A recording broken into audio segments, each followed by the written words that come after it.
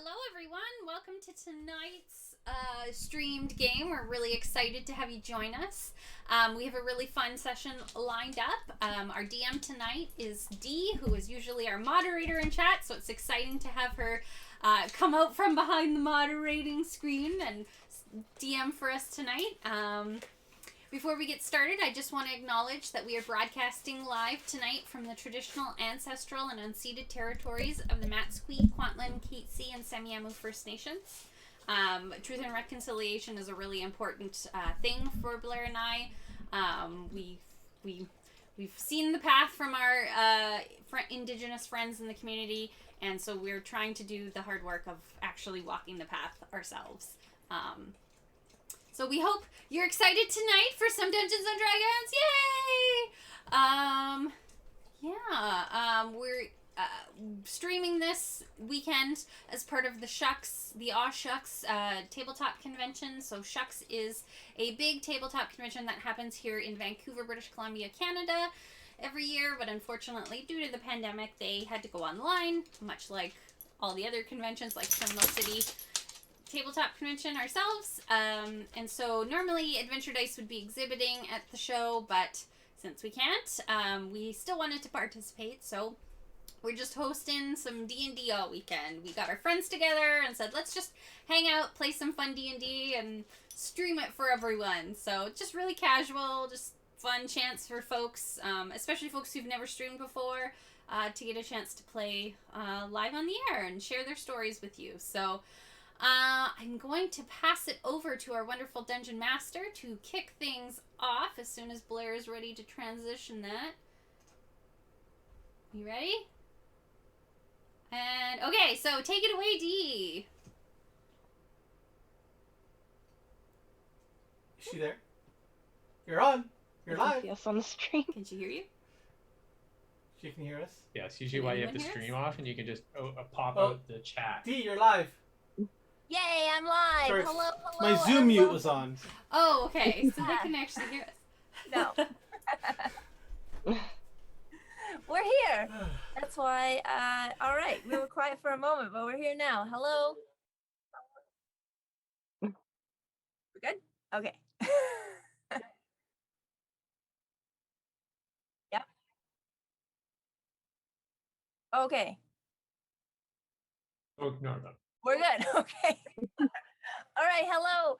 And thank you very much for joining us tonight. My name is Deanna, and I will be DMing this chaos that is going to be about to explode right here. Yeah, there's been slight wrenches in the technical side of things, but we're going to go and be playing through some Theater of the Mind with D&D Beyond tonight. We are playing in some gunslinging Wild West high magic fantasy. Everything you ever wanted to play in D&D, we got it here. All right.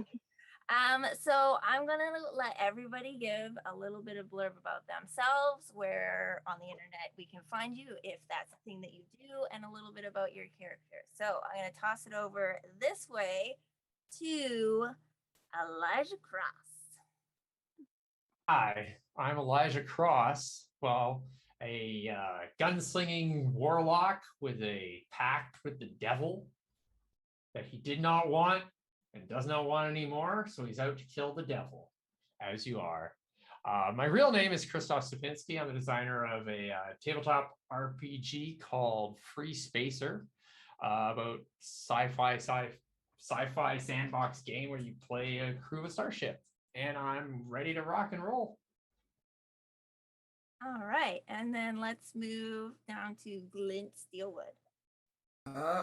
Hello, I'm playing Glint Steelwood, a dwarven fighter cleric of the Forge, who's lost his family, and he's kind of Clint Eastwoody, so he's going to be running around making lazy eyes at people. But in real life, my name is Lauren Nemeth. I'm one of the directors for YVR DMs. We support local dungeon masters in Vancouver, trying to make sure that they've got everything that they need. And online, I'm not a big streamer, but if you ever want to come overseas and play D&D in a castle, it's a lot of fun, and I go there. I'm one of the dungeon masters for that. So nice to meet you all, and hopefully it's going to be good times. Okay, let's go right down to. I know this is probably not actually matching up with the stream layout at all, but down to Andy, who is playing Verity. Yes, hello, y'all. I'm Verity Calloway. I am a ranger swarm keeper, and well, where I come from, my daddy said he heard someone say this town ain't big enough for the two of us, and he thought, well, if it was big enough for the two of us, we could make a lot more money. So my pa became a civil engineer, and I tried, but it didn't work out. So now I live off of the fat of the land and just make my fortune my own way. But I'm Andy. I'm an actor and stage manager, and I play a lot of D&D. So that's how I'm here, I guess. Fully endorsed. They playing a lot of D&D. All right. Let's move to. I want to. Okay. All right. Sorry, my window is blocked, and I am frame blocking Mockery. Sorry. It's okay. Oh boy, sorry, I'm a bit nervous, but I'm playing Mockery. He's a eloquent bard, charlatan. He runs scams in the town and stuff occasionally for more richer folk and things like that. And he ran into the devil Mammon and managed to win a fiddle contest with him. And now he's looking to get back and go do it again with other devils and maybe rematch Mammon eventually. In real life, my name is Star, and I've been playing a lot of D&D, but this is my first time on a stream. So you can find me at NixD20 Witch underscores through all of it. It's on stream. But I'm on Instagram. I don't really do a lot of social media stuff. But yeah. Hey. Thank you. Thank you all for sharing the table with me. Let's see if I can't dive us in with a little bit of a description. All right. So we're in the nation of Kenningburg, and this is a land where magic is absolutely bountiful. But artificers came around and they said, I want to find a way to control magic, make it repeatable, make it controllable, and even make it accessible to the common person. And so the invention of all kinds of crazy steamwork and machinery started, and the invention of black powder weapons and guns. And that all happened a long, long time ago. And to be honest, it was kind of insane. And the previous empire, the Ernie Empire, kind of blew itself up because of the magic, the gunpowder, and the power. And so in Kenningburg, this area is not really well populated. But they have found ancient ruins from one of the old famous artificers. And the artifacts from the Ernie Empire, specifically the legendary artificer artifacts, are worth a fortune. And people make their way out here to the middle of nowhere to make their fortunes in this lawless land. And you've come to the town of Absolution to do just that. When you come, unfortunately, there seems to be some sort of situation that's occurring with the ruins. The land titles office is closed. You can't register a claim. You've come to the saloon and noticed a help wanted poster, and you think that maybe this will be an opportunity to tide you over until you can make your claim and your fortunes. The help wanted poster says, help wanted, capable individuals for assay office investigations. We're seeking a team or individuals to assist in ongoing investigations of the White Rock. Must be capable of protecting oneself and others. Basic kit of weapons and gear was required. Those accepted will be rewarded handsomely for their efforts. You are to meet at the assay office Tuesday at noon. So, Elijah, as you make your way to the assay office, which is on the southwestern end of Absolution, can you describe what your character looks like? Oh, yes. I suspect it looks a lot like you see like boots. It's kind of dusty on the road, walking along, and then it's someone completely different. It's like an old dwarf kind of walking up the street, and a wagon goes by, and then you see a body get pushed out of the back of the wagon, which rolls like 4 times before landing in front of the in front of the assay office. And after like way too long of a minute, he gets up, kind of staggers around, and starts to put his boots back on. And you see a kind of grizzled looking, slender, tall man with like a priest collar on, trying to pull on boots, and an empty holster at his side. And like a knife falls out, and as he pulls up his last boot, he puts the knife in it, and he gets up and walks over towards the thing and scrub off his face, and kind of just sits down right next to the big water barrel and just pours a big pile of water over top of his head. Awesome. Glint Steelwood, you, on your approach to the assay office, you see this priest standing at the water barrel beside the front door, dousing himself with water. I was the old dwarf in the street, actually. I just scratched my well-kept mustache and beard. All my armor's very shiny, and shake my head at these dang kids these days. They're just terrible. And I'll wander over and, you look like a pile of slag. You need something to clean yourself up a bit? Better than horse water?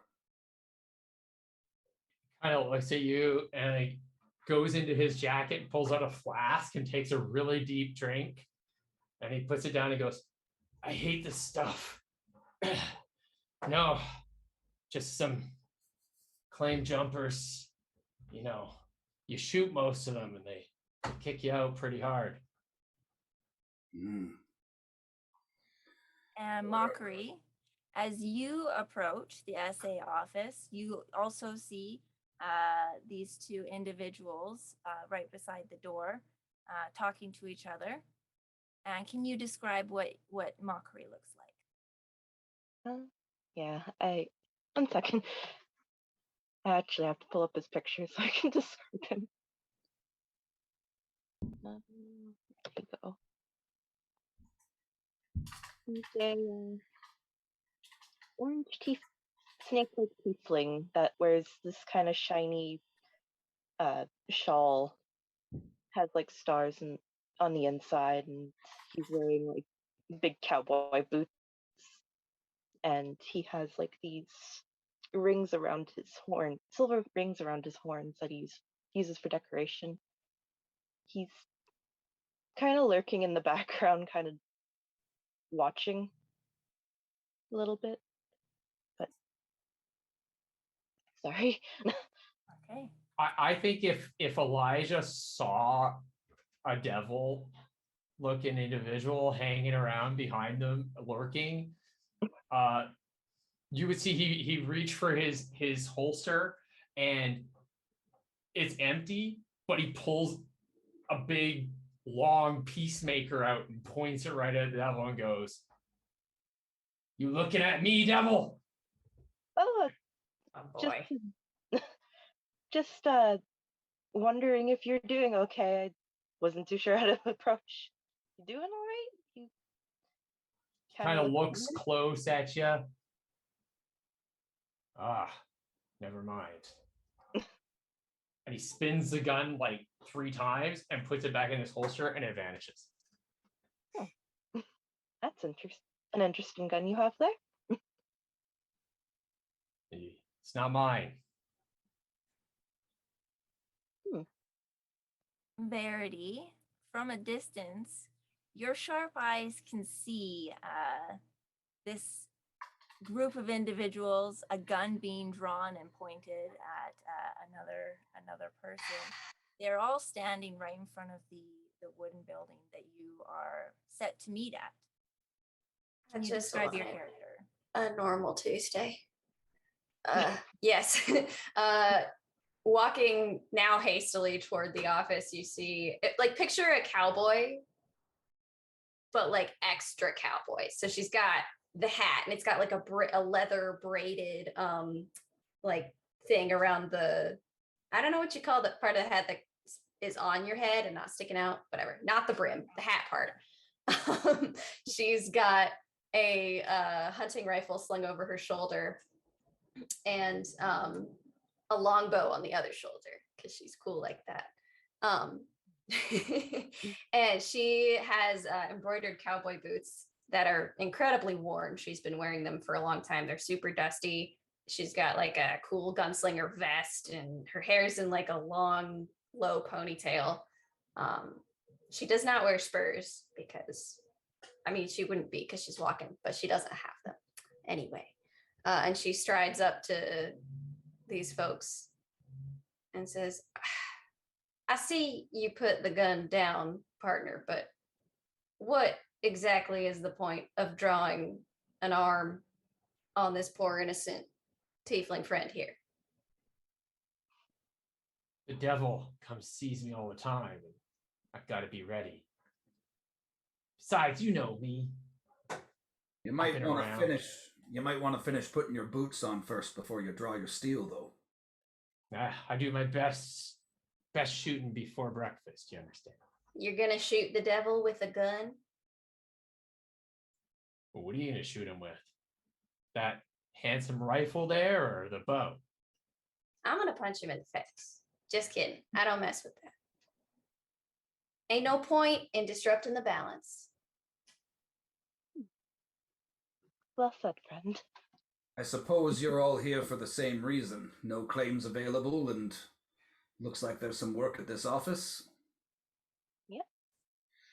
Yep. You all look like you could probably use a good old man's help.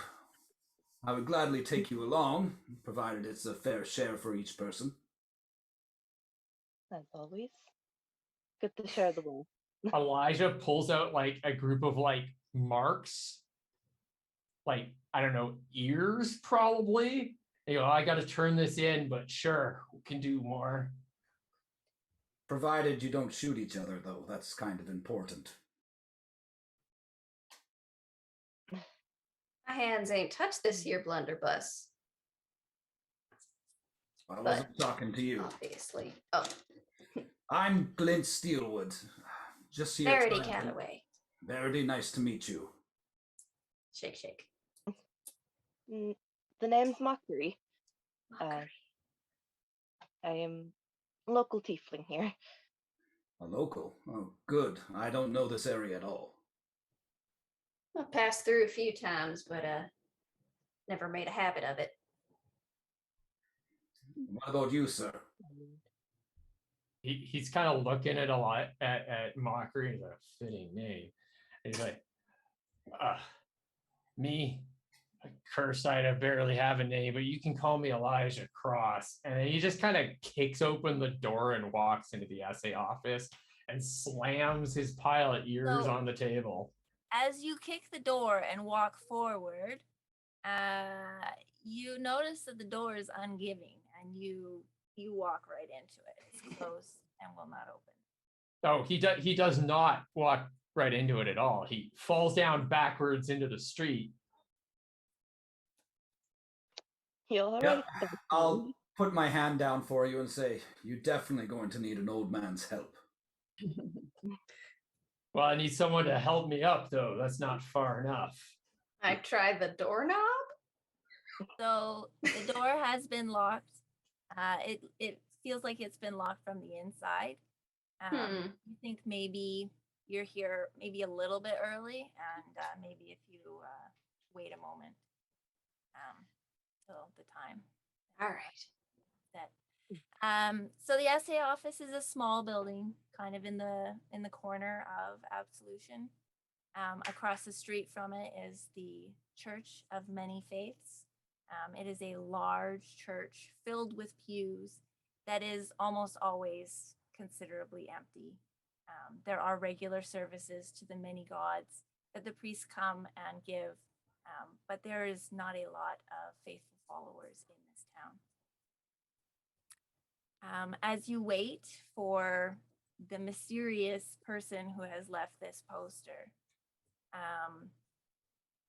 you get to know each other, you talk amongst yourselves. And can I get everybody to roll me a perception check? Perception. I'm not First very good at roll. that. Oh boy. 11. 18. Waiting for mine to pop up. That was the 5. slowest die I've ever seen roll in my life. Yeah, Like, where is it? there it is. Okay. 13. All right. And Mockery, Elijah's paying attention to the church more than anything else. He keeps spitting more than he normally does. Mockery, do you have a bonus to your perception? Oh, shoot. No, I actually have a negative to it. Okay, all right. Someone's wisdom is bad. Yeah, you can just click directly on the skill in the little box where it says negative whatever you have. You just click on that and we'll roll it directly for you with the bonuses. Man, this thing's really cool. I'm so used to using like all the physical stuff. Yes. Okay, so Glint, you begin to feel kind of a bit of tremors in the ground. And way off in the distance on the other side of town, you hear kind of this rumbling shout. By the Soul Forge, I hear a shout.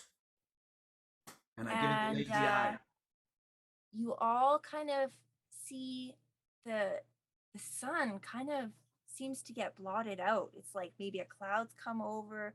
You're just kind of covered in shadows for a moment. And then you hear this kind of whining sound. All of you eventually begin to hear it as it gets closer and closer. And you look up into the air above you and see a gigantic boulder come crashing down on the entrance of the church across the street from you.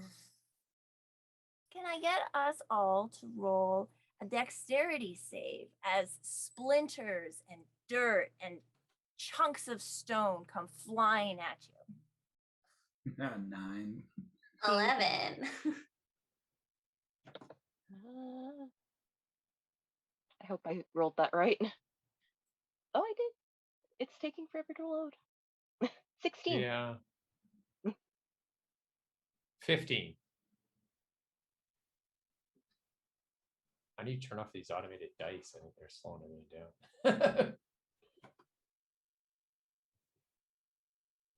Okay, so let's see here. Mockery and Elijah, you manage to kind of dodge and cover up and get out of the way of the flying debris. Verity and Glint. I'm a dwarf.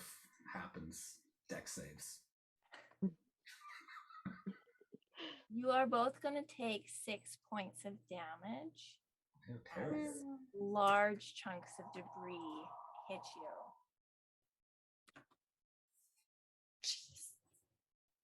you. Okay. I think you have Elijah kind of falls out of the way of this sort of thing and like swears like, "That's my bunk, you assholes," and then like draws his gun and starts looking around for who's throwing rocks. Okay. So you can't really see anything. You're hearing more kind of muffled shouts from way off in the distance on the other side of town. And then you kind of hear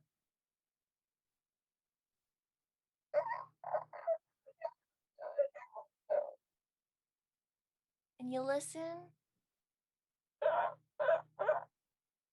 Some skittering sounds. You think maybe these sounds are coming from that boulder. Huh. Oh, What? I'll Not summon my axe and stand up with it and put my shield out and go, maybe we should get inside somewhere. You I see walk where over to the boulder has boulder. landed.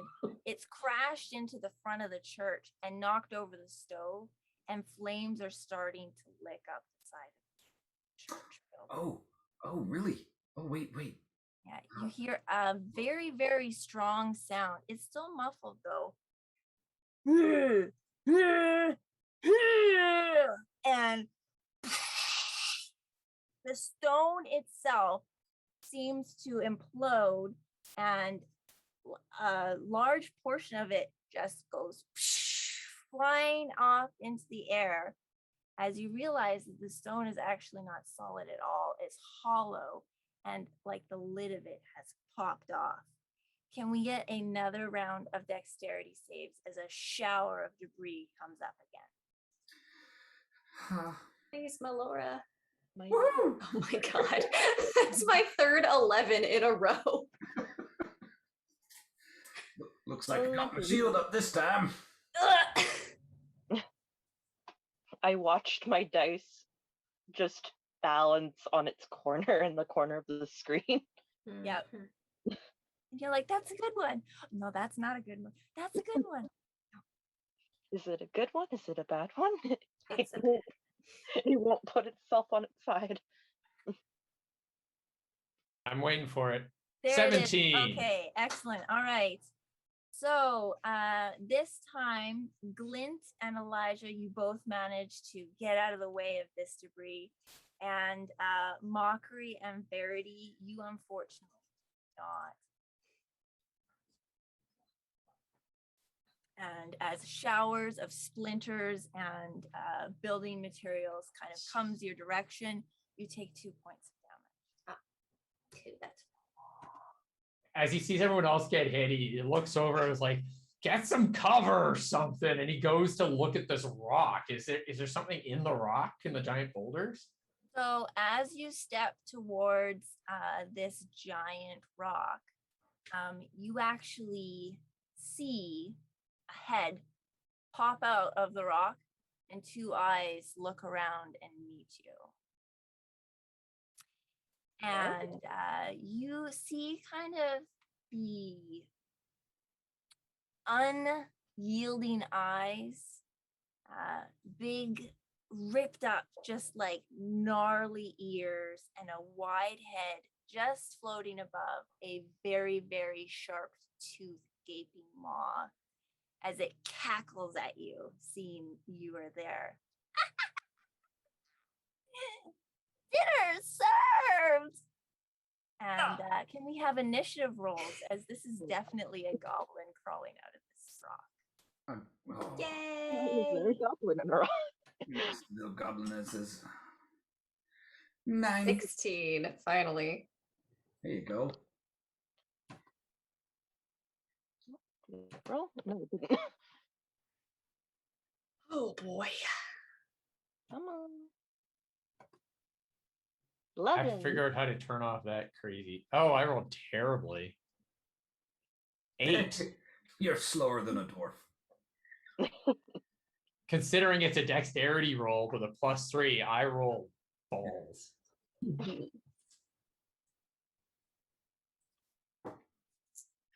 I feel like maybe in the West it would have been good to make a high dexterity character, but here I am.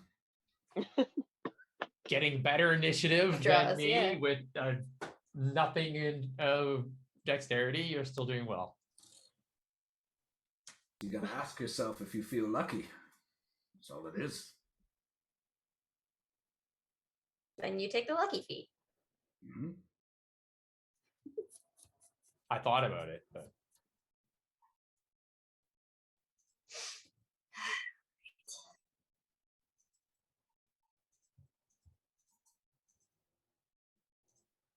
Okay. So we have one goblin who's partially climbing out of this rock. The rock is really big. It's like probably 7 feet. So the top has come off, so you can kind of see over the lip of it, but it's a very large stone bowl object that this goblin is crawling out of. And Verity, you're going to start us off. Cool. I am going to shoot the goblin with a gun. Or As, try very hard to. All right. as one does when they see Cool. goblins. Yep. And that's a 15. Does that hit? That does hit, yes. Cool. That's going to be 2d10 plus 2. So 12 damage. 12 piercing. Okay, so you point your gun and you shoot it. All you can see of this goblin is pretty much the head, and you manage to smoke it right in the face, and it falls back Ooh. into this stone. Is that it? It's like, I'm not hungry. Any more, are you? Mockery kind of looking over top. It's like, is there more? I've never Alright. seen this happen before. Yeah, Mockery, it's your initiative. So Oh. do you want to move up to the rock so you can kind of get a better look? Yeah. Okay. So Can- because it is kind of high, you have to walk up to it and kind of go on your tippy toes. I'd say you're probably about 10 feet away before you can get a decent look inside of it. Is that okay for you? Yeah. Okay. So when you do get to that distance, you take a look. You see that there are 2 other goblins in there that are like trying to push this body that's now on top of them out of the way Okay. so that they can get out. There's 2 more in there. Kill it! Glint, what would you like to do? I'm gonna say to Mockery, duck! Okay.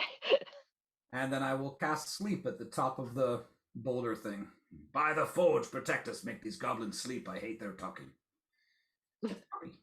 Okay. And I don't know if that will actually cast. Does it? No, it doesn't. Let's see. Where can I roll my 5d8? I think you press on the effect, this little box around the effects. Yeah, looking. So you have the name of the spell, time, range, hit, and then the effect. It probably has like a 15 or 16 or something and a little symbol for sleep. Yeah, I guess I can just cast it as a... It's using up the slots just nicely. But if I cast it, how do I roll the 5? I'll just roll the 5d8 over here. There we go. Roll to everyone. Clickety clack. Don't come back. 23 hit points worth of goblins fall asleep.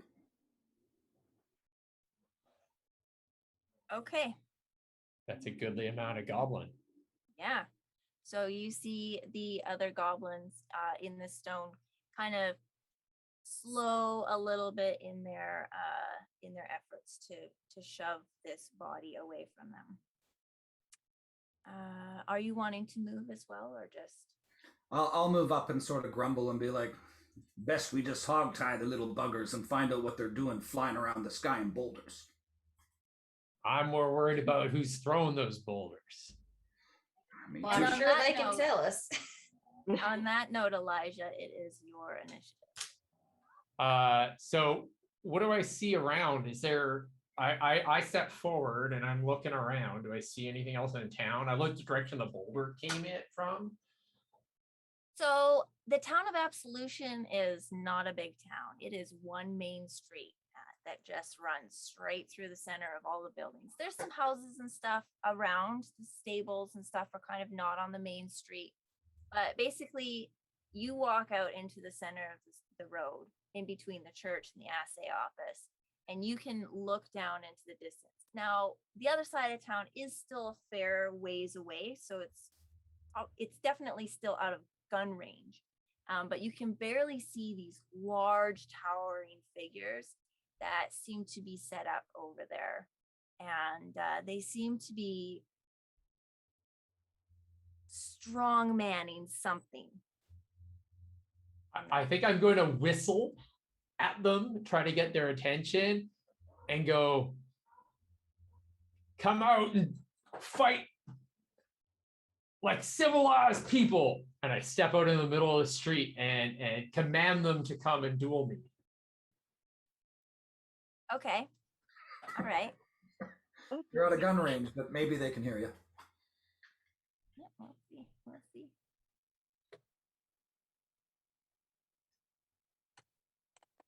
That's why I gave a piercing whistle.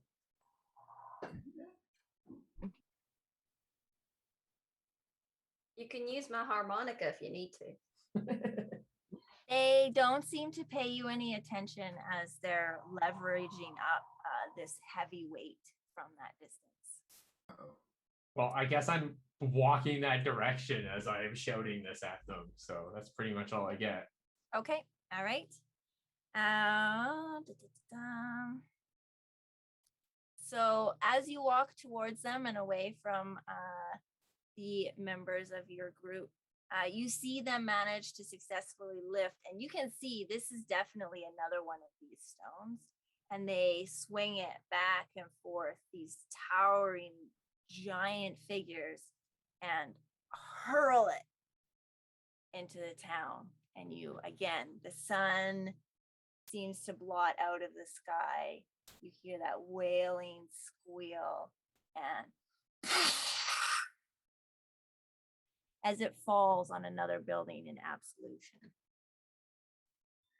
I think Elijah would, as that happens, is just stepping sideways at one step, like you would when you're overly casual about death. Okay, so this time you see it, it seems to have crashed into the marshal's office, which is kind of a third of the way down the main street. The fire in the church that had started to lick up the wall of the corner of the building has now spread, and one entire wall of the church is now aflame. Oh, no. Okay. Are we still close to the church at this point? Yeah, so you are a little bit further down. Mockery and Glint are kind of like 2/3 of the way across the street, between the church and the assay office. So they are closer to the church than they are to the assay office, and Verity is standing at the boardwalk entrance of the assay office, which is fully across the street from the church. And Verity, that is your initiative. Don't do anything about that fire. And I take off running down toward the other building where I'm sure there are more people.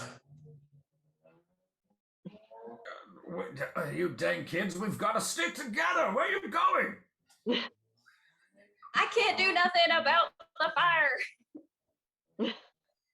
And so you hear, you can't hear from this distance the sounds from inside of it, but you do hear as the top explodes off of this boulder as well. And I'm going to get Elijah to give me a dexterity save. You're further away from the impact zone, but there's still a chance that you might end up getting speared by a bit of shrapnel here.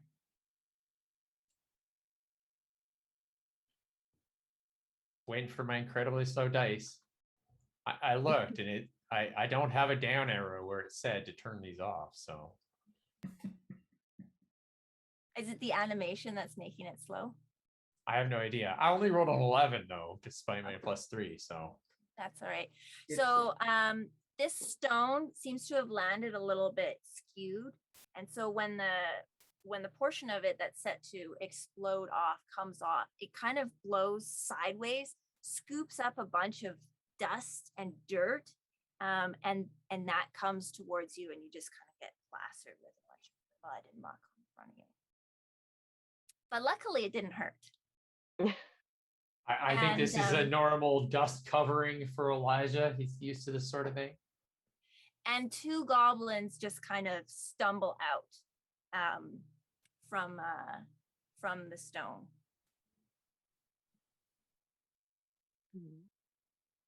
I think he would also comment on the goblins and say something like, "There's no loaded dice allowed around here," and points his gun at them. Okay. Mockery, it is your initiative now. Okay. So you're standing in the street.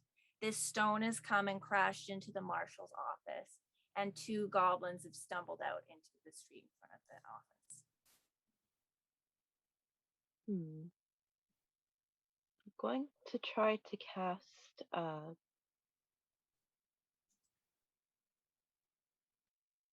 is anyone near the goblins right now? Like directly near? Then Elijah is closest to the goblins, but everybody else was inside the buildings. It's noon, so they're eating their noon meal. There wasn't a lot of traffic in the town at that moment.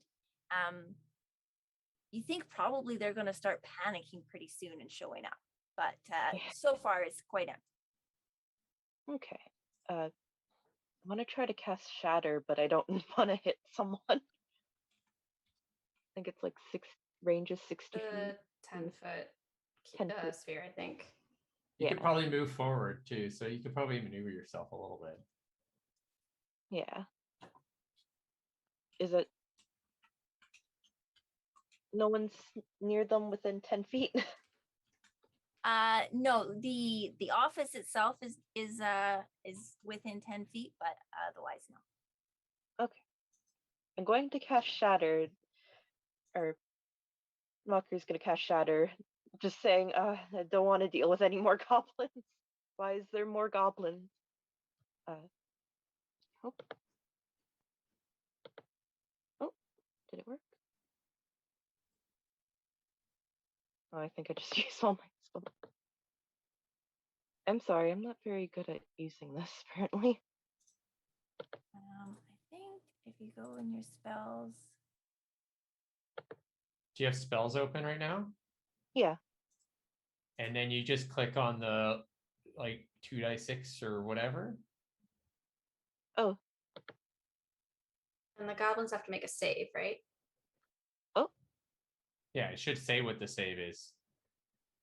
Oops. Oh, you might have to tell them the save. It should be listed right next to it, the hit DC.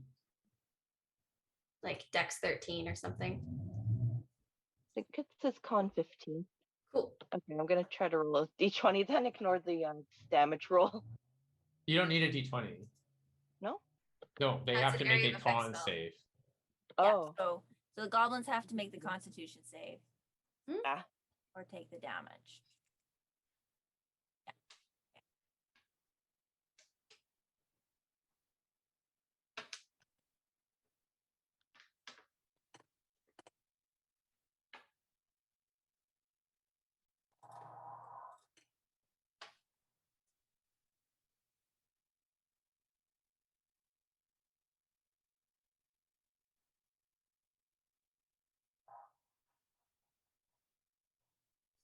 They both fail the save, so go ahead and roll damage. So you have that damage right there. 11. 11. Mockery kind of pulls out his violin, and you hear this kind of shrieking note from it directed at the goblins. Hey. Occasionally hearing Discord.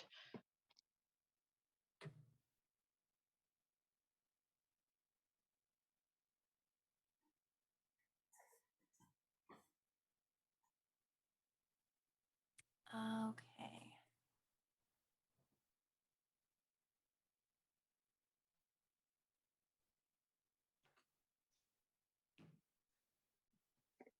All right. So the thunderous damage from your spell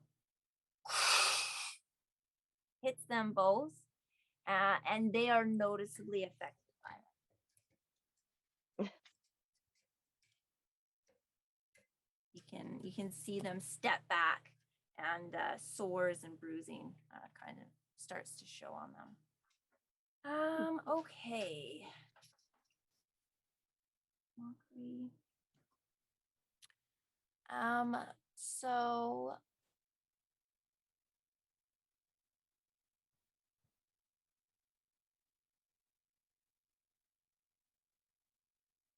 Glint, what would you like to do? Scooch myself up into that boulder, and I'm gonna gack a goblin while he's sleeping, and then get my rope out to tap the other one. Okay. All right. Do you want me to gack a goblin? Yes, please. Advantage. He's sleeping. Oh. Oh. But advantage because he laying down, yeah. Oh, I probably not gack him. 11. Oof. No. Hard to swing in here. That is just terrible. Betrayed by the stone.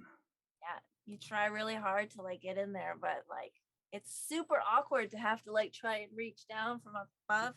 You know, you're a dwarf, so you're a little closer to the ground. I'll get angry, and this is worse than picking popcorn from your teeth, and start trying to hit the little buggers. Mhm. That's it. That's all I do. Okay. So the two goblins that were hit by the shatter spell, one of them looks at you and kind of cackles away and grabs down to a holster at his side and grabs down on this side to another holster and brings up two tiny little pistols, and he's gonna point them at you. At me? He's gonna point one at Mockery, and he's gonna point one at Elijah. Tiny little goblin pistols. Pew pew.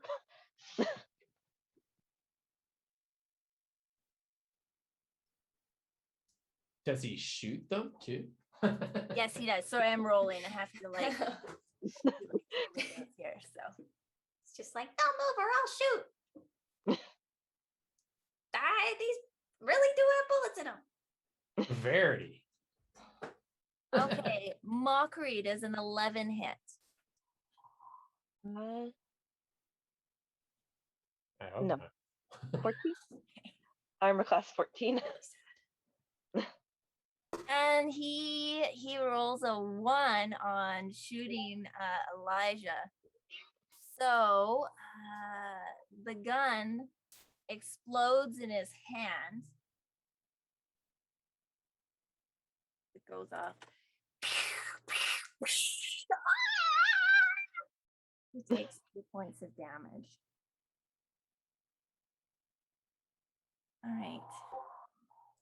I think at the same time he probably grabs his head a little bit, because I think that happened because Elijah like told him to go away in no uncertain terms.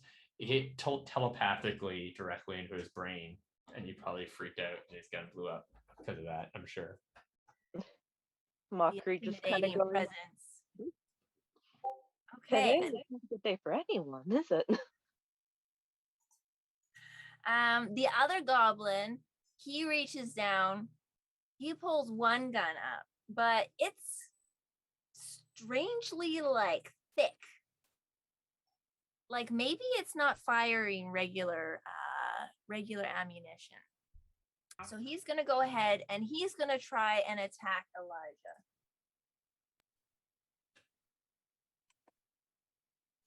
I hope they're not frozen ferret bullets. Those are the worst. So that is going to be a 10 to hit. I think it like goes right by and he does one of these. A little like look at the bullet as it goes by, and he's just walking towards the goblin. Oh, you see the bullet kind of come by. You can kind of hear it as it's like it sounds like a tennis ball being thrown, and it size-wise is about that size. So yeah, it hits, and yeah, it leaves a pretty good dent where it hits. Is it literally a potato gun? Is that a potato it just shot at me?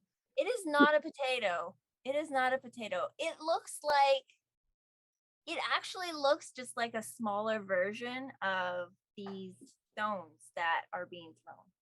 Oh, I thought because when the other one showed up, he offered me lunch. So Not what he said.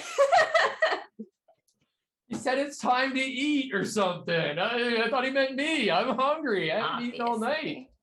Obviously. On that note, Elijah, what would you like to do? I shoot a goblin All right. with the gun. Okay.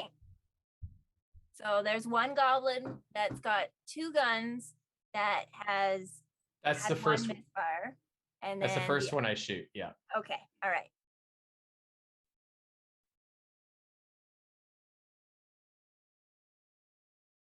Oh my god, this is the slowest dice ever. When we have a break, I'm reloading this. This is silly. Okay. Fair enough. 20 hits. That hits. Yes. And it does. Oh my god. Slow motion dice are just like Anticipation. this is all slow motion gunfire kind of stuff. It's like We're in bullet time. Weird effect. Like whenever Elijah fires his weapon, it's like there's some sort of strange demonic presence on time itself, and everything slows, and you can see the bullets just. so 17 points of damage to the first goblin's head. All right, yeah, and it gets smoked. Falls And back. then he turns and he shoots the other goblin as well. Okay.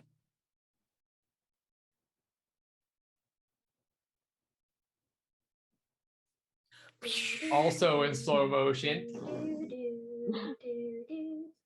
God, this is so slow. Oh. I wish I Oh, had a no. harmonica. Does it hit? Does it hit? And it No, I rolled a nat 1. Oh, Oh no, you know what happens with guns and nat ones. So this weird sort of time effect is very strange as the goblin watches as the slow bullet goes right by him. Huh. So I believe that's a misfire on your gun. Is that correct? Yes, it is. So your gun is has a broken condition. You can use an action to repair it or a mending spell to fix it. Correct? Okay, I probably should have taken mending, eh? Yeah, so you see him look at it, it explodes, and he's like, starts to swear, but in a language that I'm not sure. Probably Mockery might know Infernal, as he starts to scream in devil rock and roll music sounds at his gun. Right. ooh, language, sir. Yes. Goodness gracious. That ain't natural. Whatever he's doing. And another goblin stumbles out of this stone. Goblins. Another goblin. Let me roll his. It's like a barrel of monkeys, except it's a goblin, it's a boulder. So it's like a boulder of goblins. Boulder of goblins. New game. No instead worse of- than monkeys. New game instead of barrels of monkeys, it's just little goblin figures in a little boulder. It's little goblins. That's fun and good for the kiddos. Hey. Here you go, Okay. kid. Yep. And then, okay, and then- all right. So, yeah, the church, the wall that was on fire, the fire is spread to the other walls, but that wall itself collapses in on itself. The resounding crash, you can hear the glass shatter out as it falls, and the roof of the church falls in on itself. And Verity. Cool. I'm gonna. How far away am I from like the people chucking the rocks? So again, that's on the far side of town. They're way over there and kind of even out a little bit further. So you'd say Okay. they're probably like 640, 650 feet out. Even a rifle wielding ranger can't do Yeah. that. Yeah, not quite. Dang. Cool. Then I mean, we gotta get him, but cool. I think the reach is 240 on my rifle, but I will shoot a close goblin with Okay. my gun. Okay. So there's the one that has taken damage that has the potato gun. And then there's one that's just freshly stumbled out of the boulder. There's also a sleeping goblin back. I'm gonna get the one with the funky gun. Okay, funky gun goblin, go for it. Funky gunblin. That is a dirty 20 to hit, Okay, that's gonna hit. and that's gonna do 16 damage. Okay. All right. And is he dead, or should I hit him with my swarm? He falls over. Yeah, the impact of Great. that takes quite a lot out of him, including Yeah. his. Cool, including his. Very good. Like I tap the lizard on my closest to me on my shoulder. I'm like, don't worry, we'll get to you. Cool, and I'm gonna head in the direction of the boulder folks. I feel like we should stop it at its source Okay. if we can. All right. Over Gobberado. Okay, Mockery, what would you like to do? I want to head to the source, but I don't want to leave our friend here dealing with the goblins alone. You do have one goblin that hasn't been hit yet, just stumbled out of the boulder, and is quite close to you. I can't see my spells.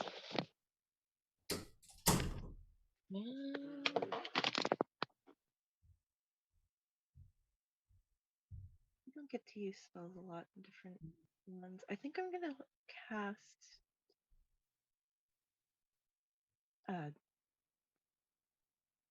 I'm going to cast Sleep on the Goblin. Okay. Okay. I don't know how to roll that actually. So you can go to the D20 icon in the corner and click it and find a D8 and click it 5 times and then hit roll. Oh. 6, 7, 8. There we go. Oh, that was a lot of dice on my screen. Is your thing 5D8 or is it 8D8? You rolled 8. Yeah. I don't know.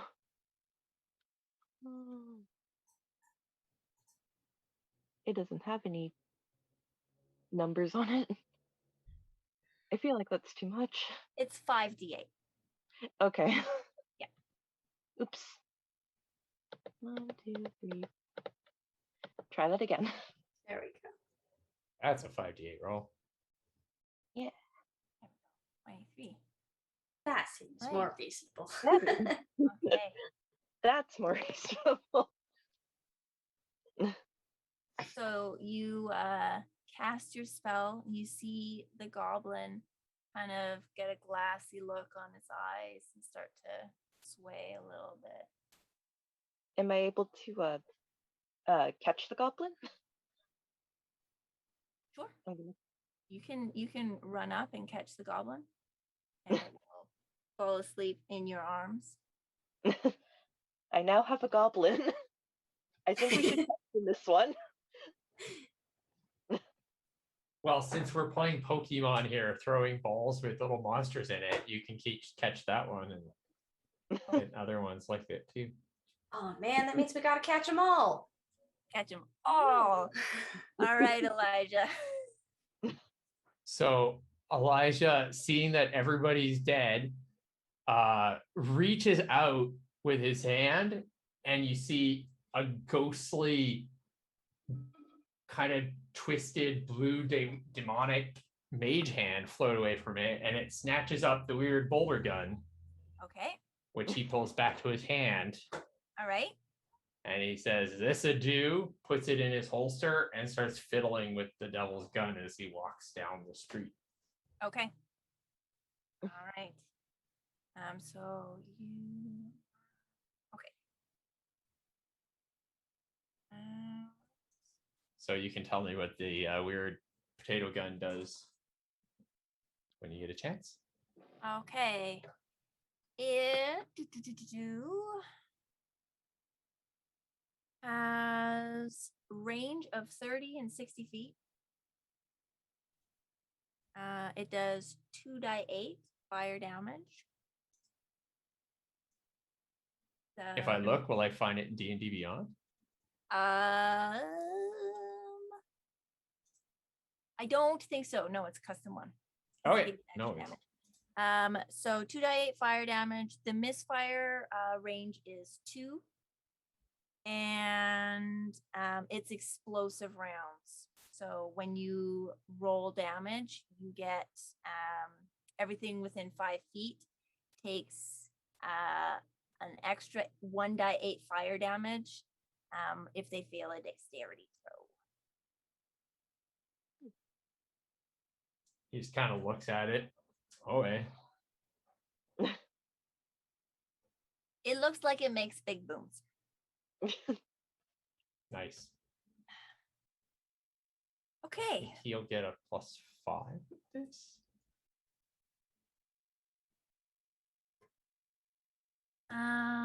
So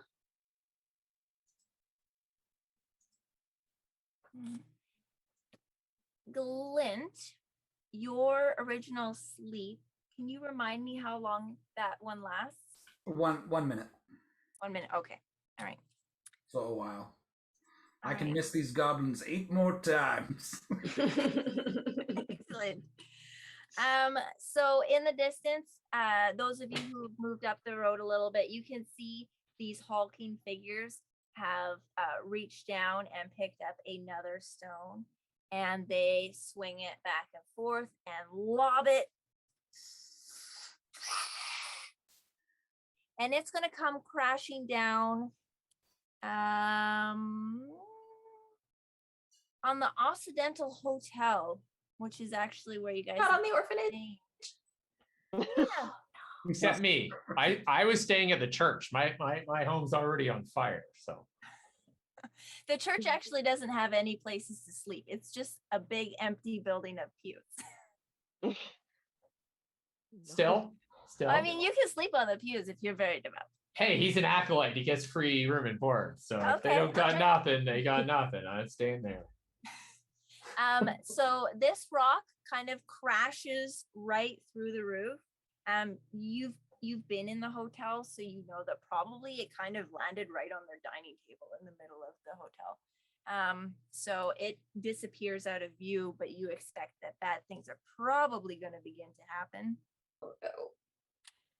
And actually down the road at Big Nose Kate's, you see somebody come kind of swaying out of the doors to the saloon, and they've got 3 bottles of liquor in their hands, and they race out into the road and kind of look back and forth and are like, oh shit, and they just kind of scoot one bottle under their arm and like are rapidly going to untie a saddled Pegasus that's sitting there waiting in front of this saloon. And so they mount up and are looking like they're about to get out of Dodge. Friend, are you in any condition to drive right now? Absolutely not. And, Partner. Verity, actually, it is your initiative. Cool. Oh, man. I should how- also mention that a fire is spreading. You can see smokes and flames starting to come up through the marshal's office. Boy. How easy does this cat look to push off a Pegasus?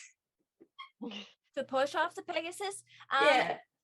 they're a little bit far away from you. Oh, You okay, have to cool. dash in order to get close enough, unless you were wanting to like push them off with the nudge of a bullet.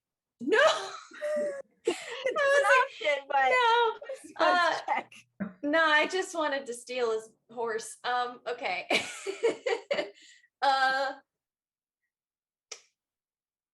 Can I dash and still push him, or is that gonna be the next If turn? you'll thing? dash, you'll get up kind of right into the space beside the Pegasus. Okay, but I can't like get him in the same turn.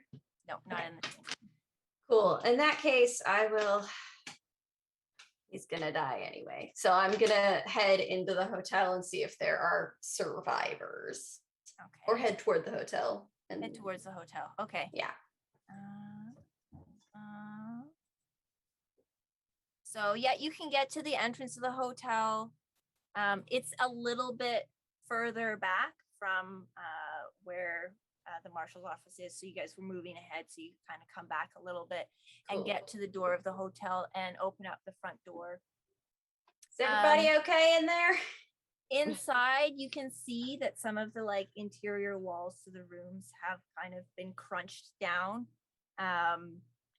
You can't smell any like fire starting in here, so that's a good thing. And you can kind of hear shouts from the very back. They don't sound like they're in pain. You think perhaps maybe they were in the kitchen and are getting out on the other side of the building. Cool. Does anybody need help getting out? And you kind of say, "We're on our way out." from the back of the building. Okay, cool. Okay. And yeah, cool. So All right. nice. Mockery. Yes. There is a sleeping goblin in your arms. So peaceful. They It look doesn't sleepy. really seem to match the peaceful look of sleep on the, really sharp teeth and like just grotesque, like rough image of this goblin. And you know that if this goblin was awake, he would literally be attempting to gnaw on your face right now. What would you like to do? Just kind of holding the goblin. It kind of looks cute when it's asleep. I'm gonna put it down over somewhere maybe safe. Maybe it'll just scurry off and head towards the people throwing the boulders. Okay, you're gonna head to the far side of town. All right. Yeah. Maybe it'll scurry off if I put it down nicely. Okay. So you end up being closer to Big Nose Kate's, where the cowboy and the princess is. All right, Glint, what would you like to do? Look, the church is like burning right beside this boulder, right? Oh yeah, the church and the boulder are like wild flames at this point. Okay, can I like hop the goblins up on my shoulders and like hop out of the boulder and then just like throw them into the fire and start following Mockery up the street? Yep, you can absolutely do that. Cursed creatures, huh? Ooh. No. Wait up, my legs are short. And at So are you. at the first touch of flames on them, they awaken instantly and start to shriek. They're going to attempt to run out of the flames.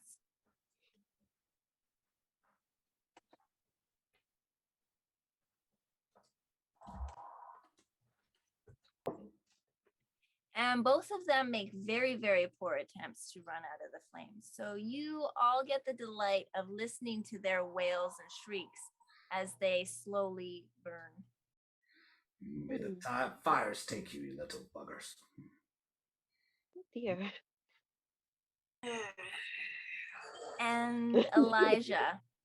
It's part of his culture. That's like a forge Yeah. funeral.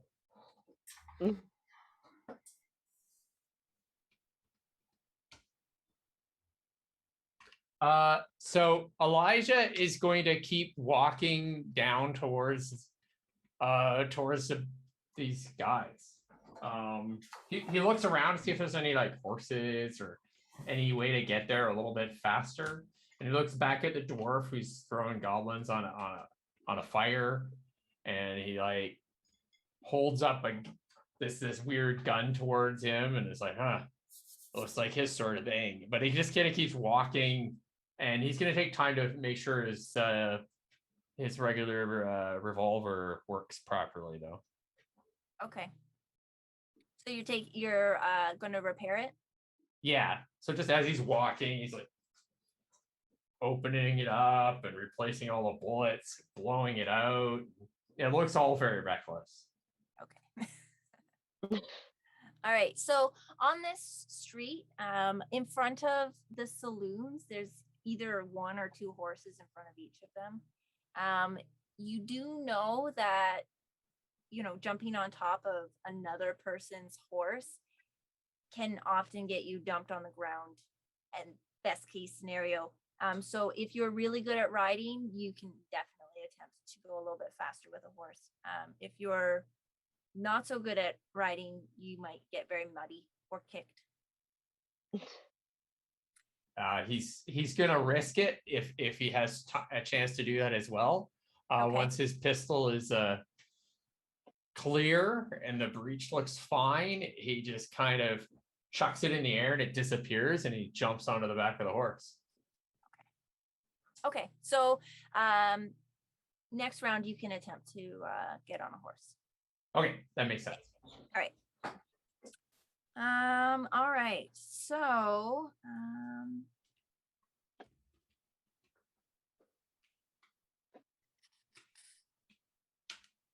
Verity, you see two goblins come running down the hall of the hotel towards you at the front door. And you also hear the sounds of the owners of the hotel start to scream as another goblin seems to have caught up with them at the back of the hotel. So I'm going to roll initiatives for them. Gosh darn God. Right.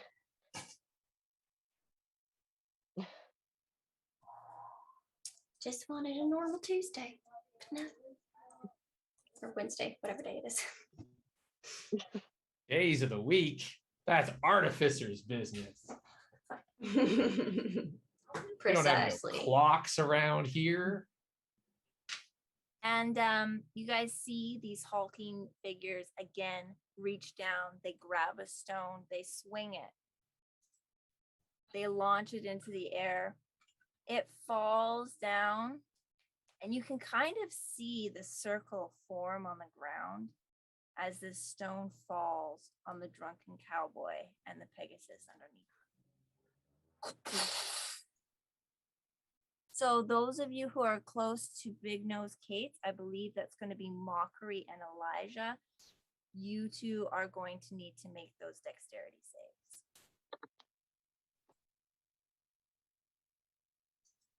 7, is that 1? Where are you? Not loading. No, I reloaded my stuff and it's still slow. I guess everybody's playing D&D tonight. It's a D&D night. It's a D&D night. Everybody's on D&D Beyond. It's weird that like one person's slow. That's 14. 14. Okay, both of you managed to dodge as the front boardwalk boards kind of fly up into the air towards you, splinters and dust and stones. And beautiful white feathers are poof, flying towards you. Rest in Okay. peace, Pegasus.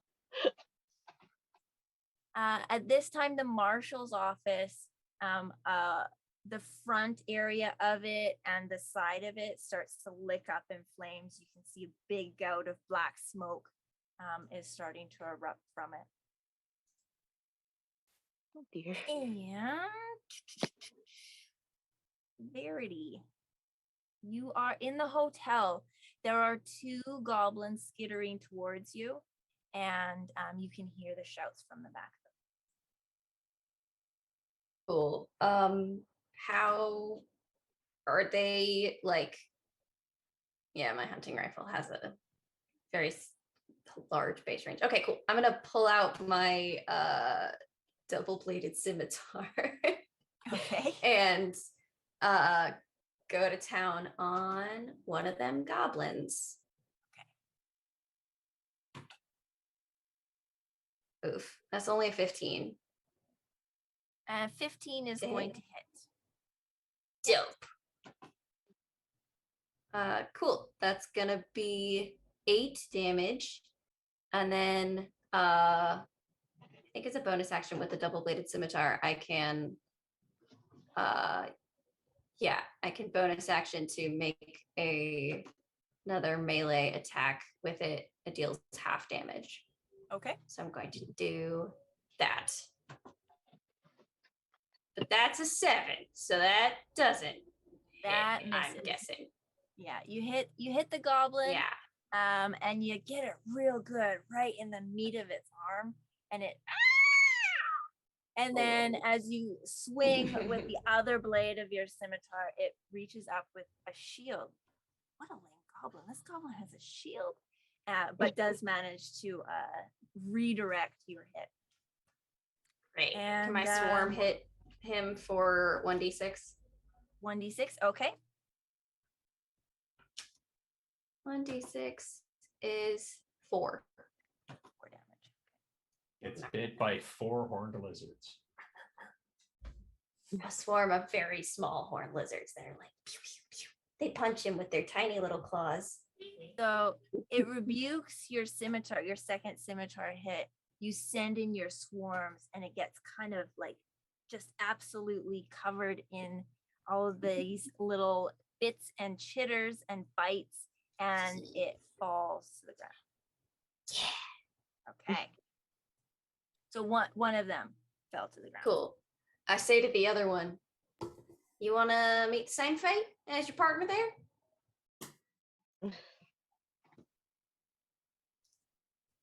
I want to eat. I want to eat you. Me? Yeah. I'm not good eating. All right, Mockery. Yeah. It's your initiative. What would you like to do? Am I getting closer to the So you see in front of you, this stone has come crashing down upon the unfortunately drunk cowboy, who probably didn't really feel too much before he got smushed to smithereens. The Pegasus seems to be caught under the boulder at the weight of it. You can see one of its wings and most of its hindquarters are stuck, and it's kind of grasping. Its one wing is flailing as it's pushing to try and get out from under this boulder. It kind of whinnies in a very shrill way before coughing up a gout of blood and then falling dead in front of Atreyu, no! rest in peace, Pegasus and Terrible. the cowboy? I was gonna say, oh, can I save it? Not anymore. Oh dear.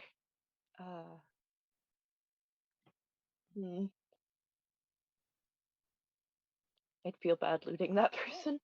I'm not too sure what to do. I guess I have to Keep, just keep heading for the guys. yeah. Keep heading for them. I wonder if I'm close enough to cast another spell, like Shatter. Might be able to reach them if I'm close enough. shatter. Yes. Can it? Yeah. Sweet. Mockery pulls out his violin and you another like shrieking noise. Can't remember And if I who are you attempting to hit with the shatter? the one of the people throwing the boulders. Oh, okay. Yeah, those They're guys like are still 500 quite feet. far away, like hundreds Right. of feet away. Yeah. I guess I'm gonna use my action to try to move closer to them so I can hit them. Okay. So yeah, you can take a dash action and use your entire movement to get your entire turn to get twice your movement. Okay. There's some horses around if you want to jump on a horse. You can do that too.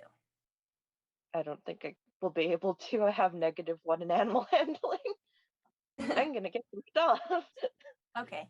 Yeah, I mean the town is like, like 650 feet. You're already kind of a third of the way through it. So like you're probably like a football field away from them now. Okay.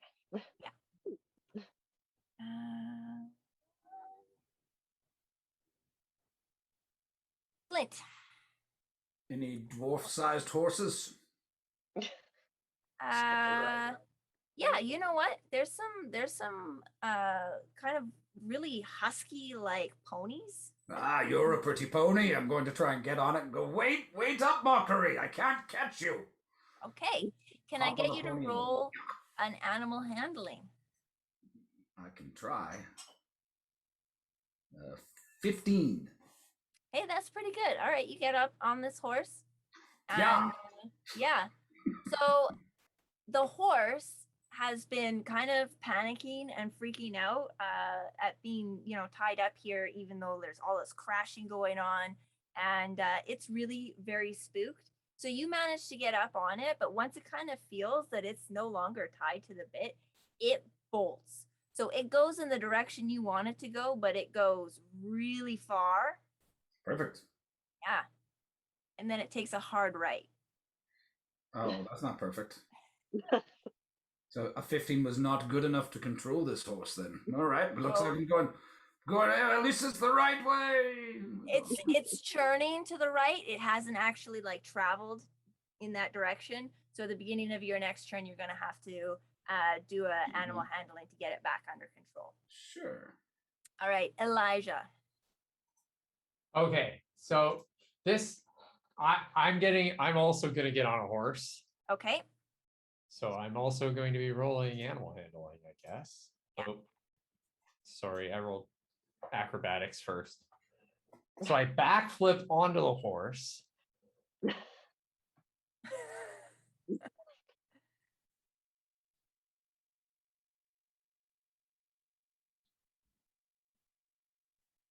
Oh my god, which I do greatly. Can You you did please? a great job. This horse is already impressed.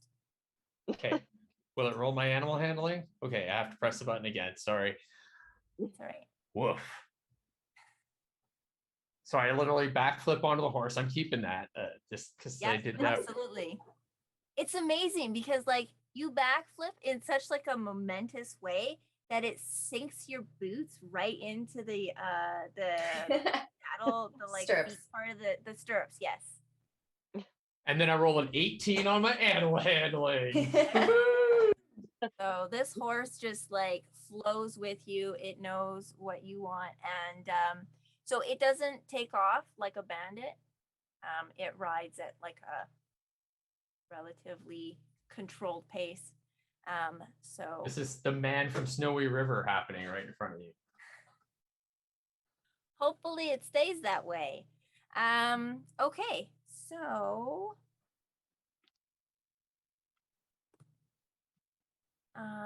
Verity, the goblin. So I'm galloping. Is my friend this crotchety old dwarf, like, can I help him go where he needs to go, or is he going where he's going? So Glint's pony, because it was spooked, it has rocketed and actually caught up to you on this street. So you can see kind of the pony is like kind of pushing, like it wants to churn. But you guys are kind of even pace in the town street. Can I guide my horse over next to him as part of my thing? Because I only like got on the horse and then moved. Can I like try to help him next round? Because he's like, I'm picturing him about tilting off the horse as the horse is trying to turn and like, so I want to just kind of guide next to him to help him move forward in a safe manner. Yeah, so if you'd like, you can do an animal handling check to either kind of lasso this pony to get it under control, or maybe you can whistle, or I think it'd be more like a whistle. Okay. Yeah, to try and kind maybe of a little telepathic conversation with a horse to calm it down. I'm sure Elijah horses the don't. horse whisperer. Let's see how this works.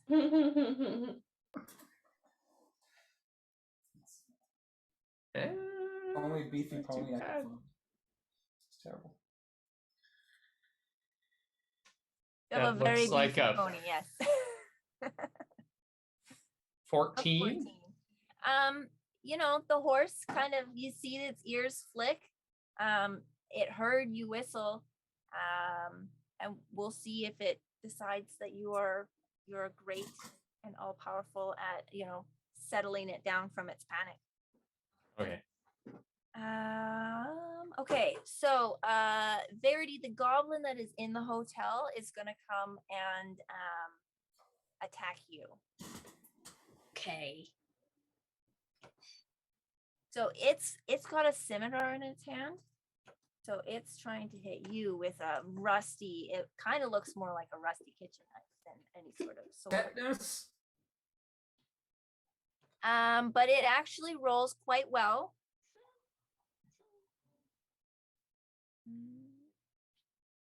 I'm going to assume that a 22 does. Yeah. Yeah, it sure does. So you're going to take 5 points of slashing damage. And for sure. Sorry, 10. how many was that? You lagged 5 for a second. points. 5. Cool. Yeah. Thank you.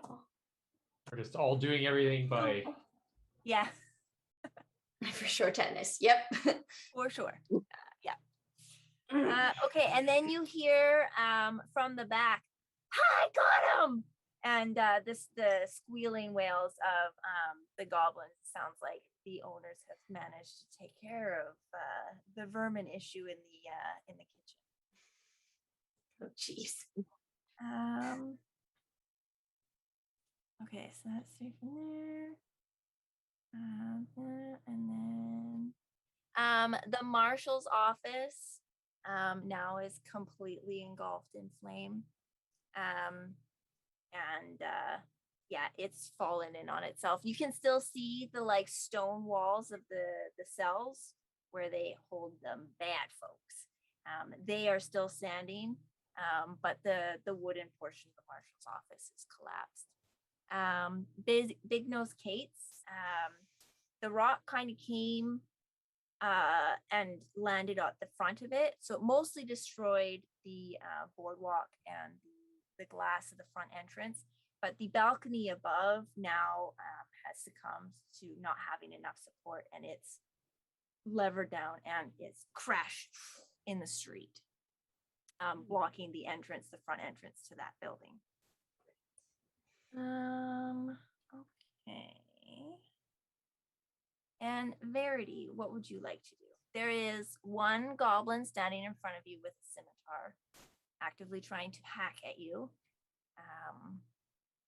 I'm going to hit him very hard with my cooler, bigger scimitar. Okay. Okay, cool. So that's going to be +1 to hit. Oh boy. Whiff. That's a 6 to hit, which doesn't, but I get 2 attacks, which I just remembered.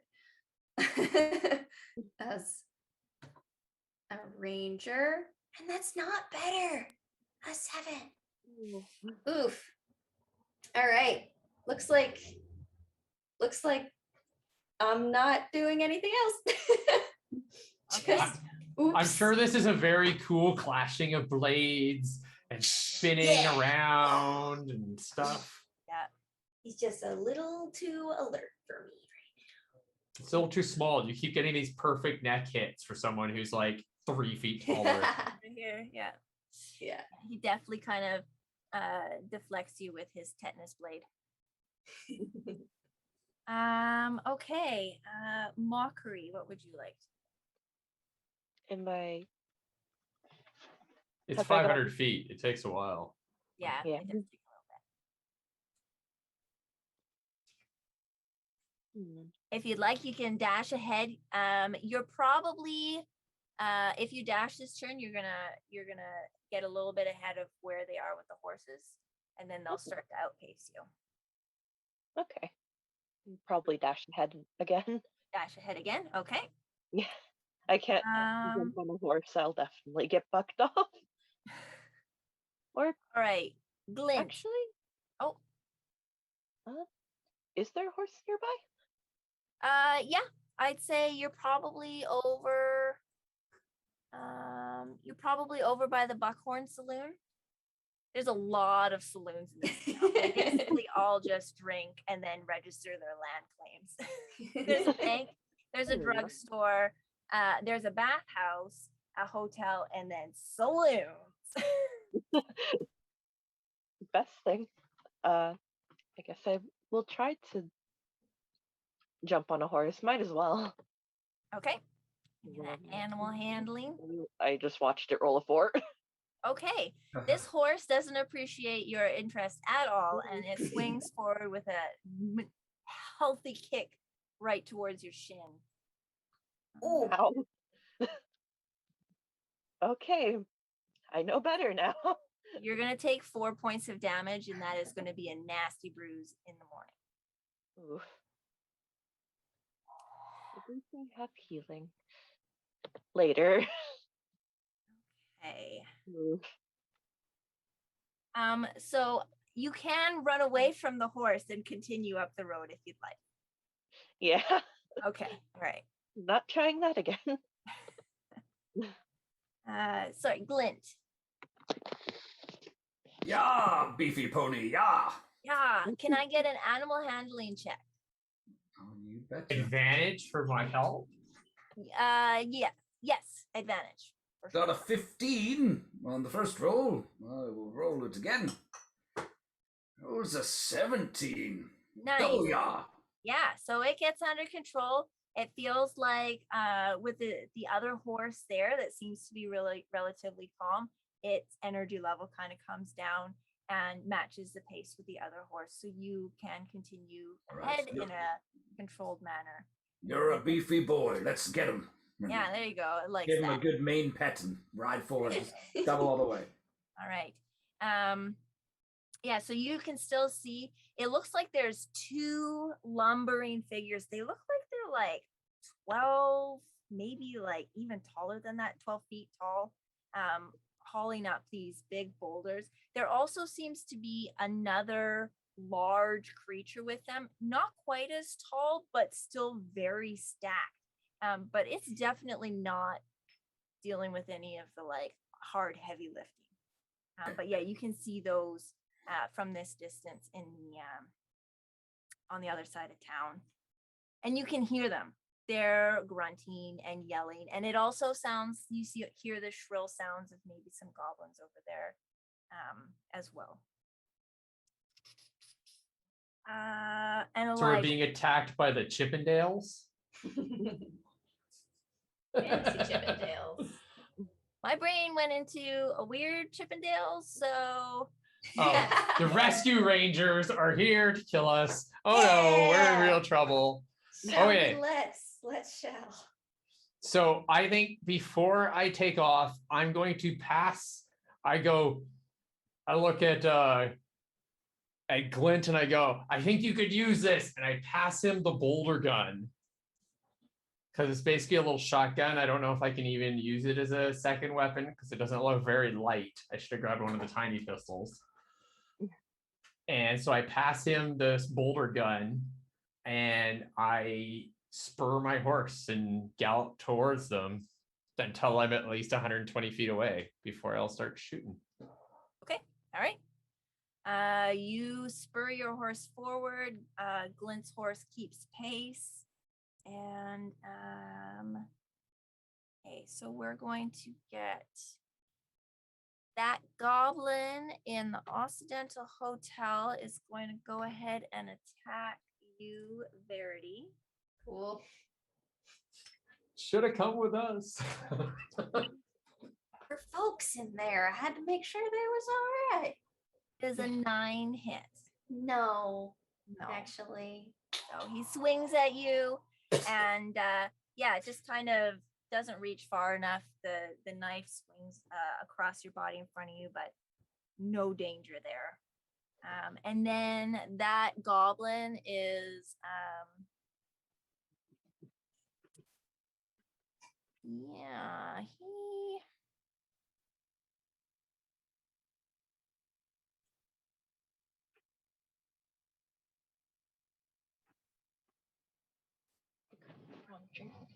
yeah, he's just gonna hang out. Oh, there it is.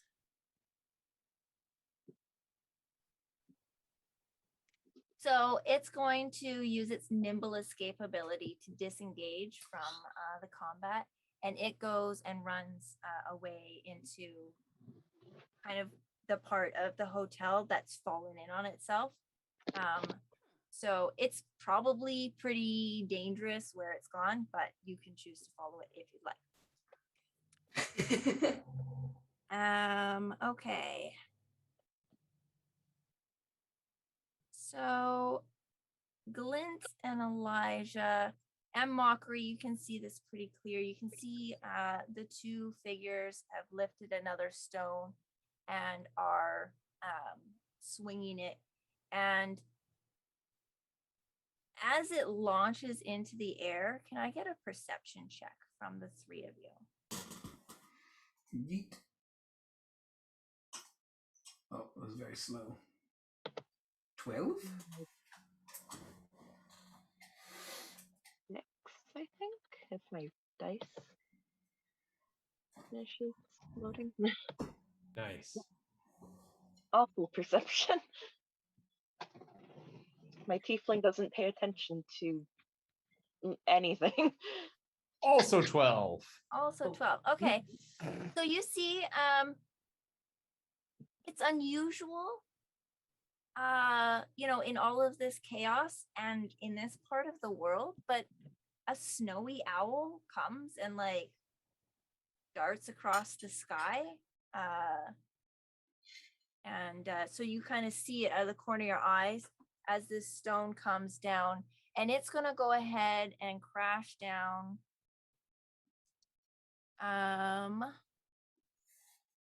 It comes and crashes down on the drugstore. Oh no! All the drugs! And you can hear the sounds of shattering glass everywhere.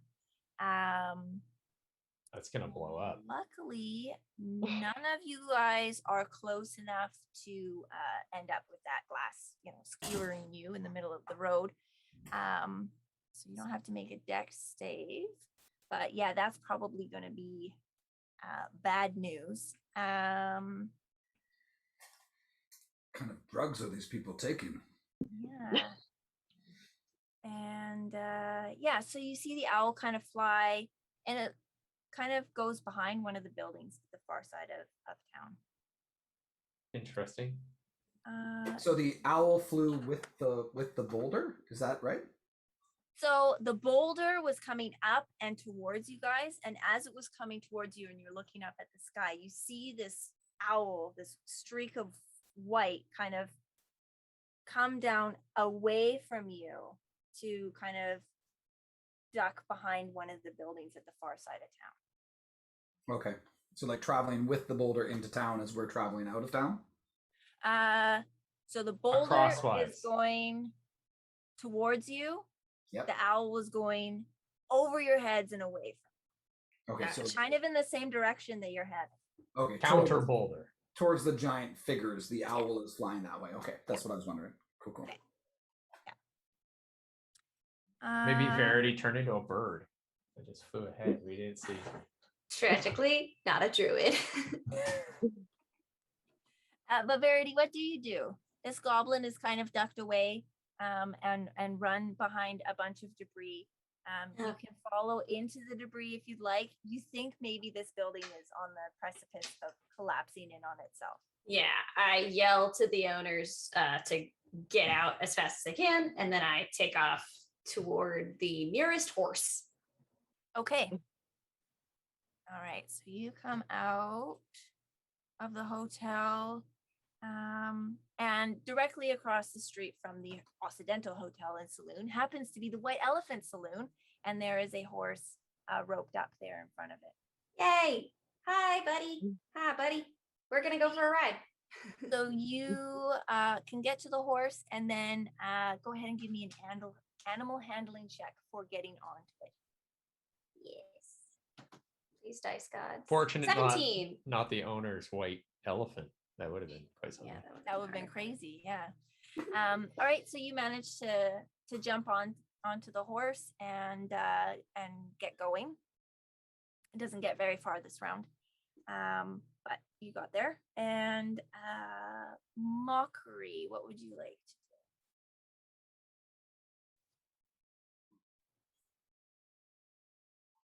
Have I gotten within 60 feet of these guys? I assume not.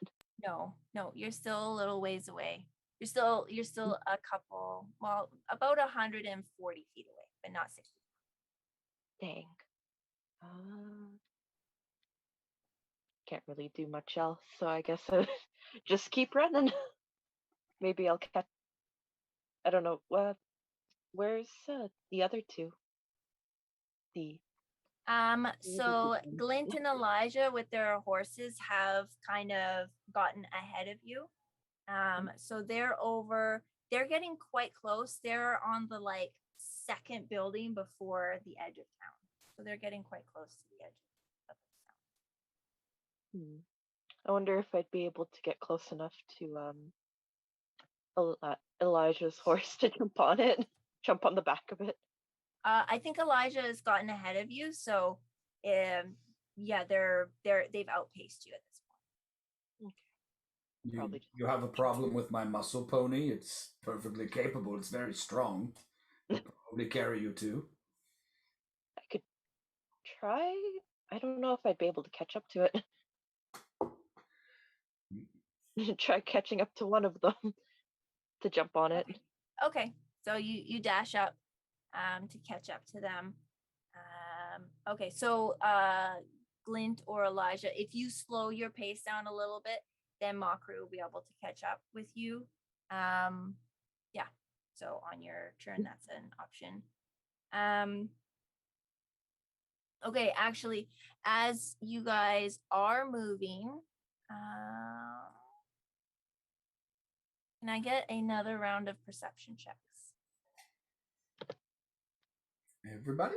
Awful. Can I make one this time? Cool. Yeah, Verity's out in the street now. So. Whoa, finally a real dice roll. There we go. 16. Hey. 22s. It's because I got that lazy. I rolled amazing.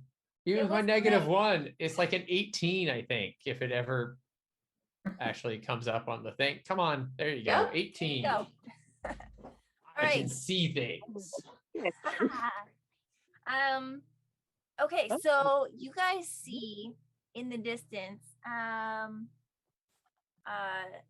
this owl come from behind the Pioneer Cantina. It comes flying and comes out to the middle of the street and flies towards you. And Glint, you notice that like the features of this owl is messed up. One of its eyes is like weirdly white and doesn't focus. Its wing kind of has this weird texture at the end of it, and a couple feathers seem like they're maybe like halfway pulled out. It's very awkward to watch it fly towards you, and it kind of flies in like almost like an eagle kind of coming in to hunt, but it pulls up in front of you in the middle of the street, and you see its beak transform into a human mouth. And it says, "You've got to stop. This town is lost. Go back to the SA office, and we're gonna go to Plan B here." I look at him and go, we could kill those giants, though.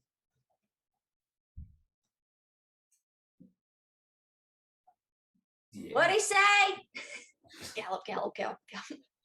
You guys really think that you can do this? You Oh, got no one this? else is doing it, are they?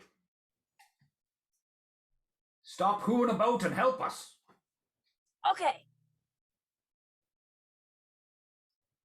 You guys are right beside the bank. Sorry, Glint and Elijah, on your horses. You're right beside the bank. The owl is flying, kind of holding in midair. He says, "Get in the bank, open the safe, get the good stuff, and we got this." And then he flies up to towards the hulking figures in the distance. I'm pretty sure Elijah at this point turns to Glint, who's probably now holding that big boulder gun, and he goes, "Who was that?" That owl just tell us to rob the bank. That is completely against my moral ambiguity. I think it'd be rescuing it from these, but maybe there's something there? I'm confused. Is the bird in on it? Can you roll me? Insight? I was gonna say, can I make an insight check on this creepy owl? Or animal insight handling? or insight or history. Ooh, I might even be trained in history. Oh, no, not trained in history. 13. Insight. 11. 11. Historic owl studies. I don't care for that mouth. Yeah, Elijah, you feel like this is definitively the strangest owl. It's probably not actually an owl. With my amazing insight of probably 4. Okay. I rolled intimidation, which is I think the same as my insight. Sorry, my Oh, sheet's okay. going super slow right now. But it is an owl if you get an insight of 4. It's just an owl. Well, your Totally normal. perception showed you like the mouth, the beak transforming into a mouth. You are very aware that like that normal owls don't do that. I've rolled heard a- owls don't do that. Yeah. I rolled a 13 insight. Does that give me anything? Verity, so you had heard rumors about, this town a little bit before you traveled here, and that the way it's set up is you have a land titles office that you make your claim. The claim registers you to have permission to go and take any sort of artifact from that area of the ruins that you've registered for, and then you can keep those artifacts or you can sell those artifacts and get the money for them. They're very valuable. But they have an SA office in the town that will actually take those artifacts, identify them, give you a worth for them, and either trade them for gold, or you can pay the artificer mage at the SA office to work out the booby traps of the artifacts that you bring up so that they can be usable. So you think that perhaps a magician or a mage or sorcerer or wizard that is capable of polymorphing and transforming in such a way and speaking from an owl's body is perhaps somebody who would be in the work of the assay office, perhaps even the person who made the notice for you to come and assist with their investigation. So you're meaning he's in charge and we can totally go rob the bank? Absolutely. With your insight of 4, yes. I have no idea. Elijah's like, I make deals with devils, and an owl just told me that I could rob a bank. Sounds like a plan. I guess I will wheel my horse in towards the bank. Okay.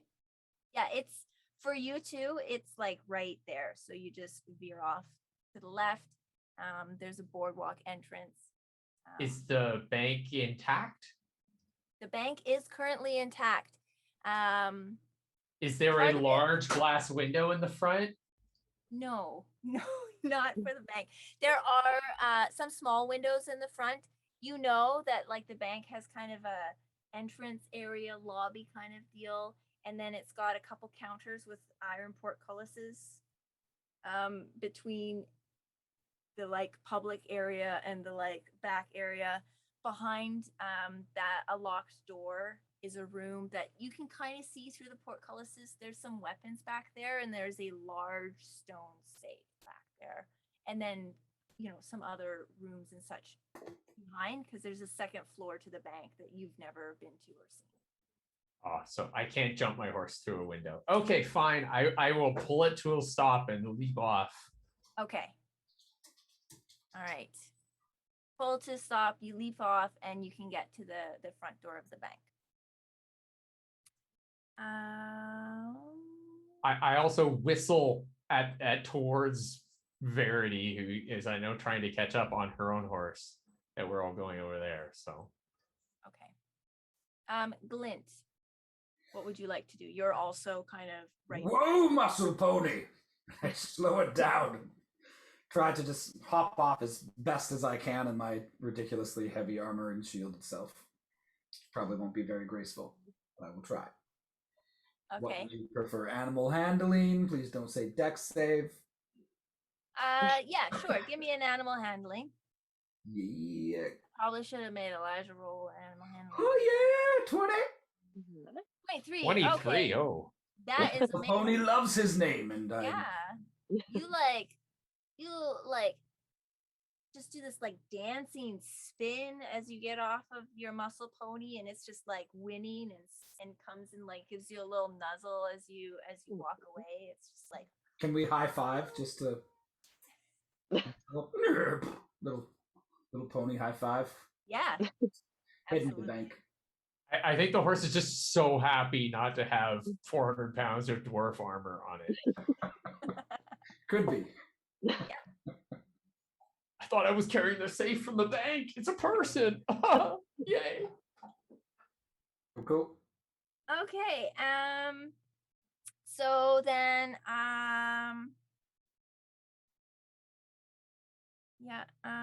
you see in the direction the owl goes, and it kind of ducks behind a building where it's kind of out of line of sight, but you can still see that it's quite close to those creatures out there. And you see a flaming sphere travel in the direction of those creatures, and a fireball explodes on them, preventing them from grabbing another rock and knocking them back. And Elijah pros. Oh, it's a wizard. Oh, a spellcaster. This should be fun. No, a wizard. That's why it does fireballs. Man, I wish I could have been able to take a fireball. Simply don't be a bard, and you can have fireball. Or a high enough level bard. I have so many bards. I love bards. And If like, you're a pretty high level bard to have fireball. That's true. yeah. You need third levels. I have fireball. But that's what happens when you make a deal with the devil. Yeah. Okay. Verity. You Is on your there- horse? Yeah. You have made a good animal handling check, so it will go ahead and you can get to the entrance of the bank if you like this turn. Do the big bad figures look horribly affected by the fireball?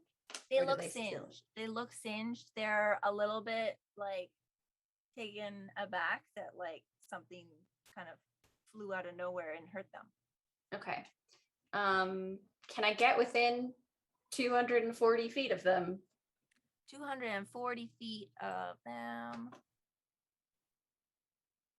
Yes. That is the max range of my rifle. Okay. Cool. I'm gonna shoot one of them. The one on the right, I guess. Okay. So that's gonna be yeah. Alrighty. 17? Yep. Yes. Yay! 240, but that's at long range, so it's disadvantage, right? But that's the maximum. Yeah. Well, fine. I'll roll Same team, disadvantage. Elijah. Same team. Sure, I'll roll disadvantage.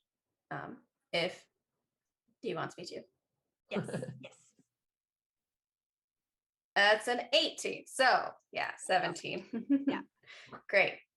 So 2d10 plus 2 is gonna be 12. And I think my swarm is too far away to do anything. So it's 12 damage. And I'm going to attack again with my, because I get 2 attacks. Yep. And that's 23 or a 14. 14 does not hit, unfortunately. Oh, beans. Cool. Sorry. You Gosh, think darn maybe it. it's gotten the bullet is like gotten lodged in like some thick part of the hide armor of the Yeah. By the way, at this point, you guys are close enough that you can see that these hulking creatures definitely look like giants. Very the giants, gray slaying the skin. giants. Muscled arms, big, thick clubs, and an affinity for throwing rocks. They're very good at it. Very good at their job. Yeah, they're very good. Should just start a And- baseball team with giants. It'd be great. Quite a spectacle. Well, Maybe football. Mockery. Yep. It is your initiative. You you can use your movement to get in line with Verity. No, you'll be a little bit ahead of Verity. You won't be within 60 feet, but you will be able to get to the entrance of the National Bank if you would like to assist with that operation. I'll go to the bank, I guess. Okay. I don't really have.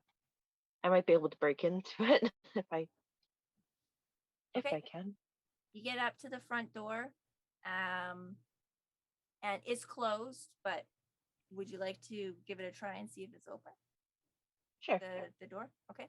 You go ahead and attempt to open the door, and it opens freely into the lobby area of the bank. As I described before, there's 2 counters with iron barriers between you and the valuables room, I guess. There's a bench here, some shelves, and a stove with a fire lit in it. You're getting the sense, all of you are getting the sense that this town is maybe not all that familiar with having raids or like crazy people just decide to like roll through and start shooting up the place. And the villagers or the townspeople seem to be very adept at like just getting out of Dodge at a moment's notice. And like they know where the back doors to these buildings are, and they are out of here. So yeah, it's eerily quiet on that front. Yeah, just so you are aware. Okay, yeah, so you're in the entrance area of the bank, scoping it out. There is a door that is between you and the valuables room. You expect that it's probably locked. Wonder if I'd be able to break it. Anybody know how to pick locks? I think Elijah would expect that this devil here would know how to pick a lock. That's racist. Yeah, Super racist. he's a terrible monster. Yeah. So Glint and Elijah are standing at the entrance to the bank.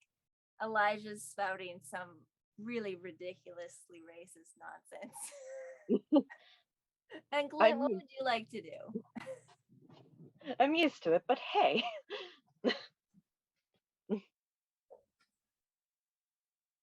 Glint, what would you like to do? I'm gonna walk into the bank and, well, is he racist or is there truth to it? You know how to pick a lock, Mockery? Oh boy. I don't know how to pick a lock. I don't. I don't even have enough. I don't even know if I have enough strength just to kick the door open. Is it a wooden door? It is. It's a thick wooden door, but it's just a wooden door. Well, I don't know how to pick it, but I sure know how to kick it, and I'll wind up my shield and go run at it as hard as I can. Okay. Actually, Can I get a strength check? athletics or just strength? Yeah, athletics. 12. Okay. You make a resounding thunk on the door, and it shakes the whole building, and you kind of take a step back. Is there a window or anything in this particular door? No, Like you a can shop see door? if you go to where the counters are, you can see on the other side of the door through the iron grates. So there's like Okay. a counter and then like an iron grate. Am I within, I don't know, 30 feet of the back of the door if I look through the grate? Yes, absolutely. There's I like summon a mage counter. hand and unlock the door from the other side. Okay. Yep. Can I get a dexterity check for your control of that fine motor skill from Sure. a distance?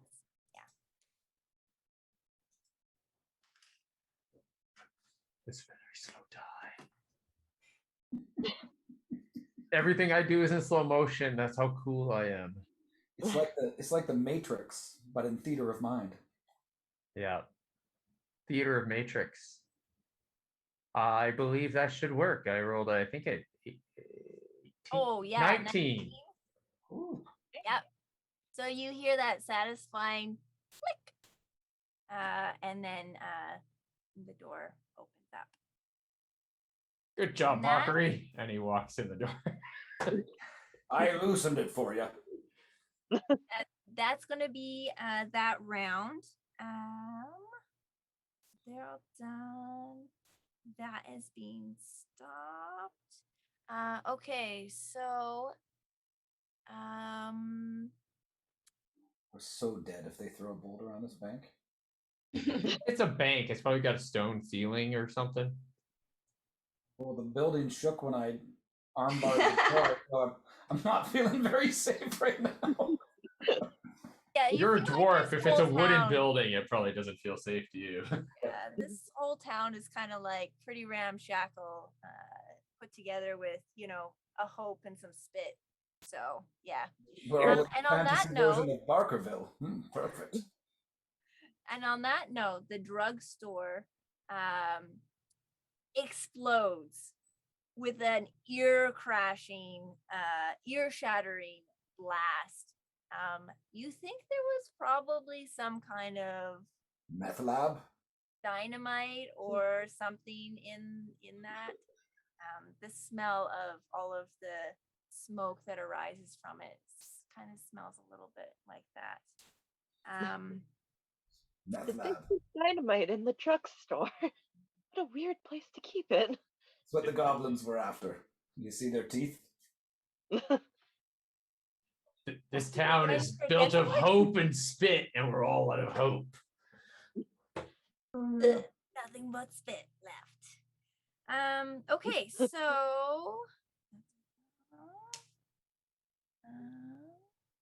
Verity. Cool. Yeah, I guess I will abandon this foolish hope of shooting the giants to death and join my compatriots at the bank. Okay. All right. So you make yeah. your way into the front of the bank. You see that the door has been, opened and is slightly ajar, and you can see the concrete safe through the portcullis in the next room. Cool. Is there anything you'd like to do once you get in there? I mean, is there the owl just said get in the safe? Yeah. Cool. But there's no like artifacts hanging out other places? There's a couple of rows of weapons on the one side, but they look like pretty mundane weapons. Okay, cool. Yeah. Then I will just head for the safe and Okay. yeah. All right. So you get across the room there. Mockery. The door has opened in front of you. And you can see into the valuables room. As if by magic. Oh boy. So yeah, What on the room? wall to your left, there's a couple of racks of weapons that you think probably the bank's owners and operators used mostly to intimidate people into behaving themselves when they were doing business here. They don't look like they've been used a whole lot. Polearm versus a gun isn't going to do a whole lot unless you're dealing with drunk cowboys. So they're not guns, these weapons. There is like one gun there, but it's in rough shape. You think that maybe it spent a couple days either in a puddle or at the bottom of a lake, and it's like rusted quite a bit through. Should have taken mending. I got you. So there's that. There's a fireplace in here, very exciting. It's not lit though. And you do notice that on the safe there is a large lock and a run of 5 combination numbers. Oh, I don't know what I used to try to pick it or like tumble. It's like a tumble lock almost, like where Yeah. you turn it. Yeah. Would I be able to try to guess like the code? Yep, on you it? can do that. Okay. Try 1, 2, 3, 4, 5.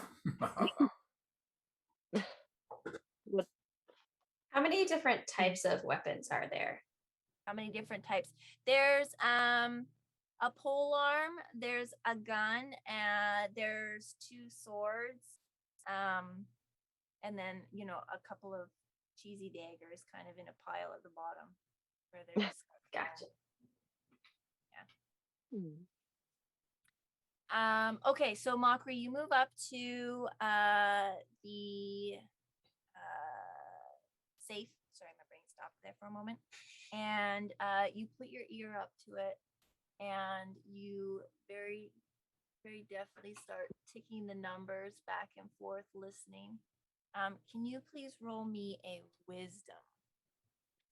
Oh, my wisdom's so bad. -2. It's 2. If it loads. Yep, it's Yeah. a 2. Mockery's not very wise. Okay. Not a know. lot of wisdom going around except the dwarf, I think. I know how to lock things. I have arcane lock. I don't have anything to unlock things. Arcane So- unlock. You're listening away, and you keep going and clicking the number, and it keeps switching back and forth and back and forth and back and forth, and you're like, okay, but I've like clicked way past 10 digits now. There's not even 10 digits like to be able to go around, so like I didn't hear a click, so that didn't work for you. Dang. Okay, Glint, what would you like to do? Maybe there's a clue Oh, you somewhere. darn kids don't know how to do anything, do you? And I pull up my big old mug and I pass it to her and I say, put this on your ear, and I cast guidance on her. You can add a D4 to your next check. So Sweet. And Yeah. with the addition of the mug, you'll be able to roll with advantage. We're going to count that as Clint is assisting with this this check.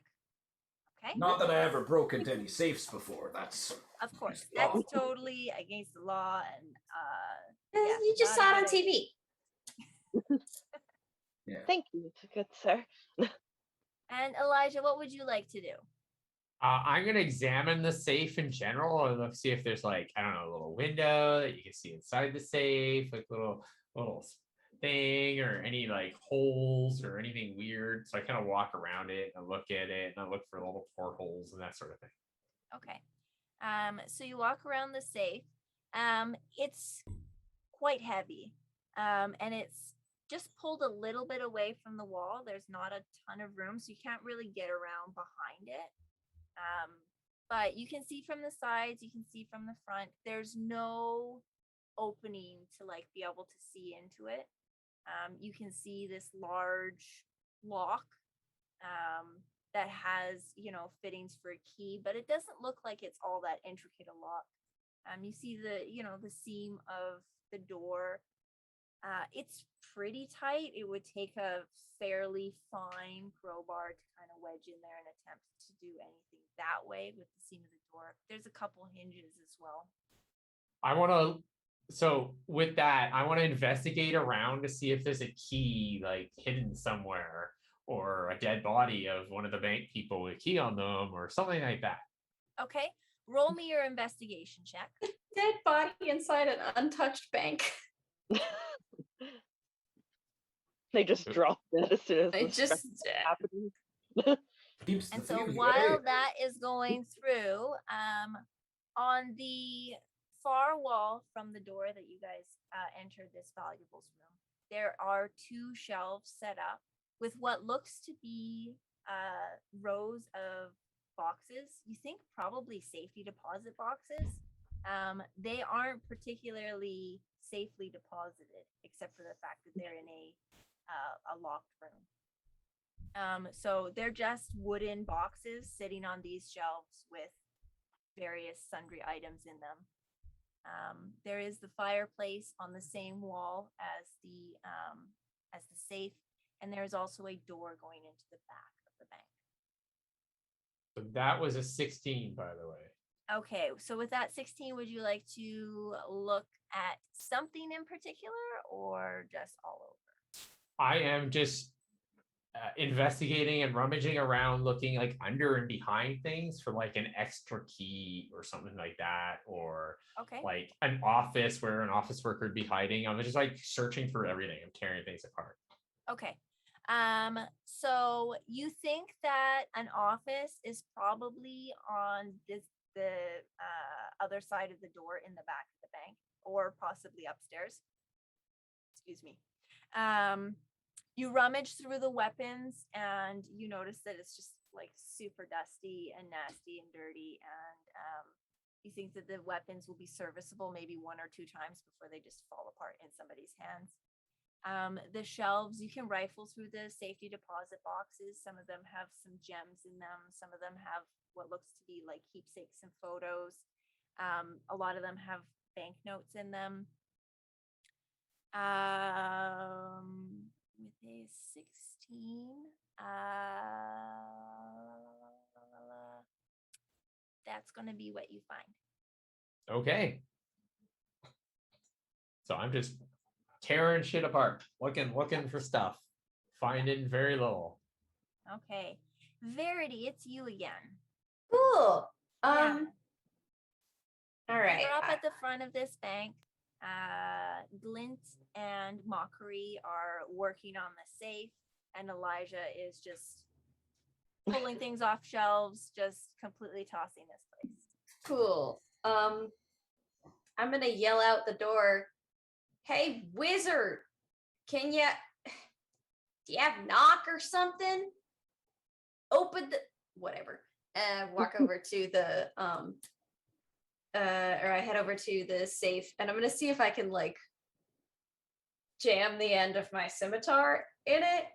Okay. And like see if I can finagle and thwack it or As she's like walking in there with her scimitar, can I just pass her my crossbow or my crowbar out of my pack? Sure. Yeah. I'm Sure. like, no, don't break that. Here.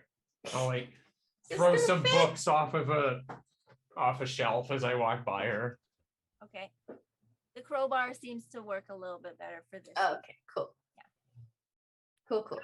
Okay, so then let's get an athletics check for wedging it in there. Oof. All right. That's a 12. That's a 12. Okay, so you managed to get the crowbar like good and in the like space, the crack between the door and the outer wall of the safe. Mhm. But you start to try and leverage it and it's just not budging. Cool.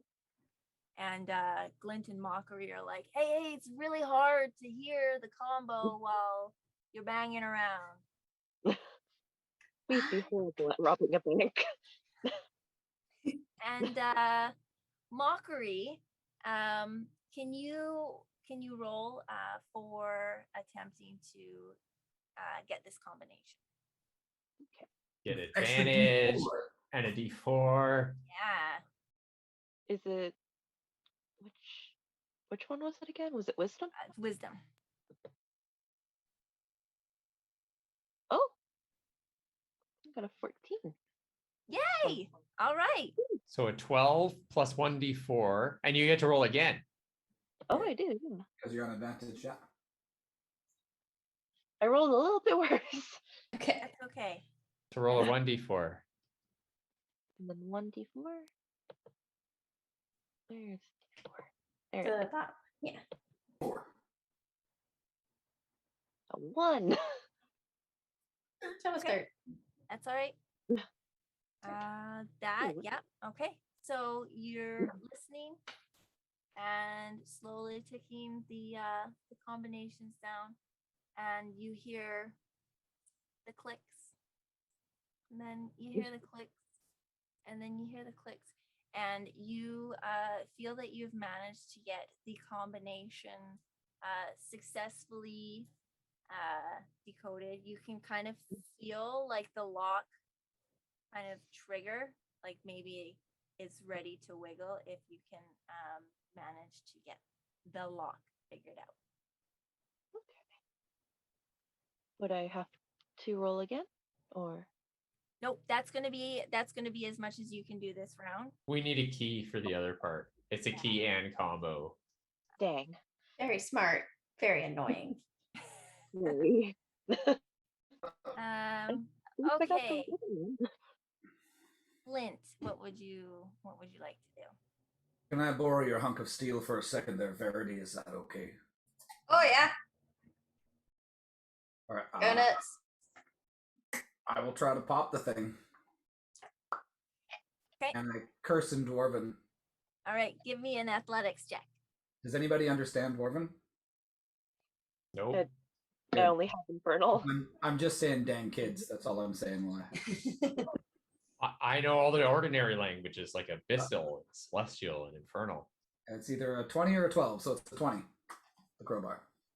Okay, so you lean back on it. You give just a loud dwarvish curse and just put your back into it, and you feel the door start to nudge. And you, think I've got. Give me a hand here, Verity. I think I've got this. yeah. Sure. So Elijah, you're the next. You're the next in initiative. Would you like to get in there? Yeah. So when it's starting to give, does that mean it's just a little bit out, or like you can see it bending forward?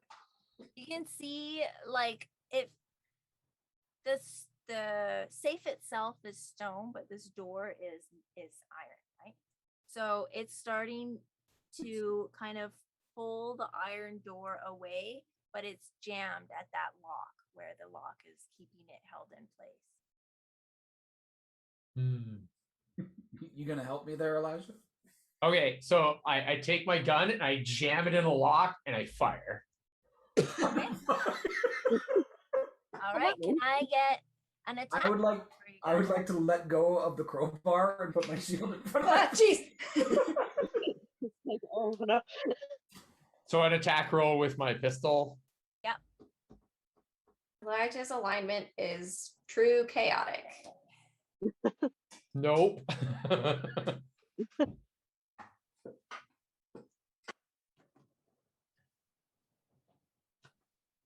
And my in God. the distance, as you're lining up your pistol, you can hear another resounding crash. It doesn't sound like the giants have gotten actually very far with the stone. It seems like maybe they've been distracted again in the middle of throwing it. It's kind of gone in the air and then fallen quite close to you guys, but not on a building. 24. With a 24, that definitely hits the lock. Can I get some damage from that? Yep. Yep.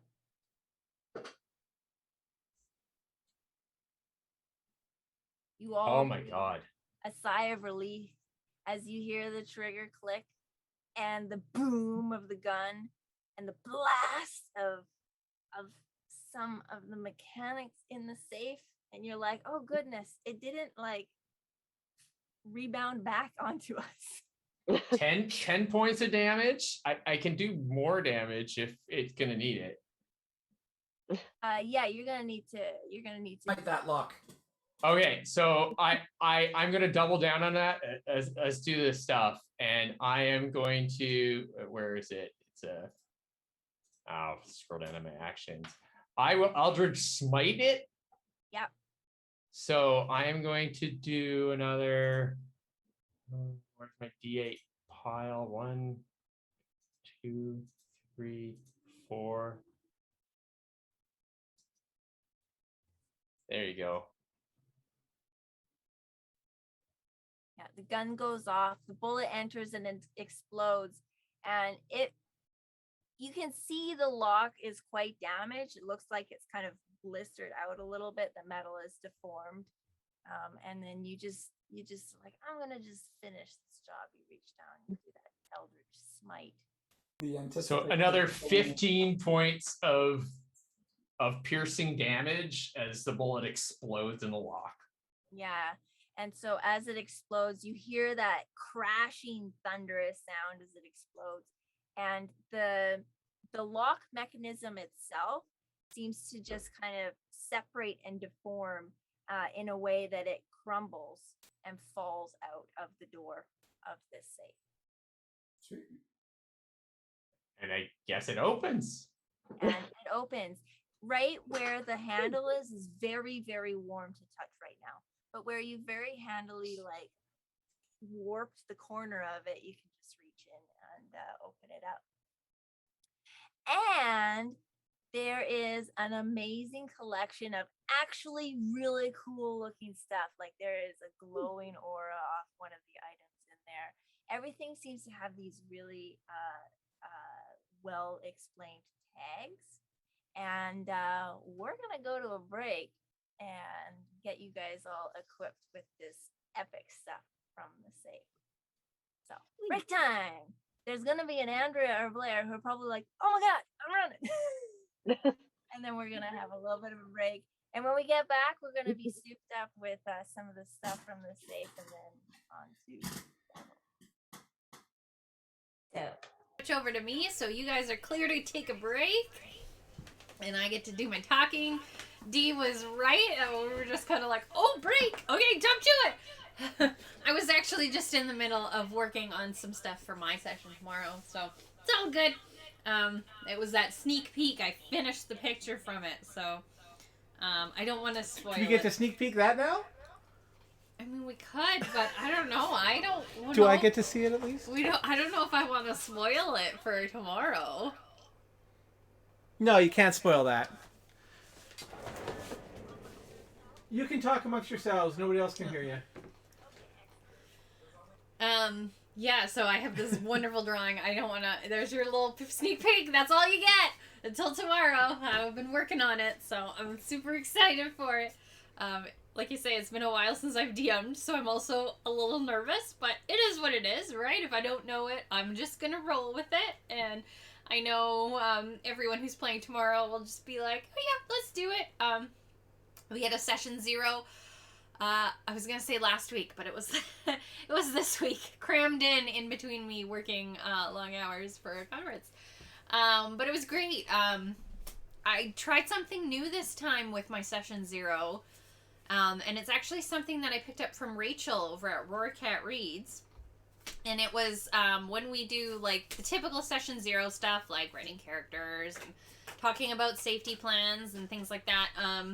Afterwards, I also ran a battle royale with everyone, just to give them a chance to kind of, yes, Blair made a face. He also guested in the battle royale, but it just kind of gives everyone a chance to get to know their characters, actually use some of their abilities and things, and it was super helpful, like even for me as a DM, and just getting them to play together. Like I think I'll do that again. Super fun too. Yeah, Blair got to sit in, and it was just super fun, like just something totally different. And you wouldn't think as a battle royale that it would need to be DM'd, but I even had a blast doing it. So it was just something super different to host and try, and I think from now on in my session 0s, I will be including that. So thank you, Rachel at Roarcat Reads. That was a good thing I learned. She did it for Andrea's Adventures for her session, and it was a really great lead up. So how's everyone doing this evening? Having fun listening to all the D&D adventures in the western town, the Wild Wild West? I'm having fun. I'm a little on the tired side. My week is catching up to me at this point. I think I might turn into a pumpkin soon, but I'm not a pumpkin yet, though I do have my bin of candy. Dun da da! He's puking candy. He is puking candy, it looks like. I was busy packing some little treat bags. I keep adjusting my camera, trying to get it so that it's not cutting the top of my head off, but it's not this camera, it's that camera, so... I don't know why it's pointed so low. There we go, that's better. It's not quite cutting my head off. There we go, yeah, okay. We're having fun. What else can I talk about? Oh, if you want to purchase some awesome shiny math rocks, you can just head to adventuredice.ca and enter promo code AwSHUX2021 and you'll get 10% off your purchase in our shop. And that does include free shipping in Canada. You can tell that I'm tired because it's taking me a little bit more to get the words out, but it's all good. Here comes quality control, Dr. Emmett Brown, to come curl up on my lap again. Yeah, so head on over. We are putting on this stream this weekend as part of the AwSHUX convention. SHUX is a board gaming tabletop RPG convention that happens here in Vancouver, British Columbia, Canada, generally in the fall. Obviously, they've had to go online, like most other conventions, because of the pandemic, and usually we would be exhibitors there, but because we can't exhibit and set up our table for all you to come see all our pretty math rocks, we decided to host just a casual RPG weekend, if less formal, because we were busy with making calendars and day job stuff and things like that. So yeah, so it's just casual. We got our friends together, and yeah, I haven't actually thanked all the wonderful DMs and the players for stepping up and being willing to play with us this weekend, which is a big oversight on my part. So thank you, everybody, for offering to do that. I hope you're all having fun. I know I'm having fun listening to all your mad adventures. Right, Emmett? Yeah, I know. I stopped patting you. Yeah. What else can I talk about, Blair? Subscribe, like us, subscribe us. Yeah. If you like kind of the content we produce, feel free to follow us here on Twitch or subscribe to our channel. When people do that, it kind of lets us know that we're making okay content that you like enough. and we might be motivated to make more. We really do want to make more, but currently our time is dedicated to adventure Resources. dice. Our resources are limited. Our resources And they are focus limited, on what we think people want. Yes. So if you subscribe and like us, then we know you want content. If you buy dice from us, we know you want dice. Yes. That's how it works. Oh, that's great, Cat. I'll just hide it with my hair for now. Yeah, ouch. You can also follow us on the various social medias. Yeah, my brain is not functioning well at the moment. We have subscriptions. Yes. New have subscriptions. Perfect in time for the holidays. You can prepay 6 months or a year. Yes. And And there's lots of pretty math rocks in the subscriptions. Some path. Oh, what do you do if you ever feel someone is being dishonest with their roles? That's a really good question. There's once we implemented a dice bowl, so everybody had to roll into the bowl. Yeah. If it wasn't in the bowl, it didn't count. Lauren suggests decapitation. Yes. My way of thinking with people who are being dishonest is they're trying to make up for something, right? There's a reason why they just feel this need to succeed. And it's really frustrating because obviously they're, depending on your friendship with them, I mean, it might just be a complete stranger. You don't know them, but generally that's what I find is that the people who are dishonest, there's something missing and they just need that win. And so it's just finding a way to... And that's very true, Lauren. Lauren says they are only cheating themselves from a good time. And that's very true. Because having a legit successful role versus fudging your role for that success, I mean, that's just cheating. The trick is to make them realizing they're only gypping themselves. Yeah. Without embarrassing them. Or without... Like, if you just call them out, they'll just deny it. And it's all of a sudden an argument. Yeah. So there is a really tough balance in that. Yeah, and it's finding that way because, like I say, they're usually doing it for that kind of reason. There's something going on that's making them do that. We had a friend who I know it got to the point where the party was like buying them bigger dice to make it harder for them to fudge and doing the dice bowl so they couldn't or yeah. That's a really tricky one, and it really depends on your relationship with the person. And if you can have those kind of open conversations, because obviously if it's like just a stranger and you're playing in a game store with people you don't know, it's a lot harder to have that conversation with that person. In that instance, there is no... Then again, having said that, it can also be super hard if it's somebody you've known a very long time and you don't want to hurt their feelings. So... it's one of those very difficult things to discuss through. Yeah. I don't think there's... That's a great way to not answer the question, though. I don't know. It's a very good point, though. It's really the only way to fix it is to talk to the person. Be honest. Talk to the person. But not in front of everyone else. Not in front of everyone else. Don't just call them out in the middle of a game. Yeah, just be honest with them and say, hey, it's kind of like... ruining everyone else's fun. Is there anything we can do to if you're fudging your rolls, there's obviously something that's making it less fun for you that you feel the need to do that. So what can we do to make it better?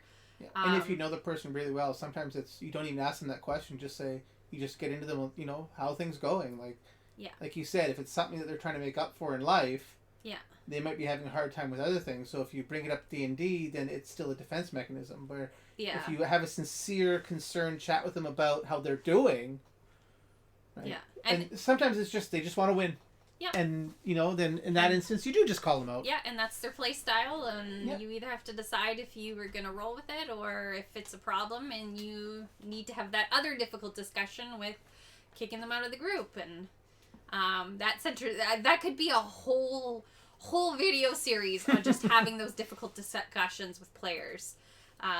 Because, I mean, we're all humans, and we all have our human problems and issues that come up, and they impact games. I mean, it happens, so, yeah. I'm sorry if you're facing that right now. I know it can be really hard.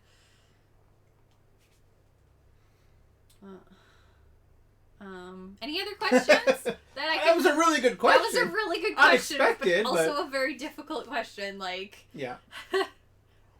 Anyone else in the chat? I know Lauren's there in the chat listening. Have any advice? Anyone else? Very experienced DMs, or I know they're watching. I know you're out there watching, so feel free to chime in.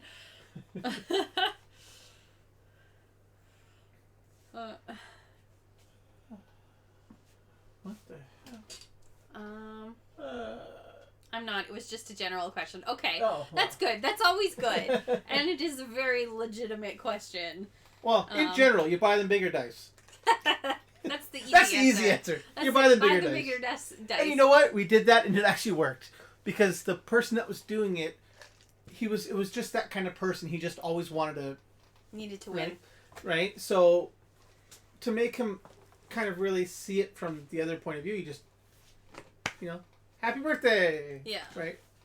So surprisingly, that one worked pretty well. Yeah. I mean, he didn't stop doing it, but he was much better at it. Yeah.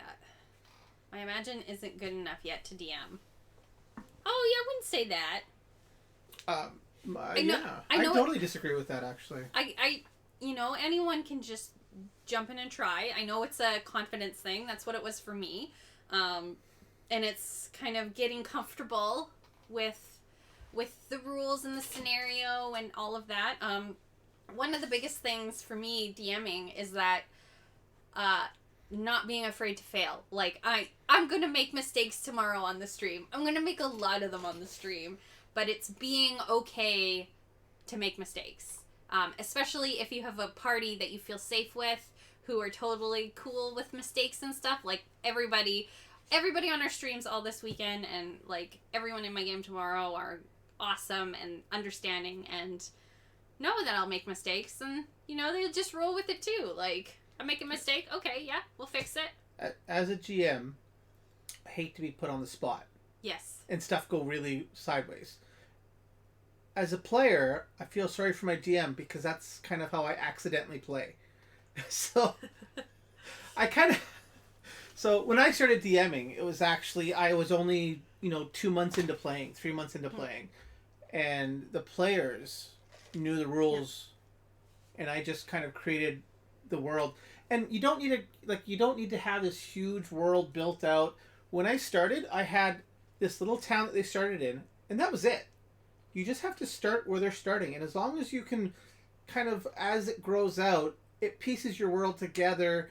What they do sometimes, you encounter a bunch of dinosaurs from a random encounter table, and all of a sudden, well, hey, there's a bunch of random dinosaurs here. Is that because they're native there, or is that because there's another problem? So you don't need to plan everything all out all at once. It can grow as you go. Yeah, and I mean, another way, like, if planning your own world seems like a big, massive thing, there are tons of awesome adventures out there, like, even just one-shots for you to test the waters a little bit and see what it's like, and there's nothing wrong with running a module. I mean, that's what I'm doing tomorrow, and I'm a person who over-prepares, so, like, I have all my highlighted notes and stuff. Not that you can see. That whole page has so many notes on it. But there's nothing wrong with that. And it's a great starting point. And once you kind of get into the practice of being a dungeon master, you're just going to slowly build your skills and gain your confidence. And you'll start to feel more comfortable to kind of go off the path. Like, having flexibility. Like, yes, I have a module. And yes, I'm hyper prepared for tomorrow. But I'm also confident enough that if the players decide that they're going to go that way, like, I have a dungeon set up. They may decide that they don't want to go in the dungeon, but I can adapt, and I'm comfortable enough doing that. But that's a skill that you learn, and the best way to... You made a good point in chat, too. What's that? Just DMing is a great way to expand your imagination. Yeah, right? So. Like, we all start somewhere to learn, and we got to try, right? So yeah, absolutely. Looks like we're still waiting for... Oh, see, Andrea couldn't hear that. You got to put that in chat so Andrea can see it. Yeah, I can't hear you folks in Zoom, so, you know. I've got the headphones on, so she can't actually hear you. I can see you over... No, go for it. Go for it. Put it in chat. Something about promoting... Whatever... I don't know. I always mix those Dungeon Master groups up. But promote it because they encourage new DMs. Oh, YVR Dungeon Masters? Was that the one? I think that was the one. Yeah, that's the one. Yeah.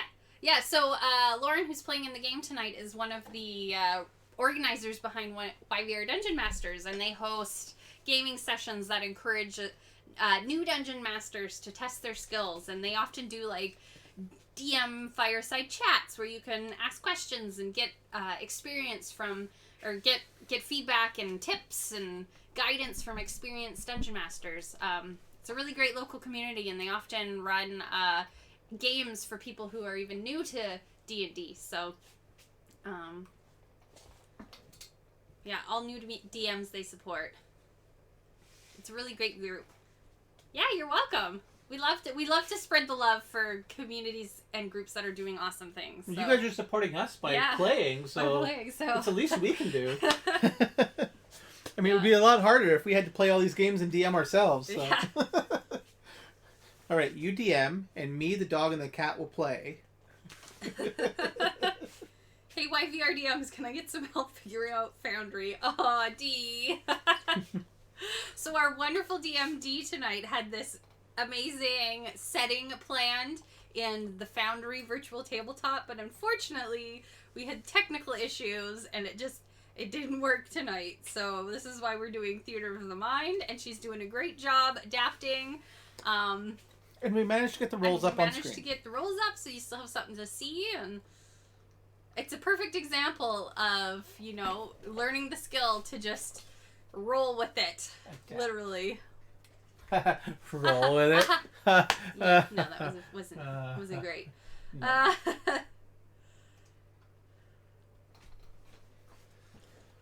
Okay, Rocket, go jump on the couch. For one more.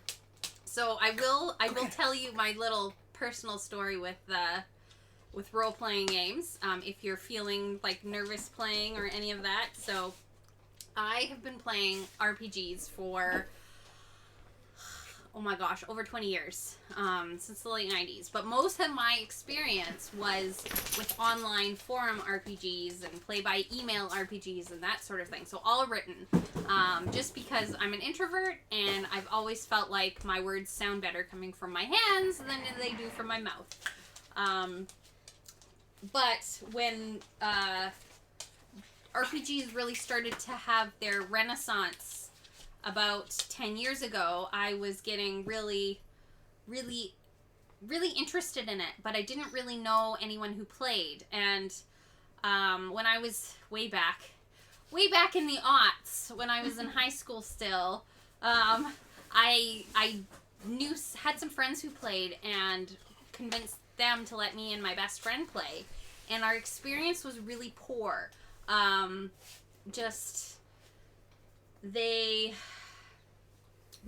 We'd never played before. We had no basis for how to play, and it was one of those scenarios where we just got told, no, you're playing wrong.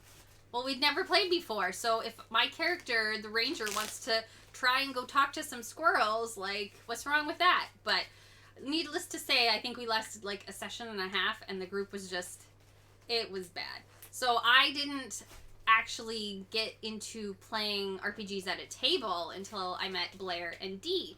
And we actually met at a at a general purpose nerd convention. It's called VCon here in Vancouver. But anyway, they invited me to join their tabletop, and that's where I really started to learn. But I distinctly remember being so overwhelmed and so nervous that I started crying at their table. I don't remember that. You don't remember that? I don't remember you crying at the table. I distinctly remember crying. Just because I remember trying really hard to help you out. Yeah. And keep things... I just remember being so nervous and just so fish out of water, and just combined with my past negative experience with tabletop that I remember breaking down and crying in Ethan's house just, yeah. In your defense, it was Pathfinder. Pathfinder is complicated.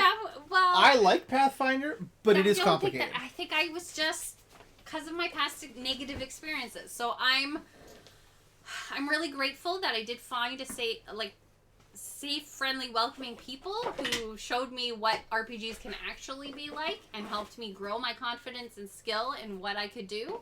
I think that's key. And there's lots of great places where you can learn to do it, like Why We Are Dungeon Masters. Going to conventions. Terminal City Tabletop City Tabletop Convention. Christoph is our RPG room manager, and I know him and Matthew, they work really hard to make a safe, inclusive RPG room so that new players can come and try systems they've never tried before. If you're totally new to RPGs, you know, it's a comfortable place to try. And that's one of the things that I really want with the things that we do with Adventure Dice, with Plaid Dog events, with Terminal City, and I know Blair's really committed to it as well, is making RPGs a safe, accessible space for everyone so that nobody has to go through that experience that I went through when I first tried. So that was kind of a story time tangent. Anyway, It was a good story. I'm glad I could be the one to help bring you back into the world of RPGs. Yes. And Ethan and Deanna, of course, because they were obviously there for it. Yes, they were also key. Yes. Had we not had that game, it probably wouldn't have been as easy. Yes. But Blair and I actually met thanks to Deanna, so because I went to VCon by myself, and Deanna encouraged Blair to go and carry her film equipment. That was the original line. That was the original line. Yes. And so we met at VCon. And then, So we're still missing one more player. Hasn't come back yet, so I can't switch the video over because it's going to look funny. Almost back. Okay, no problem. As long as we know that they're almost on their back, so I can keep rambling about various stories. I mean, you got lots. Yeah. And most of them are good. Yeah. One of my favorite thing is that, like, what was the which? The first that we the first set of dice we made was our custom set in the 2021 Advent calendar. Yes. That's the first one we actually had custom made. Ourselves, yeah. All the rest of the dice we didn't actually make. But that one we actually special ordered the style, the color, every aspect of it we specifically asked for the way it is, and it came out exactly how we wanted it. It's awesome. I love it. We're so excited for everybody to see it. So excited for everyone to see it in the Advent calendar. There are extras. They will come on sale in January. We just don't want to spoil the surprise. Yeah. So that was our first custom set. Cat and dog hanging out with you. Yep, they're both here. We've got quality control back here, and the morale department snuck his way up here without asking. Yeah. I may have encouraged it. Oh, you encouraged him. I may have encouraged it, yes. Not sorry for bringing him. Yeah, I really appreciate it because that was like a life-changing thing, obviously. I think that changed the direction of both our lives. It did. Yeah. Yeah, for better, for sure. The Pathfinder 2e action economy is pretty cool. We unfortunately have not had the chance to play Pathfinder 2e. We have the beginner box. We just have to find a way to try it. We have the beginner box because we do really want to try it. We even have the core rulebook. We just have been building a business, and that eats up a lot of our time. So much excited. I've not played Pathfinder. Oh, that's Saki's. I thought she played with us. No, she was not in. She wasn't in that campaign. No. Oh, she started with 5e. Yeah. The way I like to identify the difference between Pathfinder and D&D. Pathfinder /3.5/3 D&D versus 5e is Pathfinder is very technical. You can have a lot of fine detail on how you create your character. When you're playing, there's a lot of technical aspects to the game. 5e, it feels like they stripped all that away so that you can tell a story easier. So if you like the technical side of role playing and the little fiddly bits, actually getting your character exactly how you want it, Pathfinder is great. And I still like Pathfinder. I really enjoy it. If you want to tell a story and you don't really care so much how it happens, you just want it to happen, 5e is wonderfully designed for that. So personally, I feel it depends on what group I'm playing with. Because I have found some groups who don't work well with Pathfinder and some... I would be really interested to know your opinion, because we haven't played Pathfinder in several years now. Yeah. So I'd be interested for us to play again and to see if your opinion still... You think so? What your opinion is, now that we've played 5e for so long. That's what kind of... I mean, the first system I played was it was AD&D. Yeah. But it was in the time of 3.0, not 3.5. Yeah. So... I had like 2 games of AD&D, and then I bought the rule book. And I'm like, okay, guys, I've got the book. Let's play. And they're like, that book doesn't work, and I was really disappointed. Really disappointed because I had this brand new D&D book that I really wanted to use, and I couldn't use it for the game we were playing. So we actually started another game with some other friends that I didn't know liked it or were interested, but they had it. They knew how to play, and they're the ones that taught me. Played 3 months. I started DMing, but. Yeah, so that's really what I got into to begin with. So it's kind of nostalgic too for me. So, getting me to hate it's going to be difficult. Christoph called us younglings, which, I mean, we appreciate being called younglings. However, at least one of us in this room is over 40, so Thanks. Not quite younglings. Rocket is not over 40. Oh, wait, you didn't mean him. What's cat years work out? How old is the cat? How old are you, Emmett? How old are you? Hey? Redbox Basic D&D. Okay, to be fair, I didn't actually start playing D&D until I was 20. I think I was 19 actually when I first started playing, 19 or 20. So yeah, I probably could have played the older versions, but I didn't because I didn't have a group of friends that played it, and I actually didn't know anything about it until Sean told me the concept of it one day when we were at a bar hanging out. So. And honestly, I could age myself by saying that I cut my teeth on RPGs in tripod chat rooms. So, if you know what those are. Though I know that's not like the folks who got to play. I was too cool for old school. I wasn't cool for anything. Me neither. I was not cool for anything. They're always babies. My first game was Redbox Basic, and I think I covered all these. Yeah, we have played AD&D. If you like Excel, Pathfinder is awesome. Oddly enough, I like databases better than Excel. I hate it when people try to use Excel for something that you'd be better off to building a database for. That drives me nuts. I hate that. But I'm also a programmer, so that kind of takes a different view on things. It's funny because the picture behind me shows our very extensive Pathfinder collection, which we no longer own. It's on the other side. It's on the other side. And lower. There you go. You can actually see the 5th edition books on that shelf, though, too. Yes, however, it's totally different now because this top shelf is full of 5e books, and we have sold most of our Pathfinder books to the used I still kept my favorites. game stores. Yeah, we still have a few, but... My dad worked for the government and would agree with your ideas on databases. People put too much stock into Excel. They just put too much and make it do way more than it needs to do. And then you open up someone else's file and it's super slow. You're like, what is it doing? And it takes like... And then you open it like a new version of Excel and it's like, I'm disabling this macro because it takes too long. You're like, what are you... Yeah. Yeah.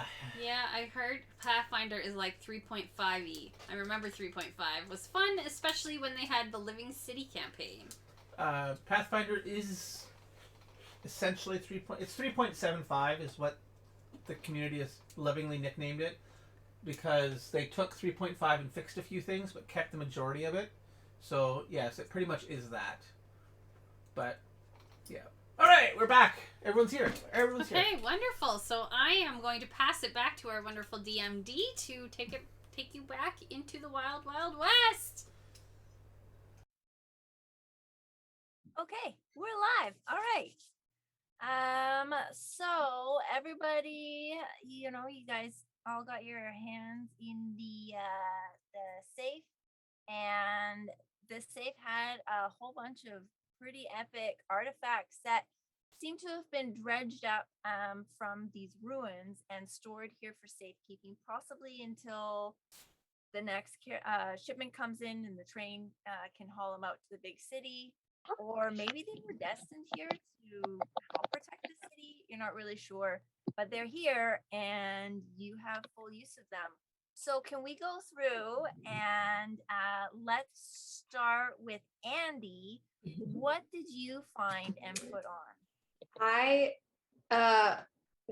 Verity Calloway found the hide of the Feral Guardian, which essentially boosts your armor class and lets you cast polymorph on yourself to turn into a cave bear. And it gives you a little bonus to damage and melee attack. So, all right. Sweet armor. And Elijah, what did you find? I just found a little like ring. Doesn't do very much except perhaps summon demons.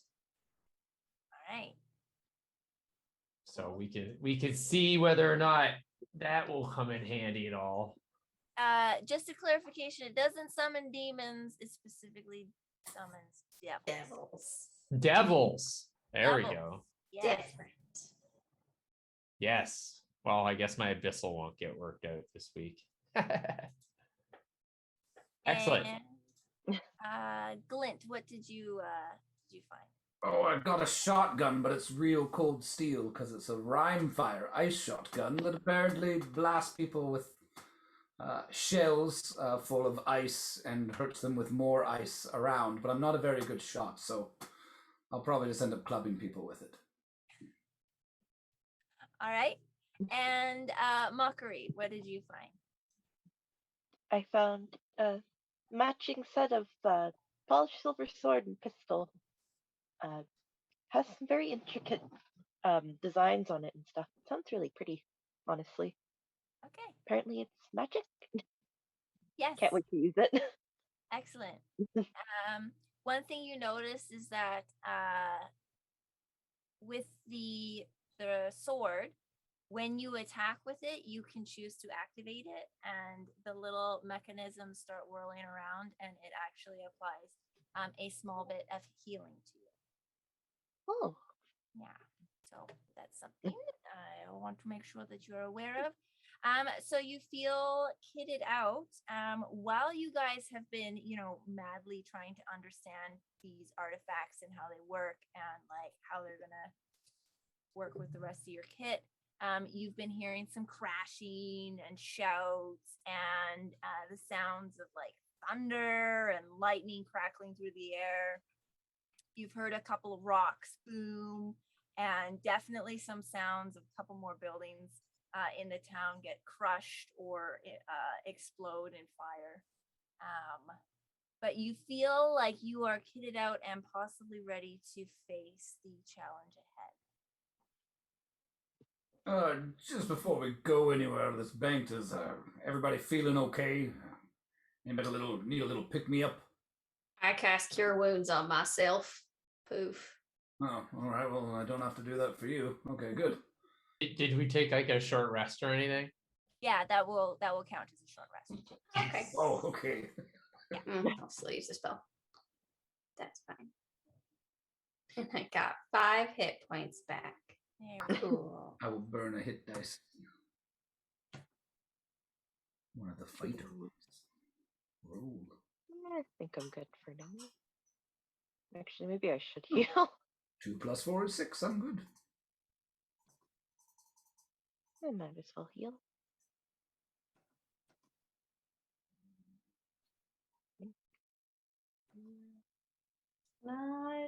Use 2 hit dice and I'm back to full health. Great. Excellent. Okay. So as you walk through the doors of the bank, you do notice that 2 more buildings in the town are engulfed in flames. Two of the horses have stayed in front of this building. One more, the third one managed to pull away and run off. You guys are pretty close to the giants and the chaos that is going on over there. You can see that the owl has not stayed in owl form. It is a humanoid looking person out there casting madly. There are 3 very large creatures and a handful of menacing goblins that for some reason seem to be like walking by the street. Okay, so we see 2 giants, and what is the other large creature? I think we're probably looking through one of those small windows before deciding if we're going to go out or not. Okay, so you're kind of looking through the like window of the bank around the land claims office. The third large, they look humanoid. They have, legs and arms. It looks to be wielding some sort of like epically large sledgehammer or something like that. It's taller than regular people, even maybe a little bit taller than some of the Goliaths you've seen, but not as tall as these giants for sure. So he looks like a human, but he's just really big. He's really, really big. He looks more like the giants than he does. Oh, okay. Sorry. Half giant. Like an ogre or a half giant. Something like that. Something like that. Yeah, he's pretty lean. Like ogres are kind of more like bulky. This guy looks like he's either, kept himself very well or is maybe not an ogre. He doesn't also have any children. Scouting with the giants in giant. Sorry, what did you say, Glint? He doesn't have any children. No dad bod. Yeah. No dad bod at all. All right, shall we? I reckon we just walk up there like we're tougher than they are. Maybe half the goblins will run away. Yeah, let's do that. All right. Tombstone style. Just walk I'll toward. go ahead and transform into a bear. Oh, wait, can I ride you? No offense. I just want to. Yeah. So I would suggest that this scene looks a lot like Elijah kicking open a door and then being followed out the door by a giant bear with a dwarf riding on his shoulder. I also don't have spurs, so it's okay. Let's charge these bad boys. Oh, just hold on to my like extra skin and stuff. Bears have that. While I get onto the bear, can I cast Sanctuary on myself? Sure. Yep. Be like, let's get him. Let's get him. So you guys walk out from this bank out into the street of Absolution and stare straight at this group of chaotic monsters that are attacking. And you kind of just freeze frame on the 4 of you in the street, and a flaming billow of weed kind of tumbles behind you as another building in the background just implodes in itself and a gush of flames come out. And you start marching forwards towards this fray. I'm gonna run. You're gonna run? Roar while I do it. Run straight Try at and it. scare Okay. them. We're doing the comic book thing. So we come out all Western and then we just go into the comic book running at them together. Yeah. Like the X-Men opening. There you go. Yeah. The giants are aware of you coming towards them, but they kind of seem to be like trying to manage, like, are we picking up rocks? Are we dealing with this wizard? Are we doing the thing? So they seem a little bit flustered and don't get onto the offensive with you guys right away until you pull up to, let's give it a 60-foot distance. And they are aware of you. You are very aware of them. Can you get some initiative? Yeah. Oh yeah, big 3. 22. Oh, I'm gonna be up there fast though. Thanks, Bear. While we're rolling initiatives, can any of you understand giant? If they're speaking in common, yes. Are the giants speaking infernal? They're not. They're speaking giant. Ah, no. Unfortunate. Shoot him in the mouth. But it doesn't matter because I rolled a nat 20 when it came to initiative, so 23. I don't even know where my dice went. Oh, there it is. Just click the initiative button. Oh, I didn't hit the initiative button, but I rolled a 1. Oh. Oh. She's still in the office going, what happened? Hi, guys! Wait, Wait, guys, I where'd miss you our go? epic walkout. What just happened? Where's the bear going? Where is everyone? There's a bear now? Why is there a bear? Huh? My poor We're all team. doing like the initiative thing from the Avengers, and you're like, what? Fiddling around with the new gun. It's like, huh? Wait, where is everyone? Audience. Oh no, my team. I don't know how to roll initiative either. There's an initiative button under your proficiency bonus near the top of the character sheet. Next to your armor class. Oh. Yeah, I found it. I'm very bad at looking for things, apparently. All right, that gave me time to roll for everybody else here, so it's all good. Elijah, could you let me know what your dexterity score is? It is +3. It's the 16. Okay. He's a dexterous boy. I don't know which initiative counted, but I found the initiative button. Yeah. Either works, I guess. I don't know. Sorry. I'm kind of out of it. I took a break and then suddenly my brain was out of it. That's all right. No worries.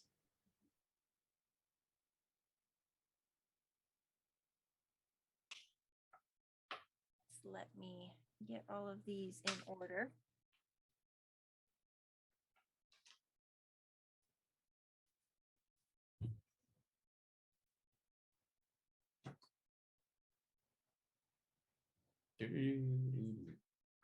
I've got the X-Men theme song from the 1980s cartoon stuck in my head. Perfect. Yep.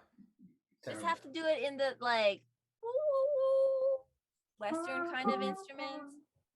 I guarantee they did an episode of the 1980s X-Men where they went to the Wild West somehow.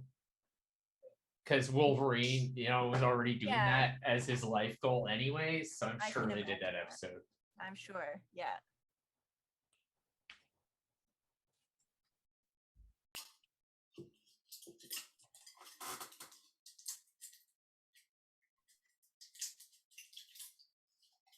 Okay, thank you for being patient. I have our initiatives in order.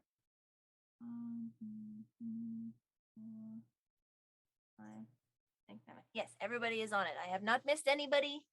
Tell me if I missed somebody. Okay, and we're going to start with Elijah. We are 60 feet away from where you can see two giants.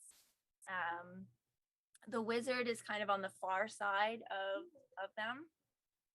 And he looks like he has suffered a little bit of damage, but not really a whole lot. So yeah, the giants, there are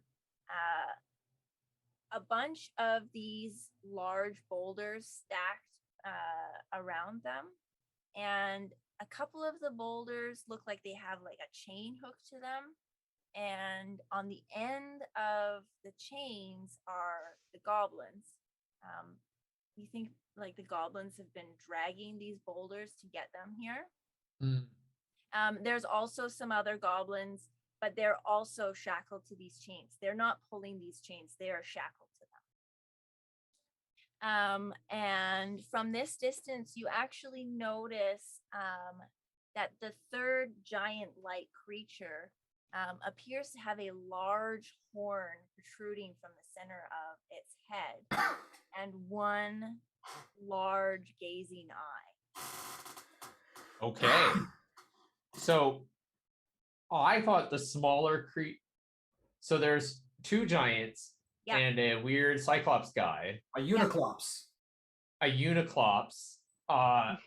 Does any of them look like they're kind of like in charge? Right now it's a lot of chaos. You think that the wizards kind of swooped in and like they weren't expecting like to deal with much, so they were like, whoa, we were just having a free time like destroying this town, and like you came and blasted us with fireballs and stuff. The giants are a little bit singed, they've taken some damage. So you, from the time that you can see, like the little one is definitely barking orders as opposed to doing anything. That's what you do notice. Okay, so for my turn, I start by casting Hex on the Uniclops. Okay. So I will spend my slot on that. And then I shoot the Uniclops with my gun. Okay.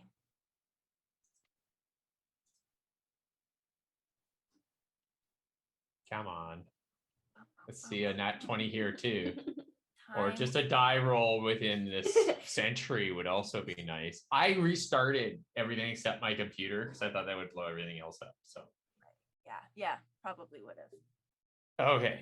Does a 16 hit? It does hit, yes.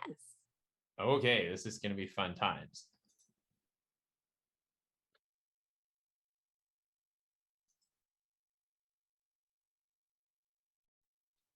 So he's going to take. Oh my god, come on. They put too many animations on this, that's for sure. Certain dice sets are slower than others, I think. I have like a basic set. Oh. So I roll. He takes 8 piercing damage. Okay. And some number of necrotic damage that's going to be here any second now. Honest. Yep. All right. So you shoot with your Hellfire pistol. Are you aiming at any particular? I'm shooting the Cyclops. Yep. And he took, I think, 1 more point of necrotic damage. Okay. And then I'm going to shoot again. Okay. Hex and shoot twice. The first shot hits him kind of right in this area near his throat, and the bullet goes in. You can kind of see he recoils a little bit, not too much, but around where it hits, there's a little bit of black tracing that kind of comes out from that hole. You can see that there's nastiness happening. And a 19 will hit. 19 will hit. Oh, I got so many dice to roll in so little time. So little time. And the Cyclops, feeling the necrotic energy starting to eat away at his.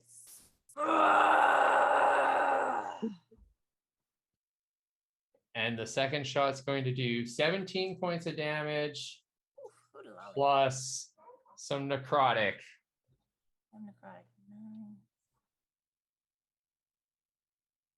Oh my god. This is killing us. Okay, plus I think I think it's gonna be a 2. Yes, plus 2 more necrotic damage. Okay. All right. So the second shot definitely did better. So you just see me like firing this big long peacemaker style pistol revolver. Okay. Your first shot hits here. The second shot kind of hits into the meaty part of his hip, and he kind of bends over a little bit before standing up and just really staring you down. Okay. one of the stone giants.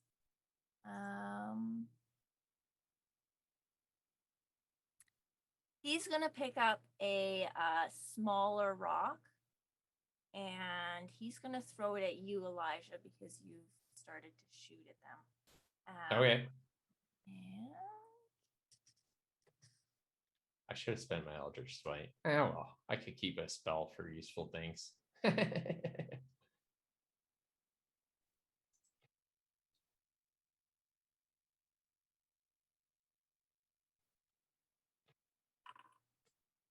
does a 24 hit? Yeah, 24s tend to hit. Okay. And damage. That is going to be 21 points of damage. Okay.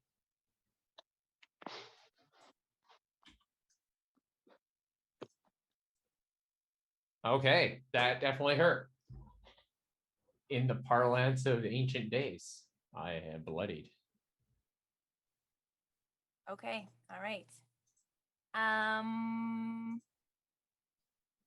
Lair or Andrea, if you want to just make sure that Glint can get back into the game. I don't know what happened there. Okay. Stone giant on. And the giant is throwing that rock, and then it's going to move over towards one of the big boulders that are sitting on the ground around it. Verity. Yeah. Okay, so I'm a bear. I would encourage Glint to get off because I'm gonna get right up into Cyclops's grill. Okay. So can I? Yeah, you kind of just shake like a wet bear. Yeah. And Glint, glances off and is standing beside. Yeah. Okay. Cool. And now I'm gonna run up and I'm going to make one of my attacks on this Cyclops guy. I'm gonna bite him, and that's gonna be. Let's see. Does a 13 hit? So now I'm using the bear away. stats. What's your movement as the bear? Oh, 40 feet. 40 feet. Okay, so you can't quite get up.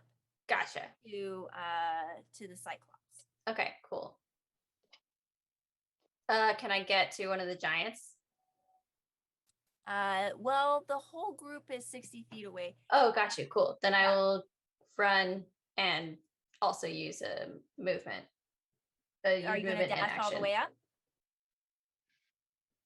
No, I'm just going to move and like hang and let him come to me. You can move the 40 foot up and then like take a defensive to kind of fight. Yeah. Awesome. Defense is awesome. You get a big increase. Take the dodge action. Disadvantage.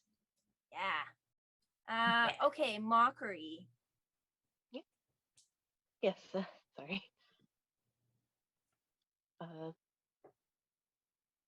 Oh boy, I realized I didn't take very many things that wouldn't hit someone by accident.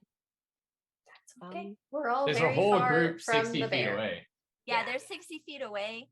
So, I mean, more than likely you'll just hit the rest of the monsters. I'm about 40 feet away from most of them already. I like went forward about enough so I could shoot them with my pistol. Okay. How far am I away from the any of the monsters? 60 feet. 60 feet? 60 feet, Okay. yeah. I'm gonna try to cast Shatter on the leader. Okay. Maybe if we kill the leader, maybe they'll leave. Okay. And I'm gonna cast it at 3rd level. 3rd level, all right. Or second level? I don't know.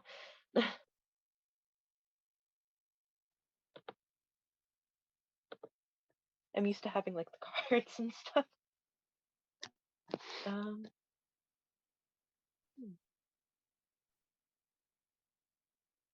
Should I? I wish I Just actually roll did. Shatter. There should be a what kind of save does he it's a need to make? Constitution save, and then it's 48 damage. 48 damage. Should be the sit right next to the spell. I was looking at the wrong part of the spell. Yeah. So 48. Yep. Let me roll the save for the Cyclops first. Oh, okay. Well, the Cyclops feels the thunderous effect of your shatter spell, and it kind of flexes, grunts, and the force of it seems to fizzle away. Oh dear. Very, very strong save. Doesn't even I take believe half it will damage? still get half the damage. Okay. Oh, half the damage? Yeah. So roll 4d8 because you cast it as a 3rd level. Okay. That's 20. Okay. And so it will take 10 points of damage. Okay. You can only grunt away so much of the pain, right? Yeah. But he has no fillings left, so you can be happy with that. His dental work is entirely ruined by the vibrations. Okay, so the second stone giant,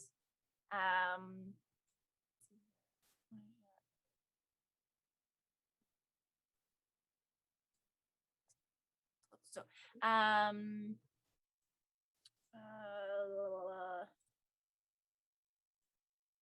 Verity, the giant is going to pick up a rock and hurl it at you. Okay. He has disadvantage because a negative because I took the dodge action. Okay. This bear's all like, could have been a contender. Can't get me. Now I'm over here. Now I'm over here. Ha. So it rolls an 11. Doesn't hit. Just barely misses the bear's armor class. Yeah. So this stone giant, seeing that the other stone giant has moved towards the rock, it also goes towards where there's a group of goblins in the chains. Float like a butterfly, sting like a bee. Air. We have Glint back just in time. It's your initiative. Are you ready to go? Yeah, I kind of heard most things. My Wi-Fi died on my computer for some reason. It's not reconnecting, so I had to quickly turn around to the other station. So Okay. Well, yeah, thank you no for worries. rejoining us. We're here. Something about giants and goblins, and where is the bear right now? Because I'm on its back. That's all I kicked you off. Yeah, the bear Right shook closer. you off. So you're standing 6 feet away. There are 2 giants that are standing beside like goblins in chains, and 1 cyclops that has been hurt a little bit. A little bit. A little bit. These are beefy boys. It's okay. I did like 27 points of damage plus necrotic. Come on. Yeah. I'm gonna Beefy. 30 bang my points in one axe on my round. shield, and I'm gonna look up and go, "Hey, why don't y'all try picking on somebody your own size?" And I'll clang my axe against my shield and cast Toll the Dead on the Cyclops. Wisdom save DC 14. Sorry, can you repeat the last bit there? Wisdom save DC 14. Okay. And sorry, were you attacking the Cyclops? Yeah. Cyclops. You said he was a bit injured already? Yes. They're all a little bit singed. But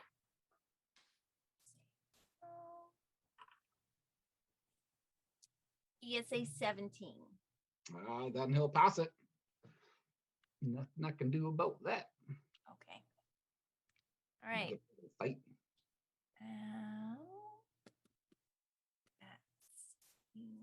The Cyclops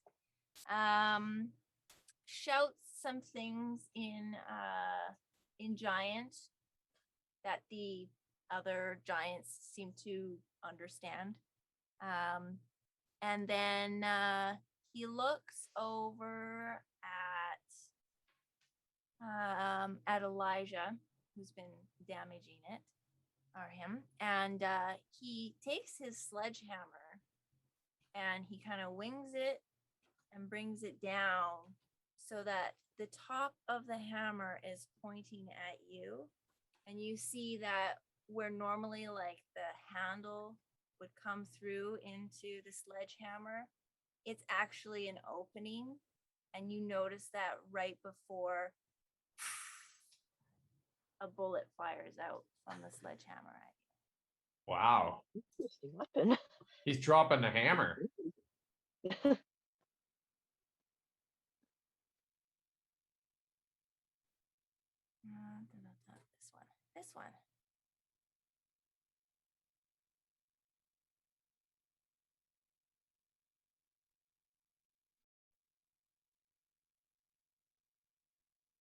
Ooh.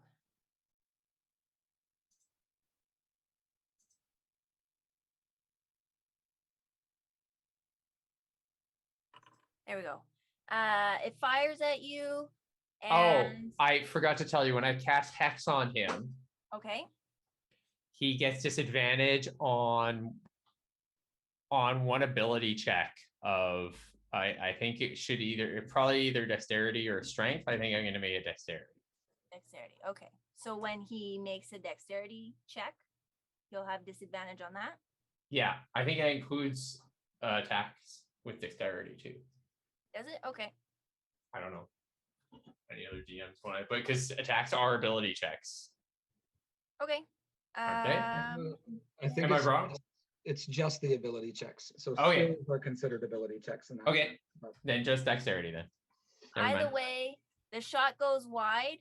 It seems like maybe because this hammer is like front weighted, it's kind of hard to like aim it. So he's trying his best, but he does miss you. That bullet. Okay. I whisper into his mind, "You'll never hit him. You should just quit and give it all up." And he starts looking around, and then he looks behind him at the wizard, and he shakes his fist. Oh no.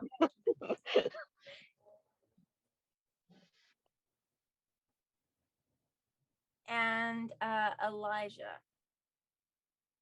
Okay, so I am gonna shoot a guy again because that's what I do. That's what warlocks do, right? They shoot people with guns. Absolutely.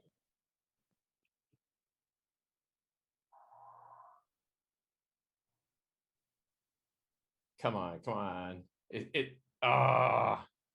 That did not hit, I don't think. Unless come on. 9? Is it a 9? A 9 does not hit, right? No, 9's not gonna do it. Next one goes wide. It looked like it might land on the little D&D Beyond B, and then it was a 2. So sad. That's rough. When you're like, yeah, crit, yeah, crit, yeah, crit. 2, that's terrible. Especially because this gun has special crit rolls. It would be kind of cool to do. 13 probably doesn't hit either. Well, 13 will hit him, but unfortunately it kind of wedges into like the thick part of his horn, and he's like, Okay, and with my I think with my move I just continue towards them. I just continue towards him. Okay, excellent. So I'm like getting really up and close. Yeah, you're like real up close with them now.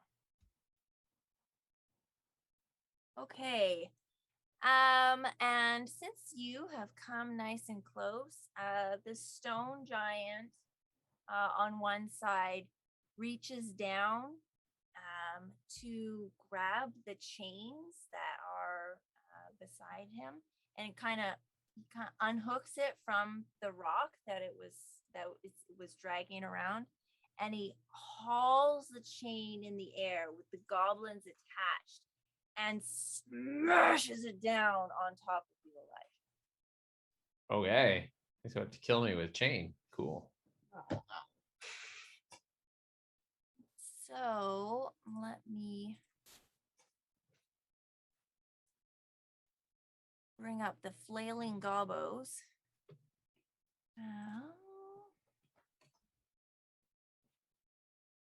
Okay. All right, so as this chain comes down, you get buffeted by the goblins being flung at you.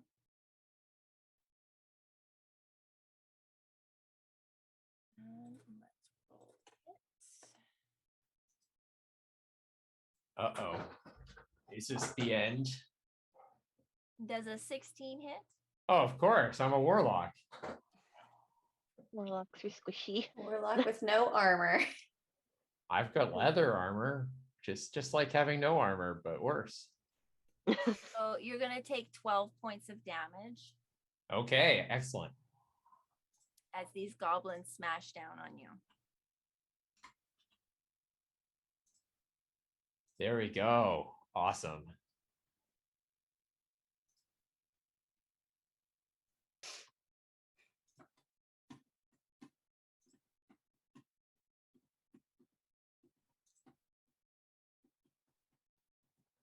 Okay.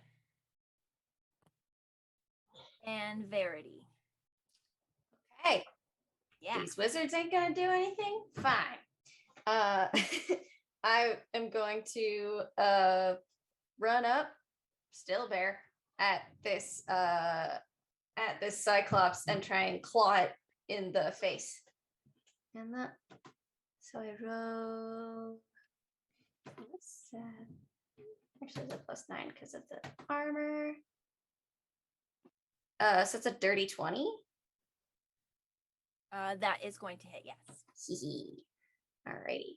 And then I'm going to do, that is 1d8 plus 5.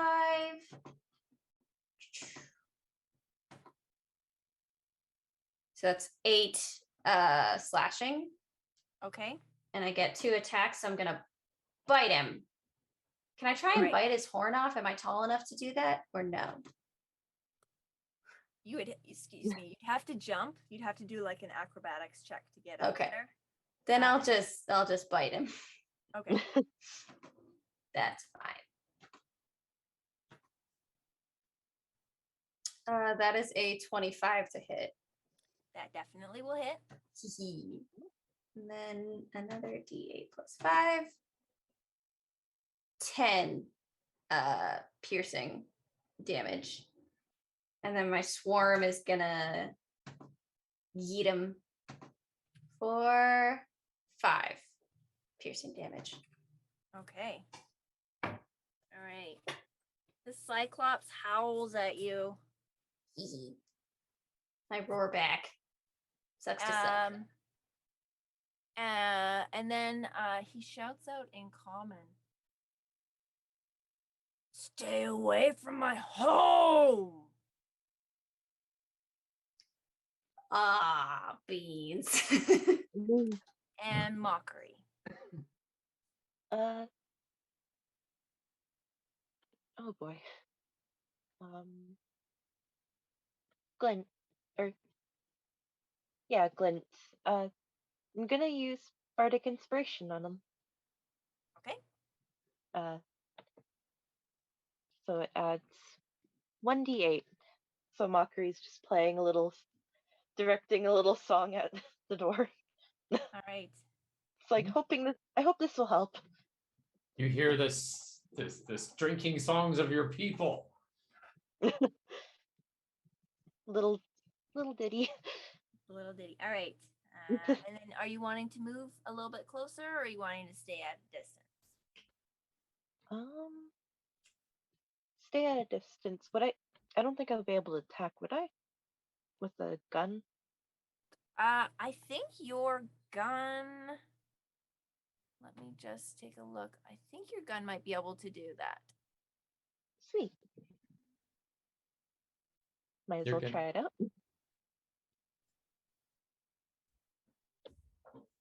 What's it based on?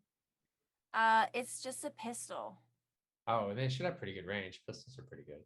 Yeah. You could probably take the pistol on D&D Beyond and just put it on your sheet. Yeah. Ooh.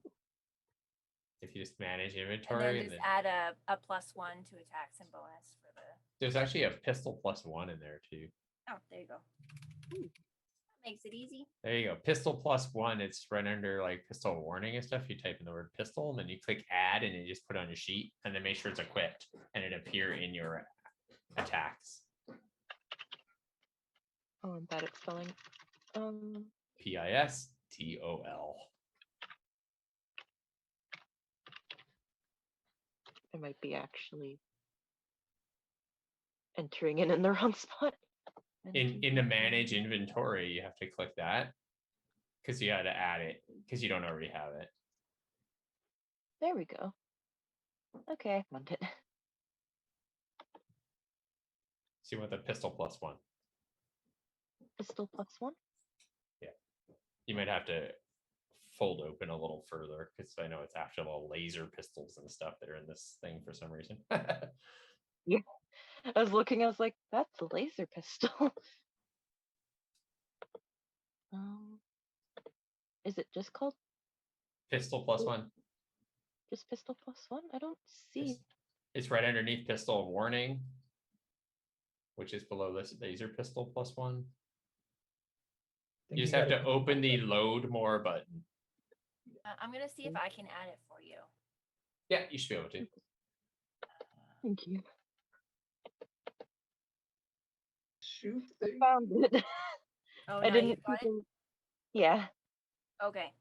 Add to equipment. There we go.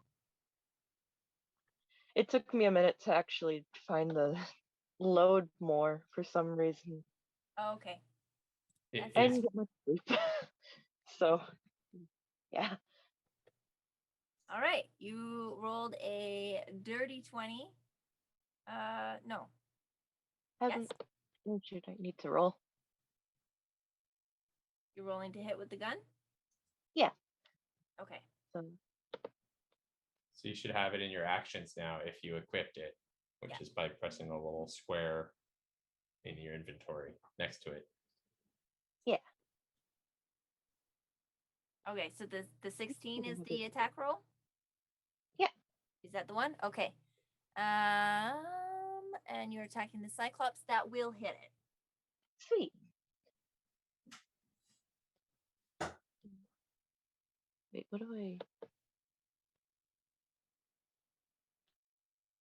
So 1d10 + 4? Is that it for damage? Ah, that sounds pretty close for pistols. Yeah. Or is it something else? Oh, wait, hold on. There's damage next to the pistol. It's that. I found it. 1d8. Or, shoot. Sorry. On my computer, everything's all over the place, and then I have my phone on the phone.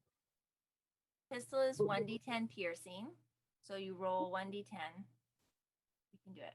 We can do it manually. 1d10, and then we'll add the bonus to it. Okay. And you probably should get a +4 because it's +1 weapon. So, Yes. So So 8 damage. Sweet. That's not too bad. okay, and then the one for the magic as well. So 9 damage. Oh. To the Oh no, it's Cyclops. +3 and Oh, okay. Everything's all over the place on my screen. And then on top, I have my other screen that shows the stream. Yes, the joy of virtual tabletop gaming. Instead of having everything spread across the table, you have it all across your screen. Yeah. Okay, excellent. You've hit. Are you wanting to move forward? Are you wanting to move anywhere? Or are you good? Oh wait, you hit inspiration. So I think you're good. Whip Okay. out.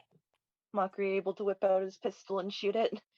It's probably first time in a while actually shooting a gun. He doesn't really use guns. He's just Fair enough. silly. Okay, so the other stone giant is going to reach down and grab those chained goblins that are near its feet, and it's gonna pick up the chains and flail it down on Verity. Verity. Verity. Yeah, just Verity. Don't know if she can bury it, right? It's going to be difficult. We might have to bury her after this. No. Alrighty. So that's gonna be a 13 to hit. Just barely. Oh boy. Okay. Unless the item gives me a +2 bonus when I'm also when I'm a bear, but I don't think it does. I believe it does specifically. It does? In transformed form, yeah. You're like an armored bear. Great. Yeah. Then I have a 14. So no. Yay.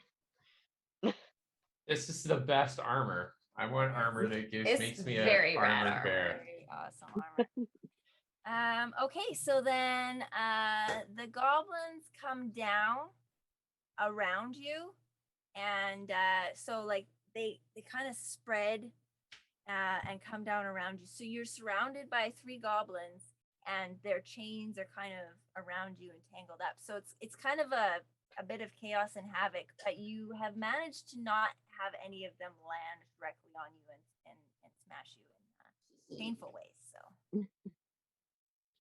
Roar. I don't know what bears sound like. I'm sure it's just like the Hulk, but a bear. And Glint, what would you like to do? You have an inspiration die from the Bard's ditty. How close am I to the bears? Or not to the how close am I to the bear and the giants? Like, can I make ranged attacks with no penalty, or am I kind of at their feet? You said like 6 feet away. Did you say 60? You started at 60 feet away. I think you can probably attack. 60.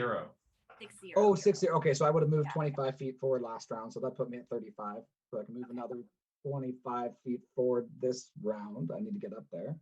Okay. And that puts me 10 feet away. But just before I get to the 10 feet, I will blow the load. I will cast Guiding Bolt at 2nd level at the one giant. And Okay. I'm going to action surge, and I'm going to cast it at the other giant just to light these guys up. Hopefully, get their attention. Okay. All right. Okay. What do you say, dice roll? Well, that one's not going to hit nothing. Laser fighter. Oh, I got a D8, but that's not going to help me on that either. Oh. So action surge. Let's try that again. Another one. Okay. How about a 19? That'll definitely hit. Yes. Okay. The first one was a tracer round. It helped you. It was. So that giant is going to take 23 points of radiant damage. Okay. And the next attack against him has advantage. Excellent. And I will continue running forward until I'm within 10 feet. I'm going to go, hey, uglies, down here. And put my shield up and use my bonus action to cast Shield of Faith. Gotta have faith. On the bear. On the bear. Okay. So you got +2 to your AC. But I'm the one who's dead. Okay. Well, cast it twice. There we go. So bear, your AC is 2 higher, and I'm trying to draw their attention if I can. Thanks. Okay. So you hit the giant. The first one whiffs. You hit the giant. It gets kind of frustrated. You definitely see that it's been injured by your bolt. You cast Shield of Faith. Then the Cyclops takes his warhammer and kind of swings it above his head, and he brings it down onto the ground in front of him. And the head of this hammer glows blue, and a wave of pulsing energy emits from it. And Verity and Elijah, you are going to get knocked back 15 feet from the Cyclops. Okay. That's it? You're Awesome. not knocked over, you're just pushed back by this force. Yeah, that's it. Cool. Feel like we're in Dragon Ball Z a little bit. Nice. Okay, and then so the goblins that were surrounding you, Elijah, when they came down on you, they've also been knocked back, and so you have gotten disentangled from those chains, and you guys have a bit of space from you. They're going to move up to hit you. So they step in towards you. They still going. My turn is so soon. Okay.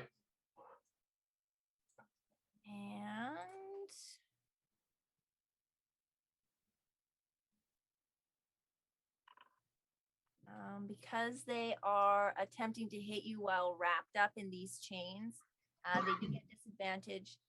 So does a 10 hit you? Nope. No, okay. And another goblin comes to attack you. It gets a natural 1, and it ends up wrapping the chain around its own leg as it's like scrabbling to get you, and it trips and falls on its own knife. Nice. The devil's own luck. Foisted upon his own petard. How did you know the name of his dagger was the petard? I That's know also it. what we call the petard maneuver. What a petard. Pull my shirt down real quick. And the third goblin strikes at you, but again, doesn't manage to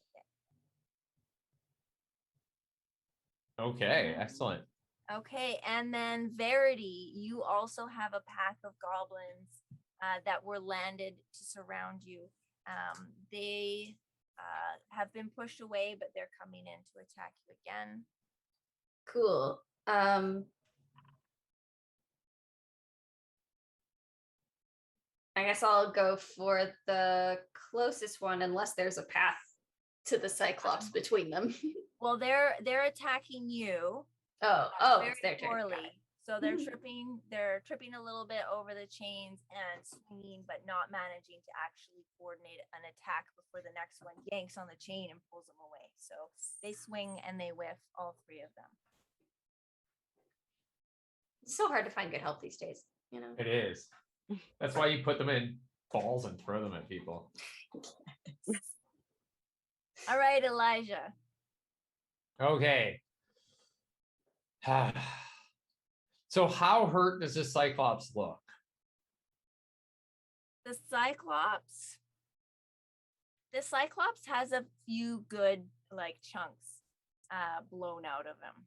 He's got the little necrotic damage here. Under his clothes, you can see kind of his hip is darkening with a dark patch of blood that's forming. The Cyclops is looking like he's down, but he's definitely not out. Okay, so realizing that his chance at revenge could go away if he doesn't take it now, he reaches down into this iron ring, pulls his hand all the way in and pulls out a devil. A devil. All right. Excuse me. Let's see what you pull out.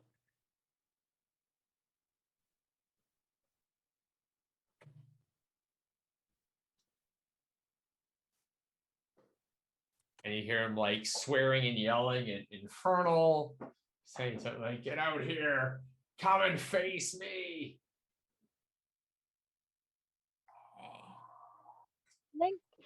Once again, language.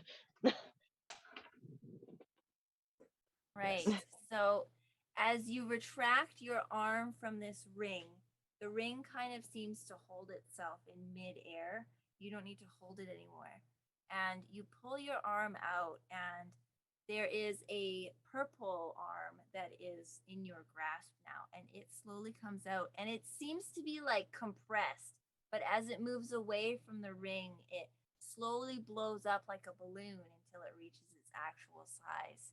And you keep pulling until this creature fully emits from the ring. At which point the ring just falls to the ground. And you see in front of you a medium humanoid creature with purple skin, long, curved, daggery-like fingernails. It's holding a spear, and it has a long, like, thick, wispy beard and glowing golden eyes. You believe you have summoned a bearded devil. And seeing just a bearded devil, he is very upset, and he's like, "Oh!" And he's like, "Man, damn you!" And he just yells, "Just kill them then!" And he points towards the giants. Okay. And so he's speaking Infernal. He uses the tense for them as the giants that are killing us. Use your best powers to murder them. There's lots of tenses in Infernal. It's very specific on murdering. Excellent. That he should use his best abilities to do it. But it's like one word in Infernal. Oh, wow. You have very good grasp of the inflection. I do. Right. I'm big understander of war. Can you go ahead and roll me an initiative for the devil? So I can... Okay. I have no idea what his bonuses are. Yep. I'm sure it's got 666 bonus on this initiative. Absolutely. Yeah, it goes faster than light. Oh, I'm looking at the wrong browser window. That's why I have no idea. Oh, no, it's still waiting. Never mind. It's just taking forever because it's my... I've never had it roll this bad. And it rolled really good because... Because it has a great bonus, and it goes so fast beyond the speed of light that, like, Einstein's relativity. No. The most important thing is it still goes this round, right? That's the important part, right? You don't want to roll too high, and then it would go next round. Anyways, so yes, that's a 2 plus whatever its initiative bonus is, and as for actions, I'm going to back off a little bit away from these jerks who are attacking me with their little things. But yeah. Okay. Excellent. All right. And I guess you all all see him pull this thing out, and his hand looks all even bloodier than the rest of him at this point. Like it's been burnt. I think he's got like no shirt. Like it's all just missing. You do notice that this devil seems to have like this very, very fine metallic chain that is wrapped around its leg, across, like around and around and around the shin of its leg, and attached to the iron ring that's fallen to the ground. Yeah, I think he would pick it up. I thought I would be holding it the whole time, but I would pick it up if I did. So I scoop it up in my other hand. So a pistol in one hand, an iron ring with a devil on it in the other hand. Just a regular old Tuesday. All right. Yep. So Stone Giant, he is gonna go ahead and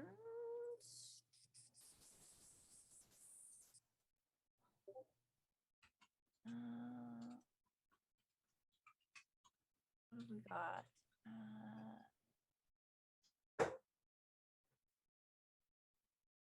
Yeah, the Stone Giant is like very disconcerted by this large purple creature that is come onto the field, and so it's going to move up to it and attack it.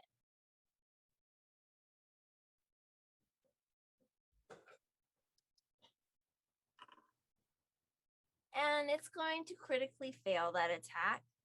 So its club, he smashes it down, and the devil, still kind of confused at like where it is. The devil's not really paying a lot of attention to the giant, and he just kind of steps to the side to get a better look of what's going on as the club comes down, just totally whiffs down beside him, smashes into the ground, and the giant ends up dropping it as it smashes down. Aha. Verity, what would you like to do? Goodness. Goodness. Bear allergies. Oh no, That I'm was a allergic to shotgun. bears. I'm gonna. Is there a way for me to get through the goblins who are coming at me to get at the Cyclops? I really want to kill that guy. I'm sorry about his home, but he's causing me problems. Yeah, so you can basically just walk away from the chains and the goblins. Okay, cool. Yeah. Great. I will run up to the Cyclops then and try and get him. Get him. I'm gonna try and claw his eyeball again. All right. It's gonna be 25 again. 25. That'll definitely hit. Yes. Right, and that's a 2d6 plus 5, I believe. All right, so that's 12 slashing damage. Okay. And then I'm gonna bite him. So I get a multi-attack as a bear.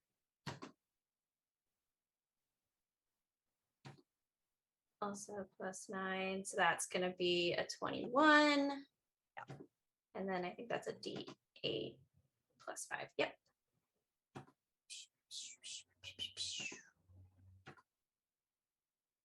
So that's another 12 points of damage, and then my swarm will attack. And that's only 1 point of damage. They did not do great this time, but yeah. They probably miss because you're so much taller than normal because you're a They're bear. like, oh geez. Oh geez. In my head canon, all the little lizards are turned into little lizard bears Little too, lizard by the armor.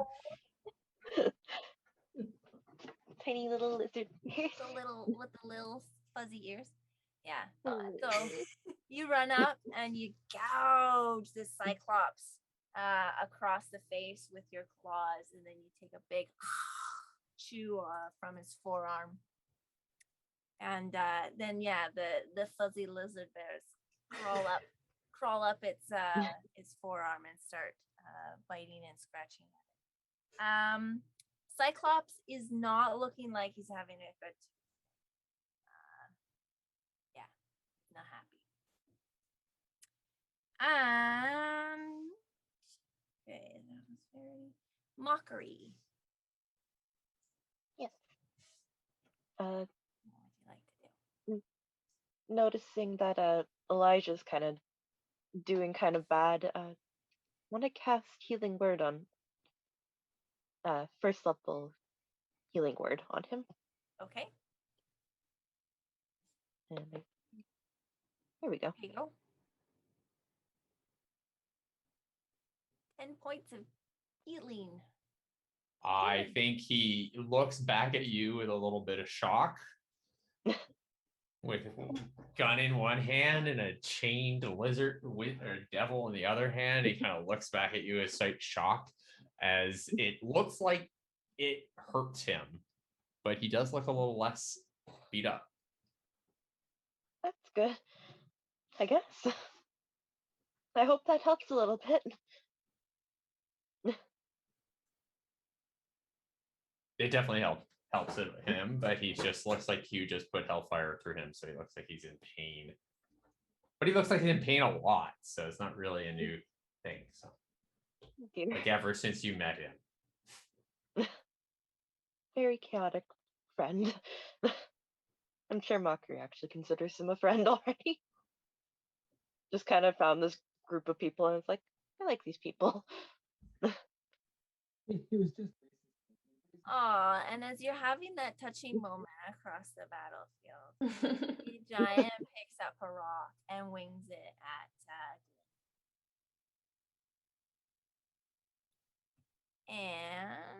At who? At Glint. Oh. man. Does a 26 hit? We can't hear you, Glint. Can't hear you, but I'm going to assume that a 26 does hit. I think that's the Can you hear me safest. now? Yeah, now we can hear Okay, you. I was leaning too far away. A 26 definitely hits. Okay, so that is going to be 32 points of blood damage. What? Oh, that's a lot of damage. 24, so that is a DC 32 points of damage. 32 points of damage, yes. So that's a DC 16 concentration check, which I will fail. So you no longer have +2 to your AC, Andy. I am sorry. That's okay. I am down. Oh, from wait, hold on a 60. second. You ain't wrecking my concentration that fast. Go. No, just roll. Roll 1d8. Well, it's at least a 1, so I'll make it. Stop rolling everything. Oh, It's at least a 1, which means it's a Okay. 16 because I can use the bardic inspiration. Right. Yay! Okay, Yay. So the Yay. face stays up on it. Excellent. And I'll say, ow. I do have it in my head though that when a rock hits a dwarf in full, like so much armor, it's like a pool. One ball hitting another. Ding, ding, ding, ding, ding. Good thing there wasn't a dwarf right behind me, or it'd be croquet. There you go. Okay, let's see here. The wizard seems to snap back into consciousness. Was he and hurt? That hurt? I don't remember him being described as hurt. Oh no. He wasn't hurt. It seems like maybe he was sending some sort of like telepathic sending spell or something like that to communicate with somebody who's not on the field here.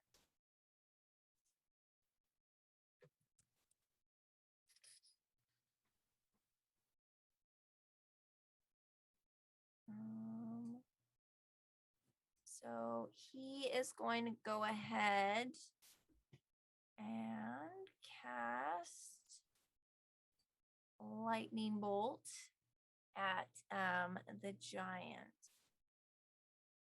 Hit the chains. Hit the chains and burn all the little goblins.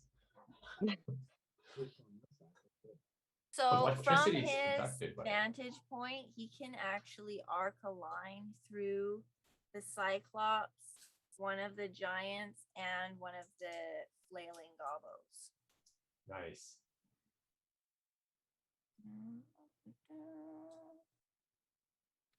Okay, We so brought the big guns. I'm going to do Or their dexterity saves. I'm gonna do their saves first, and then I'm going to roll the damage. Sorry, just working between like 4 windows here. Yep. Okay, they all fail those saves really badly. Okay. All right. They're all wearing wrought iron for no apparent reason. Yeah. It's almost like, working Spiky with, helmets. like guns and chains. It means that there's a lot of metal around. 8d6 lightning damage. At this point, we realize that there's all these lights along the street that all light up.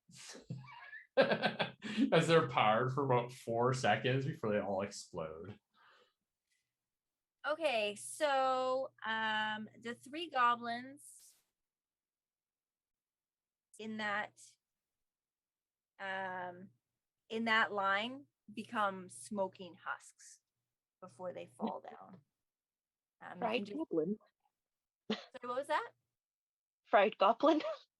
Yeah, pretty much. Pretty much. As much as they wanted to barbecue you guys.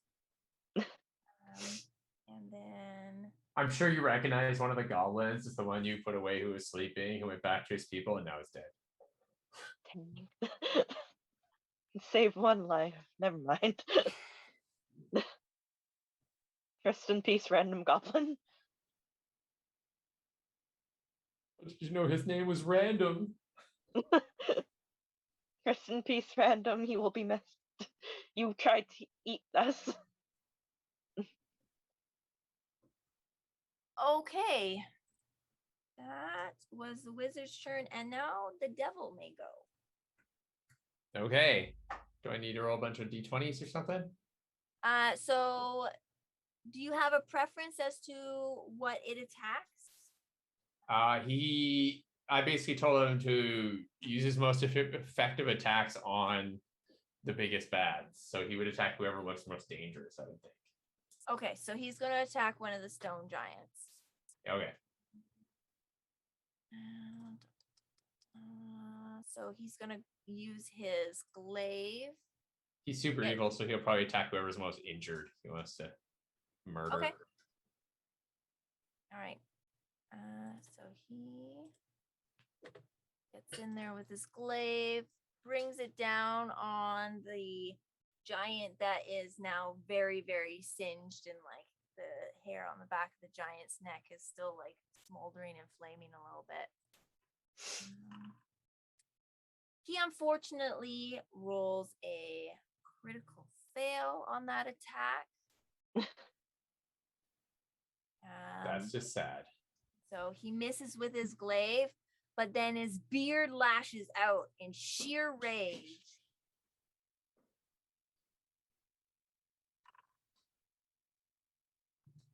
And also critical fails, just whiffs dustily across the face of this giant. He shaves himself with his own sword.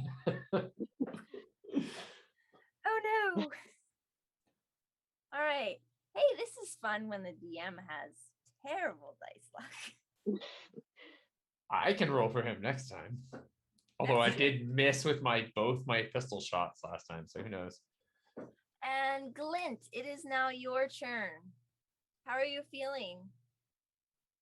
Is the giant that threw the rock at me, was that the one I guiding bolted? Yes. Okay, well, I'm just gonna run at him screaming with all the rage of the Soul Forge of Moradin and crack him with my axe as hard as I can. Okay. You gotta ask him a question. I'm gonna ask him a question. Yeah, battle axe, where are you? There you are. Oh, but it's on advantage, so it's a 2 or a 5. Well, that's not very much. 11. Oof. 11. I hit his toe. Yeah. Yeah. The skin of the giants are pretty tough, and you slam your axe onto it, and then it just kind of doesn't manage to break through the skin. Curses, and I'll a tiny boo boo, but otherwise. I will bonus action. What's that fighter thing called? Second wind. Action. Yeah. So 1d10 plus 3. Yee. So get back 6 hit points. Woot. Right. That's it. That's my go. Okay. All right.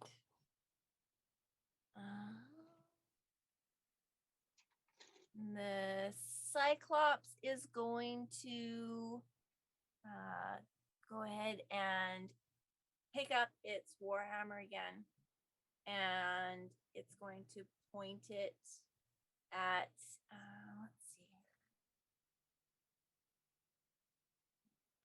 The giant? The giant, yes, absolutely. You've all failed me! Starts just shooting his friends. His buddies. How dare you have 2 eyes?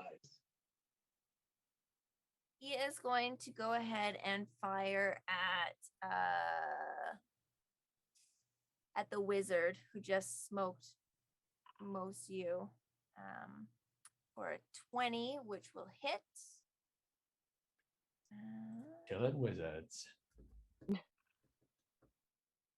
does 5 points of damage to the wizard.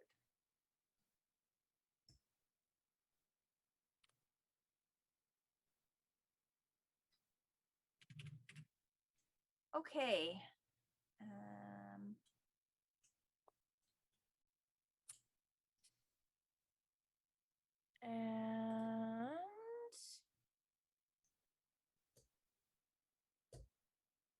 And he takes a few steps back and he says, "You just need to leave me alone."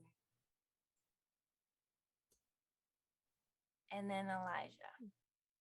Okay, so Elijah being very hurt and kind of angry. Are there still a bunch of gobos around me? There are 3 gobos, but they're kind of dazed by the electrical shock. Another 3 of them have very definitely fried. Okay, so he takes his gun and he is going to shoot one of the goblins. Okay. And then and at the same time he like points it, goes, "Sorry, I need your life," and he just shoots him. And does I think that should be a 16? A 16 is gonna hit, yes. Oh, come on. Yeah.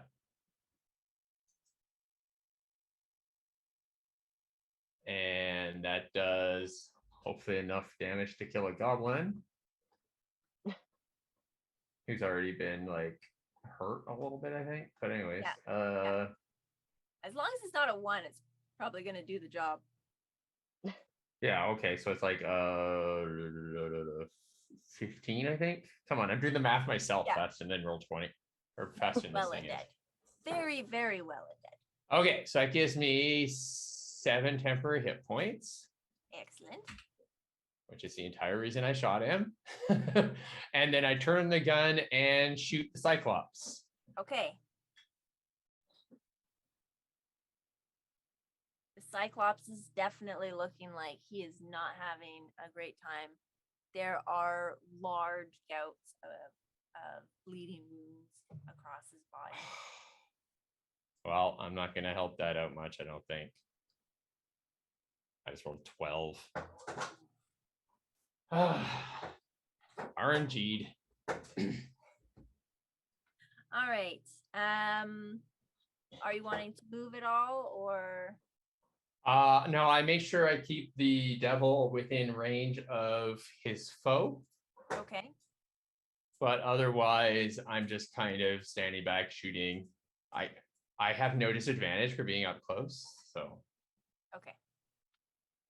Because I have a gunner feat. Excellent. All right. The stone giant that is toe to toe with the devil is going to go ahead and attempt to attack the devil. It has to pick up its great club and then attack it, so he will only be able to do 1 attack today for this round.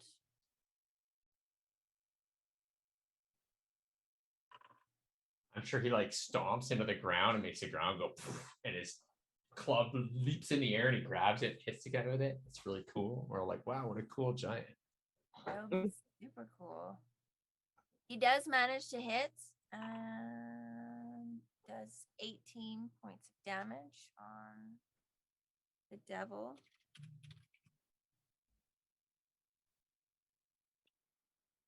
I suppose the devil has reactions.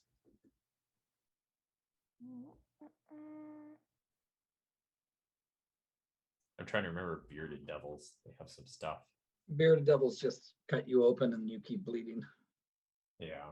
They make you all poisoned and stuff. They're terrible to fight up close, but we killed a lot of them in our last game. So yeah, I don't see can't be frightened. Advantage on saving throws against spells. And no, it's okay. Doesn't affect by magical darkness. Okay.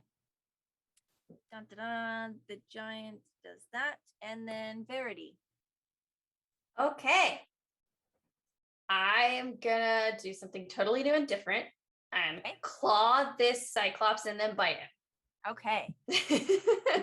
It's been working pretty well so far. Bite, claw. Oh, that's Claw, a bite. crit fail on the biting, on the clawing. Okay. So I accidentally hit myself in the face, probably. And then that is a 2nd critical failure. wow. You punch yourself in the mouth and bite yourself. And bite my own wrist. Bite your own arm, yeah. The dice did not like your jib. Totally I'm sorry for disrespecting you or something, dice. But Dice are all like, right. after 10 o'clock, we're going to bed. I'm on the East Coast, so it's pretty late for me. Goodness. Yeah. Your dice on the Pacific Coast. Why do they take so long to roll though? Your dice are on the East Coast. No, Yeah. mine are in Czechoslovakia. They're And way I mean different. that. I don't mean Czech Republic. I mean Czechoslovakia. My dice are still 1982. They're on AOL. Okay, Verity. So you've missed on your attacks. Are you wanting to do any movement or any bonus actions? No, I don't think I can do any. I don't have any bear bonus actions. So and I want to stick around so I can hit him on my next turn. Okay. We'll buy you a pair of bear boxing gloves. You can... Yeah. Oh, that would be cute. Mockery, it is your initiative. Okay. Which one of the giants was more hurt? The one that is toe to toe with the devil. Oh, dang. I assume that devil probably has really good like constitution, right? Probably. You can kill him if you want. It's fine. Yeah. He's helping though. But he's a devil. I'm part devil. But I'm part devil. I don't want to kill someone that might be related to me. That could be my uncle. These giants I want to cast how did you say? Thunderwave at Ooh, Thunderwave. this thing. It's hard to hear you, Lauren. Oh, I just said the giants are 16 feet tall, right? They're like They are. You can Very just tall. Thunderwave up and not hit anyone except the giant, probably. He's so Yeah. tall. aim the spells up and avoid the people on the bottom. Yep. Okay. Dwarven trick. Thank you. This guess dwarven I'll- trick to everything, though, really. I guess I'll cast Thunderwave up then. Up at the giant and at first level? I think that's first level. Just like this. Ah! Raise the roof. There could be a new spell called Thunder Up. Thunder. Things above you. It's a good renaming for summoning beasts or whatever, Thundercat Ho, and it just makes a swarm of cats. Oh, that'd be cute. I'm thinking Thunder Wave, but rather than concussion energy, it's just a wave of cats that comes out. That'd be pretty awesome. So they had to roll something, or Rolling the Constitution right No. now. So the stone giant, what that you were targeting, that's what you were aiming to hit, right? Yeah. Okay. It rolled a 23 Constitution. Oh, my thing keeps freezing. wow, that's a pretty high Constitution. It is a stone giant, though. Those are two things with high Constitution: stones and giants. Huh? So, Sorry, my thing keeps freezing. Might be the wind outside. What'd you guys say? I don't think it. Do you get half damage on this? half damage on it, yeah. Okay, so you need to roll damage. A mate?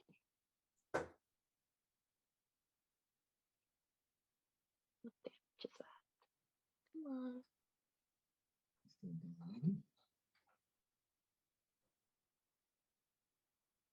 Watched my dice disappear before I could see what I rolled. 23 is good. There we go.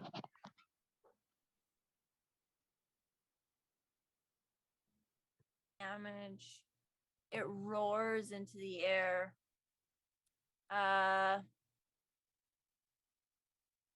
And yeah, it's roaring something in giant. You're not sure what it is saying, but it sounds kind of remorseful. Oh. And The other giant is going to go ahead and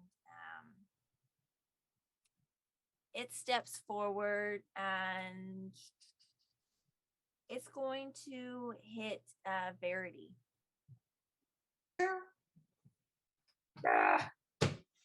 Verity, die. Kitty. Swing its great club at you. Does a 25 hit? No, yeah, it does. Like, how much armor did you get? Buried myself under some rocks. You take 16 points of bludgeoning damage. I roar at him. Rude. It looks back at you and Oh no!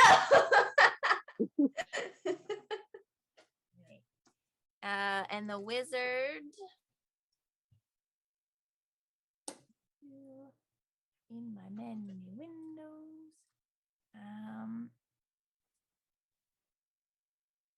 Can't have a lot of too many spells left, I don't think. Although it's pretty powerful if you can turn into a talking owl. Yeah, but he uses up a fair bit of power doing that. So he's going to cast magic missile, and he's going to split the missiles between. So. Are they themed missiles? Do they come out like owl feathers, or are they like missiles, like futuristic lasers? I want to know. Okay, so the magic missiles, they come out as like the bar darts that you've seen them play with in the saloon. But they're glowing purple and they just fire out. This wizard is literally the drunken wizard who lives in one of the taverns, I think.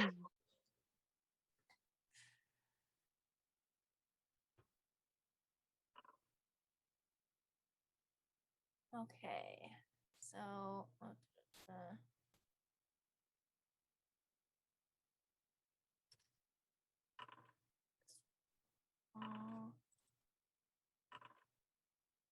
he casts it at a high enough level. So yes, okay, so he does.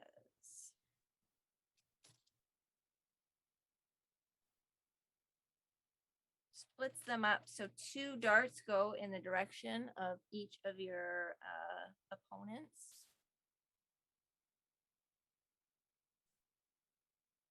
And they all have small wounds that open up. The Cyclops kind of he lets out a growl, but he doesn't seem like he's really at his best. He definitely seems like he's kind of tapering off. Nice. Not going to be standing much longer. It is the devil's turn. Okay. Do you want me to roll a d20? I do, except your computer takes a long time. Oh yeah, you go ahead, do it then. Yeah. He's gonna probably stab and beard a dude as he's a bearded devil. All right, so he's still going against the stone giant in front of him. The glaive.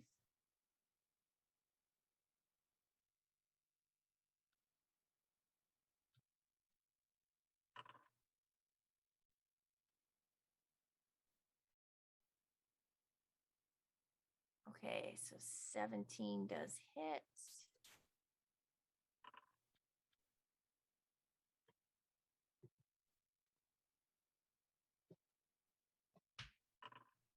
Yes. Okay, so yes, on a successful hit with his glaive, the wound opens and bleeds profusely from the energy of this devil's weapon. Awesome. Oh.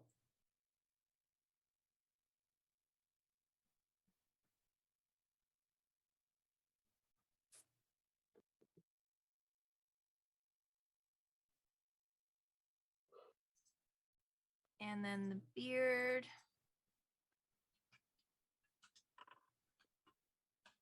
He whiffs with his beard again. His beard is very stubbly after he's cut it all off with his glaive, so he misses again.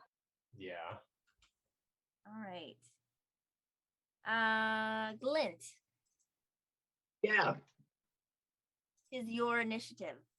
Oh, good. Is it still just me and this one giant, or is it how we doing? Yes. Cyclops is still alive? Cyclops is still alive. The Cyclops is barely there. The one giant that's toe to toe with the devil is also very, very wounded. The second giant is definitely wounded, but not teetering on its feet. But giant versus dwarf. Come on. Yeah, I know. Either I'm going to look up at the big guy in front of me and hope he doesn't swing this way again, and turn around and toll the dead on the Cyclops. Okay. DC 14.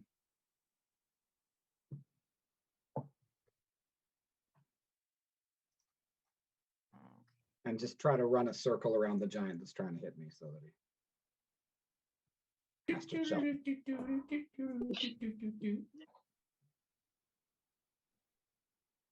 Cool circus music plays. Just try to make him look like somebody new to a first-person shooter where they're going around in circles. He whiffs at that saving throw. Aha. Whiff means fails? Fails, Yep. yeah. All right, I thought it was like, I smell a saving throw. My full thumb. I wasn't too sure. Okay, and he's injured, right? He is injured, Zapow. yes. Oh, how about 20 points of necrotic damage, Mr. Cyclops? Oh, that's really good. Yeah. Double tens. It was nice. All right. You cast your Toll the Dead, and you send it out, and you see where it you see a little bead of black kind of blister and bubble out of the side of the Cyclops' face, and then from that blister it kind of pops and a little bit of pus comes out, and then veins of black spread across its face and down across its neck and its chest, and its arms fall to its side, letting go of the warhammer, and it falls to its knees before again falling face down to the dirt. May I have the bell sound like the music from The Good, the Bad, and the Ugly? Something like that. Absolutely. So you killed the Cyclops? Yes. Awesome. Sorry Well, about your home, partner. I'm not going to say I did it. The necrotic energies is kind of. Wasn't me, it was just the spell that I cast. Oh, no, I'm fighting this giant. over People here. don't kill people. Spells kill people. Yeah. Okay, so Cyclops is down. You see the giants kind of like their eyes widen, and they're looking pretty unsure of what's going to happen now that the Cyclops has fallen. Can I yell out, "You're next" at the big giant in front of me? Yeah, you can. Absolutely. And the giant, he yells back, "No, no, no." Elijah, it's your initiative. What would you like to do? Okay, as a bonus action, I move my hex to the giant that is fighting the dwarf, and then I do something I've never done before. I fire my gun at. You don't want to try to talk to him? No. They can crush any of us with a single hit right now. I'm pretty sure. Can you cock a die in D&D Beyond? You can. I don't think you can, but it certainly like teeters there for long enough that you're like, okay, is this gonna get stuck? There you go, 14. That unfortunately misses. Okay, I shoot him again. Okay. You're determined. Ooh, I missed. Fired again. I missed. Oh my god, I'm rolling really terribly. I miss again. Oh no. Yeah, damn kids. It's almost like your like resolution to like end the life of these giants is wavering. Almost. Almost. All right, and so the giant that has been barbecued by lightning attacked very, very frequently. He's not looking great. He shouts out something in giant and kind of takes 3 steps back. So the devil can take an attack if you commanded Elijah. Do you want it to take an attack? Does he look like he's trying to run away, or like they're trying to regroup? It doesn't look like it's trying to run away. It looks like it's just trying to like take a moment to like consider its options. Then the devil, I speak to him telepathically. I'm like, damage him, make him flee. Okay. All right, so the bearded devil is going to make an attack with its glaive as the giant steps away. And it is unfortunately going to miss. That's okay. Yeah, so the giant steps away and kind of looks around, speaks something to the other giant, and you can kind of see that the other giant's tension in his shoulders kind of drops as well. And they look over towards you, Glint, and in very, very rough dwarvish, the giant says, "What's wrong with you dwarves? You don't pay for work done." And then Verity. It's my it's my turn, or he's talking to me. Okay, cool.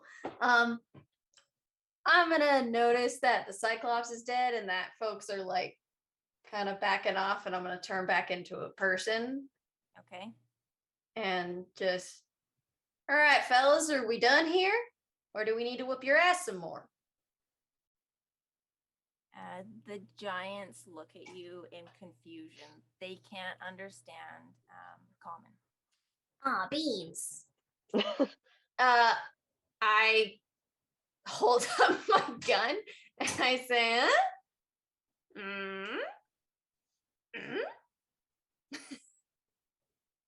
Can I get out of here? Or you want me to shoot you? The gun. Okay. Intimidation? Yeah. Actually, intimidation or persuasion, you can kind of decide how you want to play that. I'll go with persuasion. I'm all for it. I want to genuinely offer them a. Oof, that is a 6.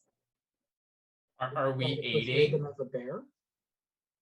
No, I'm a person. Oh, because of rah rah rah would seem like a 6. Yeah. It'd be pretty good. I forgot they do not understand common because I thought they yelled in common earlier. Giants. They did. The one giant did speak in dwarvish. Okay. Clint, tell them they can get out of here, or we can whoop their asses. Give them a turn to talk. So, yeah, the giant is kind of seeing your movements and trying to understand. It looks quite confused, but its confusion definitely takes it more out of the like, I want to smash you. So, Mockery, what would you like to do? Oh man. If you want to make peace, I'm sure bringing the Cyclops back to life would make friends. Oh, I wish I had something that could bring it back to life. No healing word left? Oh, I do have healing word. Would that work to bring it back? What would you bring it back? It's not been dead for enough rounds. Oh. You guys haven't continued to smite it. So yeah. I will heal it then, I guess. Okay. All right, you heal the Cyclops for a small amount, and you can kind of see its eyes flutter open. Well, one of its eye, because the other eye is pressed down into the dirt. It's a Cyclops. It only has one eye. Its eye flutters. Yes, that point. The one eye. See, isn't the Cyclops the bad guy? Why are we bringing him back to life? I want to. She's nice. What?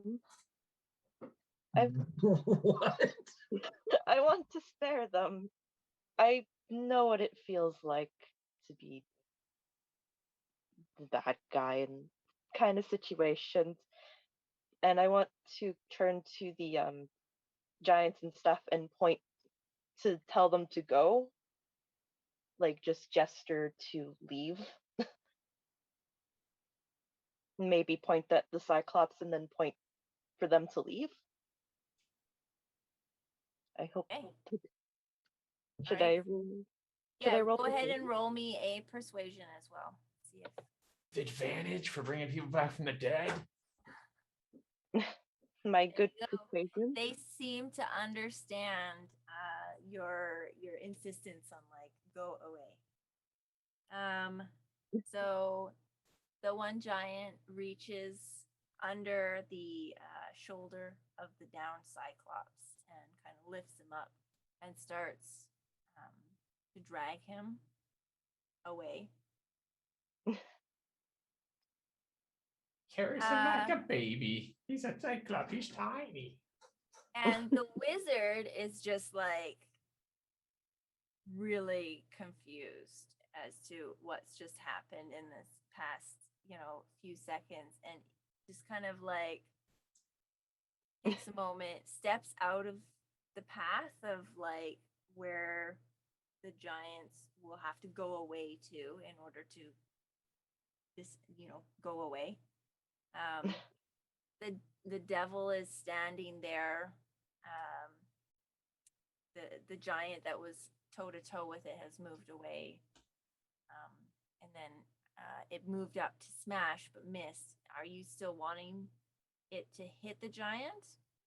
I pull on the chain and I command it, go back and tell Memon I'm coming for him. Okay. And then pull it back into the door. All right. So you kind of flip up the ring, and a wave goes through the chain, and as it hits the point where it's wrapped around the devil's leg, it pulls taut and the devil gets sucked back into the ring. It's like a yo-yo.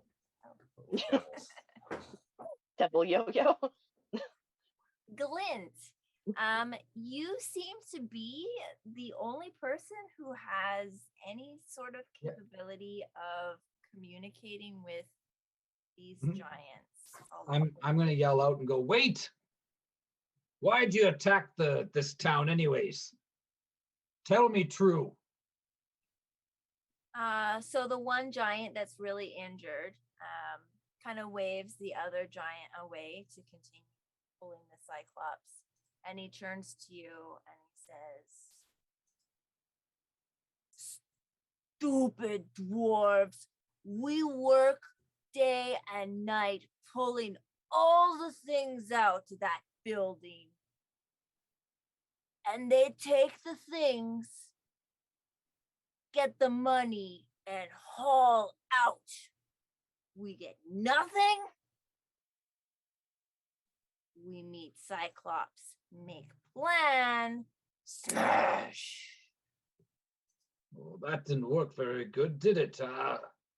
What dwarves? Do they have a name? So when you were in the saloon, you heard stories of the recent fortunes of the Hairy Beard gang. And they had come through I already and don't like them. made a claim. And yeah, recently they'd managed to pull out a large number very quickly from their claim and bring it to the assay office. And they made away with a ton of money, but they didn't stay and like try to, purchase a new claim and find more things. They just took the money and were like, okay, cool, we're rich now, and left. Shady business practices. Bad business practices. Yikes, yikes, yikes. Are you gonna tell them they left, or?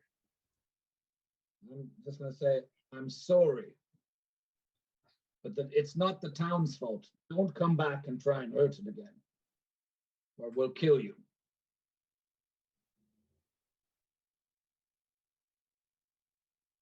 The giant kind of speaks with the other giant, and they kind of shrug a little bit and like gesture to the Cyclops, and then he turns and says,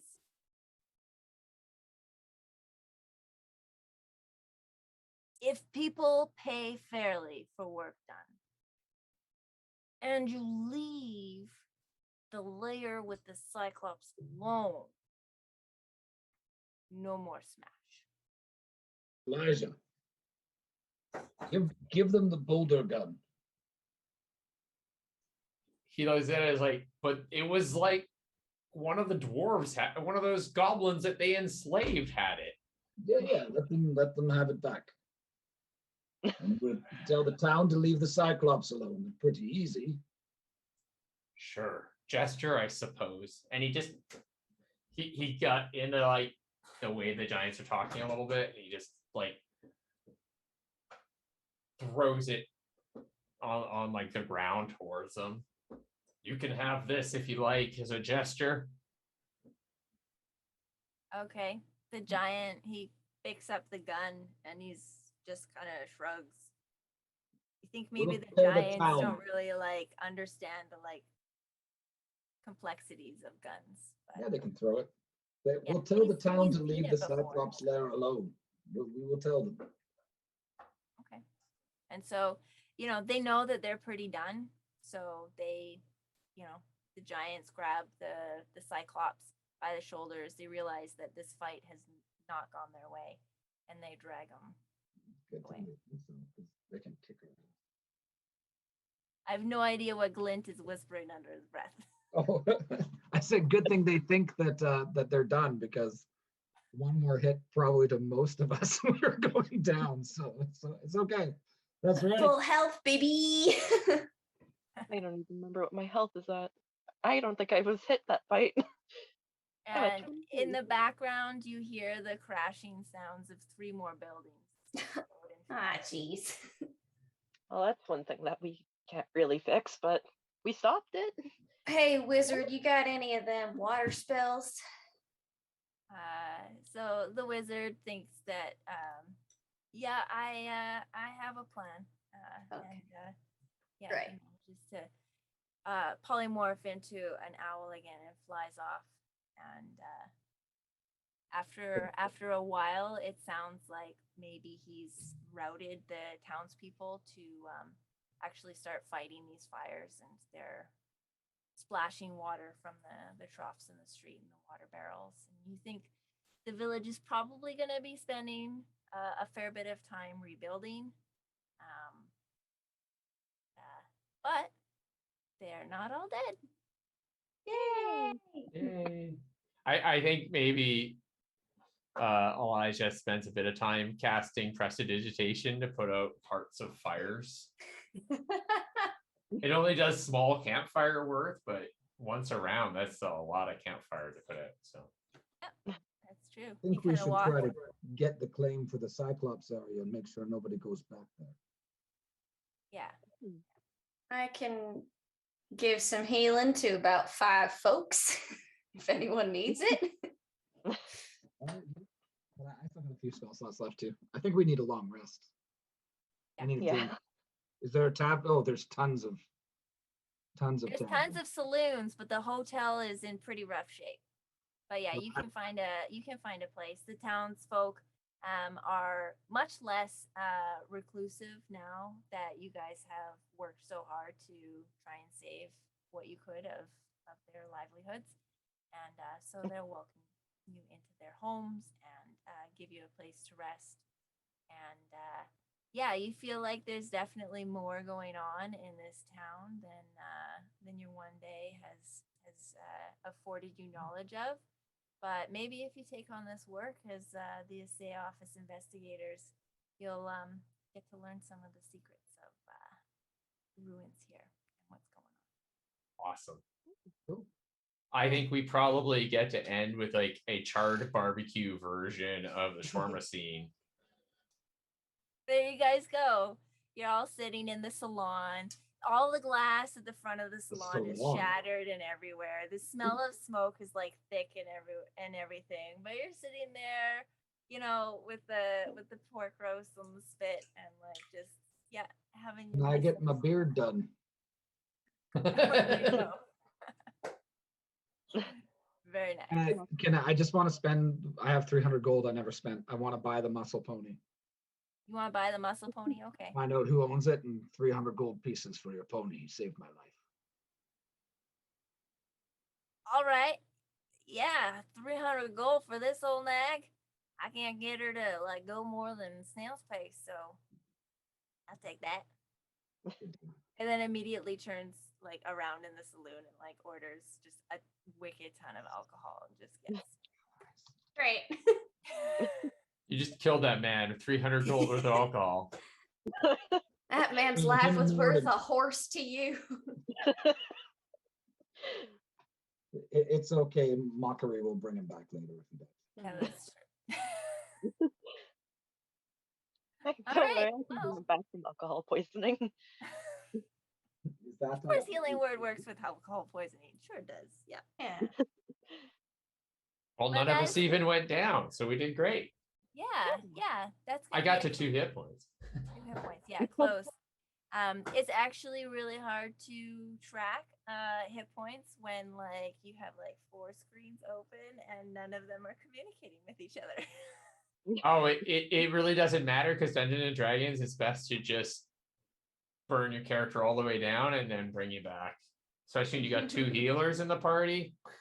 3. You had 3. 3. Oh wow! So the ranger and the bard and a cleric. So yeah.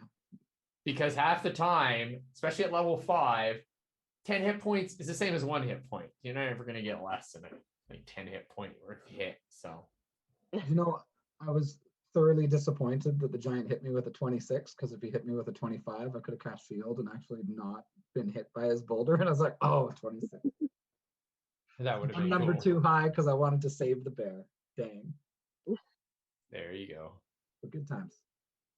Thanks for taking us on an adventure. Yeah. Thank you. Yeah. It's fun. Awesome. First time doing something like this, so. Hey, this is the first time that I am DMing a virtual game.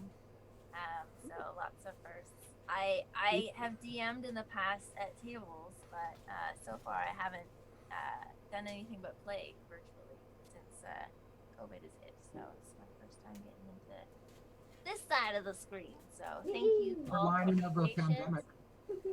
And, Yep. You find how bad the stack of paper is when the papers are infinitely thin.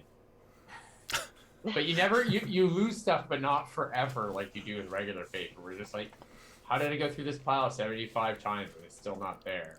I know it's in here. yeah, that's one thing is when it's on the computer, you can just like Google search anything. So you can manage to Totally. find things in a pinch. Well, Yeah. I'm gonna hand this back to y'all. It is almost 2 a.m. where I am. So. Well, thank you all for coming. Fantastic game. Yeah, Andrea's gone to bed already. It's way past her bedtime. So, yes, thank you all. It was a highly entertaining game. Really enjoyed watching it. Thank you, Deanna, for hosting it, and thank you for everyone else for playing in it. I really enjoyed it. So I hope everyone else out there enjoyed it too. And I guess we're going to switch over to something else now. I actually have a friend here to play some Magic. So we're going to have some late night Commander tonight that we didn't know we were going to do. So any last words from you guys? Do we want to do a really quick see you later, this is who I am and this is where you can find me? Great idea. Okay, so have a really good night. Thank you all for watching and joining us for this game. I'm Deanna, and you can't find me on the internet very reliably. So, Elijah. I'm Christoph. You can find me and all my stuff at freespacer.com, and you can buy my book. Next. All right.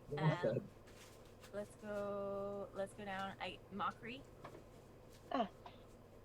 I'm Star, and guess I'll see you guys later. You can find me at NixD20Witch on Instagram with dashes in between each word, or underscores in between each word. And I don't know if you message me on there, and I might give you my Discord, and chat and stuff. But yeah, nice meeting you all. It was fun. I want to do this again one day. Now we'll keep going to Glint. Yeah, I'm Lauren Nemeth. Work with YVR Dungeon Masters. You can find us on yvrdungeonmasters.com. So if you're in the Lower Mainland and the Vancouver area, come and hang out with us, and we will teach you how to play D&D or help assist you with DMing or find you players or whatever you want. We work for you, and we do it as a non-profit, so we make nothing. It's fantastic. And then on the opposite, take a look at D&D in a Castle, where we don't work for nothing, but we get to play D&D in a castle with some pretty crazy big names, and it's a lot of fun. I want to do that. Both of those places.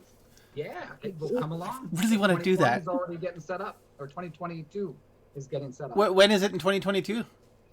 Everywhere from March all the way to October, there's different sessions happening. Oh, nice. But locally, you've got the GM Tim, Dice Cream Sandwich, myself, all of us local Vancouver DMs are going to be going out there and rolling dice with some pretty big names in the industry, so it's pretty fun.